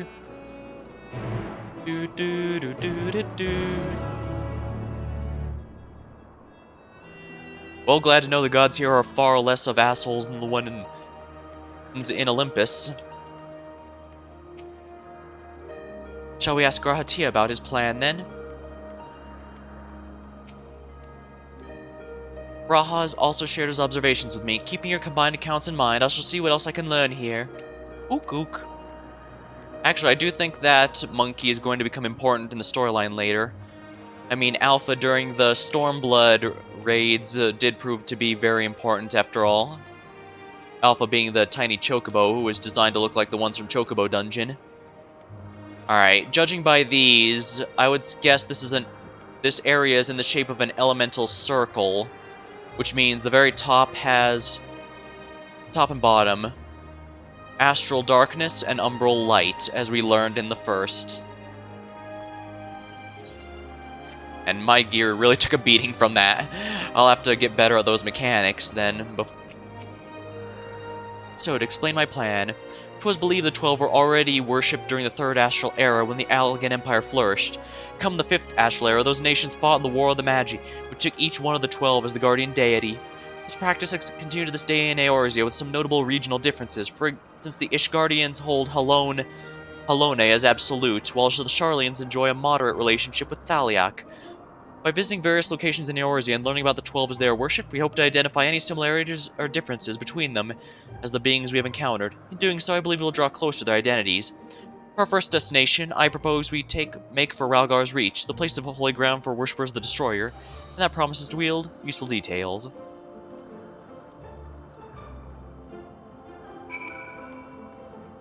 I think I may just call the stream here after a moment, but I'm going to do something first, and I think most probably already realize what I plan to do. Now, where's a place with an inn room I can go right away?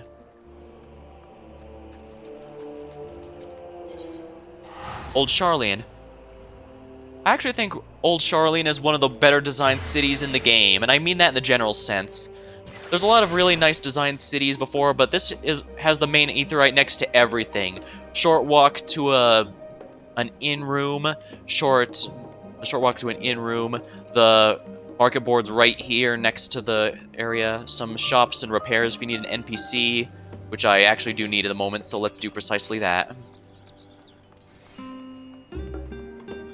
I imagine even once Endwalker ends and the next expansions follow, people will still be coming here regularly just because it's a genuinely well-designed city with everything you need here in the central hub.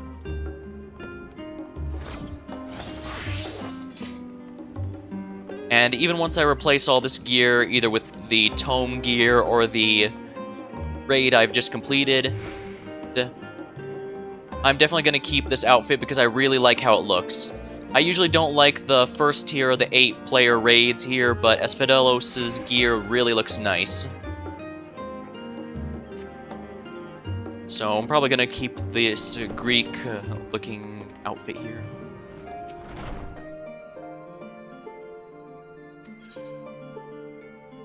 Ask about the Andron.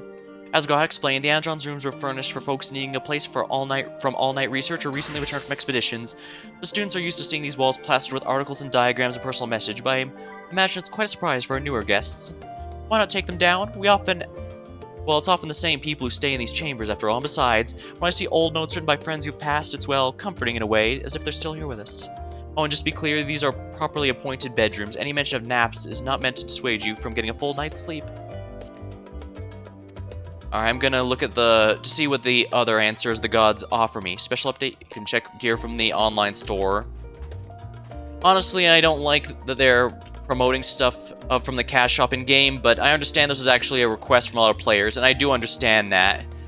It lets you preview stuff from the cash shop before you do that, but I'm gonna lay out my opinion bare since I have a moment here. I genuinely don't like it. The game has a monthly sub, and I genuinely don't mind paying for it because it feels like I get my money's worth every time I play this game, and that's what matters most. But I don't like when they double dip like that, but my hand is not as harsh as others because it's been made clear that this was the cash shop was added as a direct request from Square Enix themselves, the higher-ups, so the devs for this game don't have any say in that. And this was out of the player's requests, so I can't really get mad when that's the player base's fault for that. No, it's the journal, the unending journey I want to check out. Alright,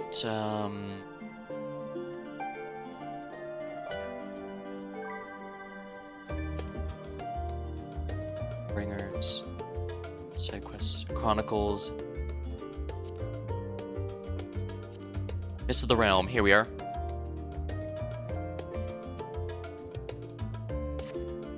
Alright, let's see what the gods have to say here before I call the stream.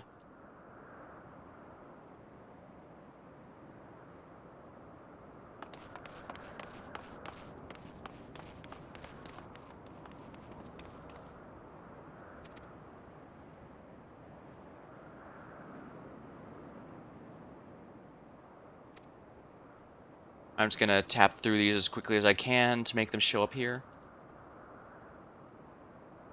While this is playing, I'll go ahead and grab a drink real quick.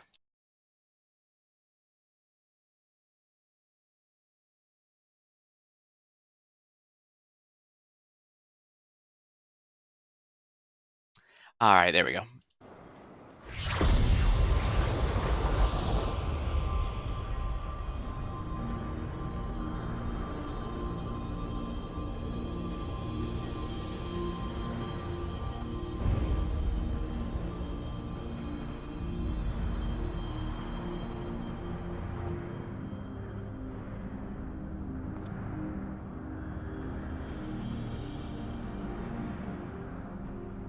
I do think something's going to be important regarding Derek in the future as well, although I guess he doesn't seem like he's one of them in disguise, so I don't think he's one of them.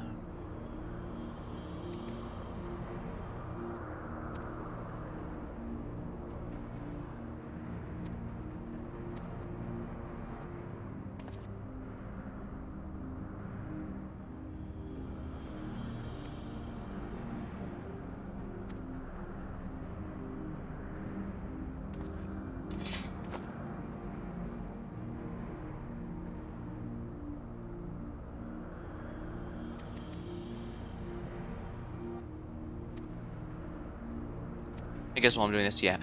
It was theorized for a time that the summoning that Louisoix did was indeed just a primal taking the harps and prayers everyone has, and that's what eventually then he absorbed them and manifested in the Phoenix in order to defeat Bahamut. Why choose to appear before us now? Next one. Yeah, I want the answer to every single one of these questions, but I imagine for the top one they'll say, "We told you we're actual deities." Just as men harbor hopes, so too do we gods. Realize aspirations until we do battle.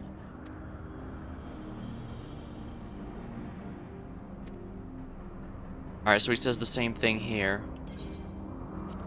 Alright, we're gonna watch it again, and this time we'll choose, well, if you're not primals, what are you? Although I imagine they're just going to repeat themselves. But still worth seeing all the same. They could be from another world or another shard. And they made it clear they aren't primal, so the good news is they aren't causing any harm to us, both neither passively nor actively. But in that case, why are they so insistent on fighting us? Truth be told, even I theorized that maybe the 12 were just heroes of the ancients that got lionized into gods as time went by, since as I mentioned, some of their backstories tied into Dalaman and stuff and the other moon. But as we've now learned, as of Endwalker, we know that both moons around this planet are artificial satellites. One significantly more ancient than the other, granted, but nonetheless, there are no natural moons for this world. Which meant it wasn't looking good for the 12 being actual gods, but I guess that makes this all the more of a surprise.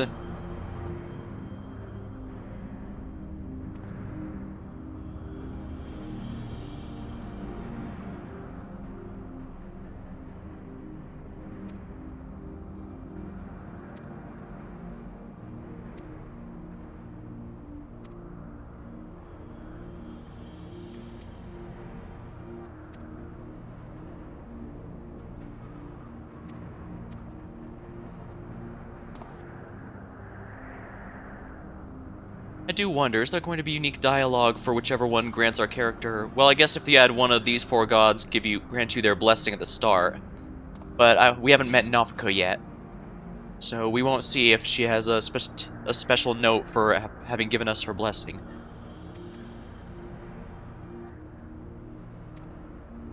Although this does raise the question of why they were showing up here. I mean, sure, they do seem to give their blessings here and there, but it seems odd they show up right before us now that Hydaelyn and Zodiark are gone, as is the final boss of Endwalker themselves.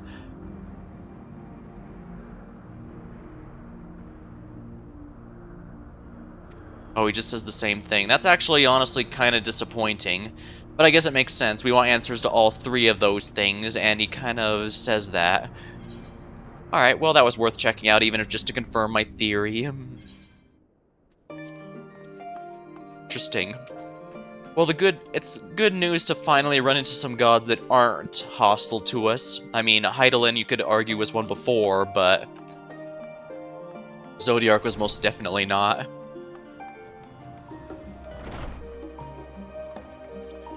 I probably won't do the new Ultimate Raid that recently came out, largely because... Oh, right, while we're here, I should probably unlock Ultimate Endsinger. But yeah.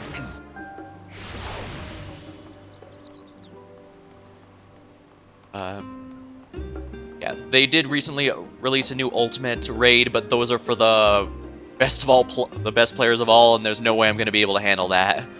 But I do like seeing those come out, just because, first of all, it's nice to watch streams from streamers I like do them, and also it's kind of neat to see how they do a lot of mixing of character stuff and in-game mechanics. This game does a lot of that, and I quite enjoy it.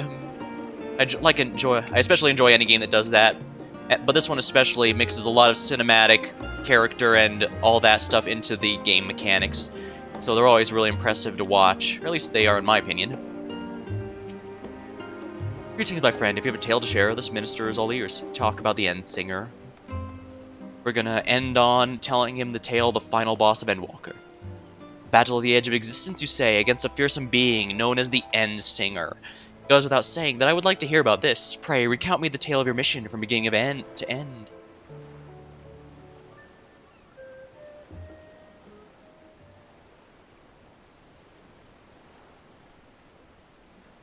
Oh, good gods, had I known about the chaos of the final days. I had known about the chaos of the final days, but could I have imagined the events that brought them about. I do wonder, though, where might this Ultima Thule be located? I mean, all we know is at the edge of the known universe. Lest you misunderstand, I speak not of its physical location. If we wish to know that, I dare say we could get the coordinates from the Loporits. Nay, my friend, what I speak of rather is its essence. According to your description, 'tis a space where emotions dictate reality. It seems to me that in such a place it would be nigh impossible to draw a line between what is real and what is felt.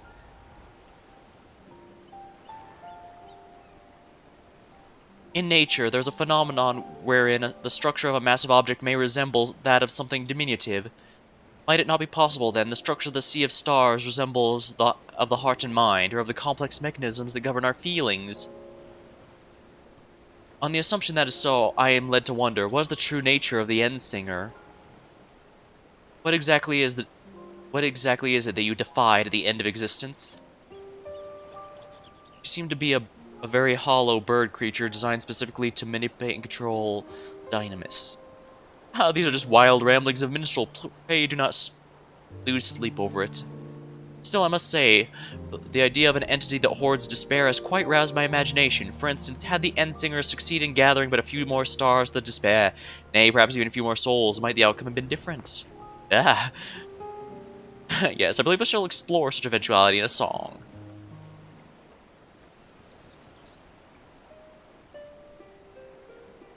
The light of hope kindled by our comrades is brilliant. Alas, so dark is the despair you face that not even light can pierce it. An exonerable verse of oblivion, performed at the farthest reaches of existence, and I shall name it the Endsinger's Aria. Well, music does fit it, rather. Although, thinking back, it's kind of funny. The Song of Oblivion was mentioned back in Heavensward, though I doubt they had the Endsinger in mind at the time. The Minstrel Ballad, the Endsinger's Aria, now accessible.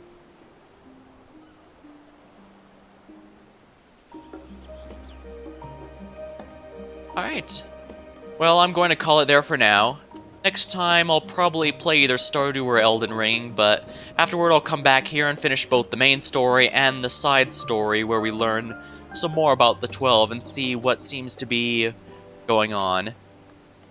Obviously, they could be, as they say, they're the 12 we've been worshipping this entire time, or they could be beings taking the form of them in order to absorb prayer or whatever.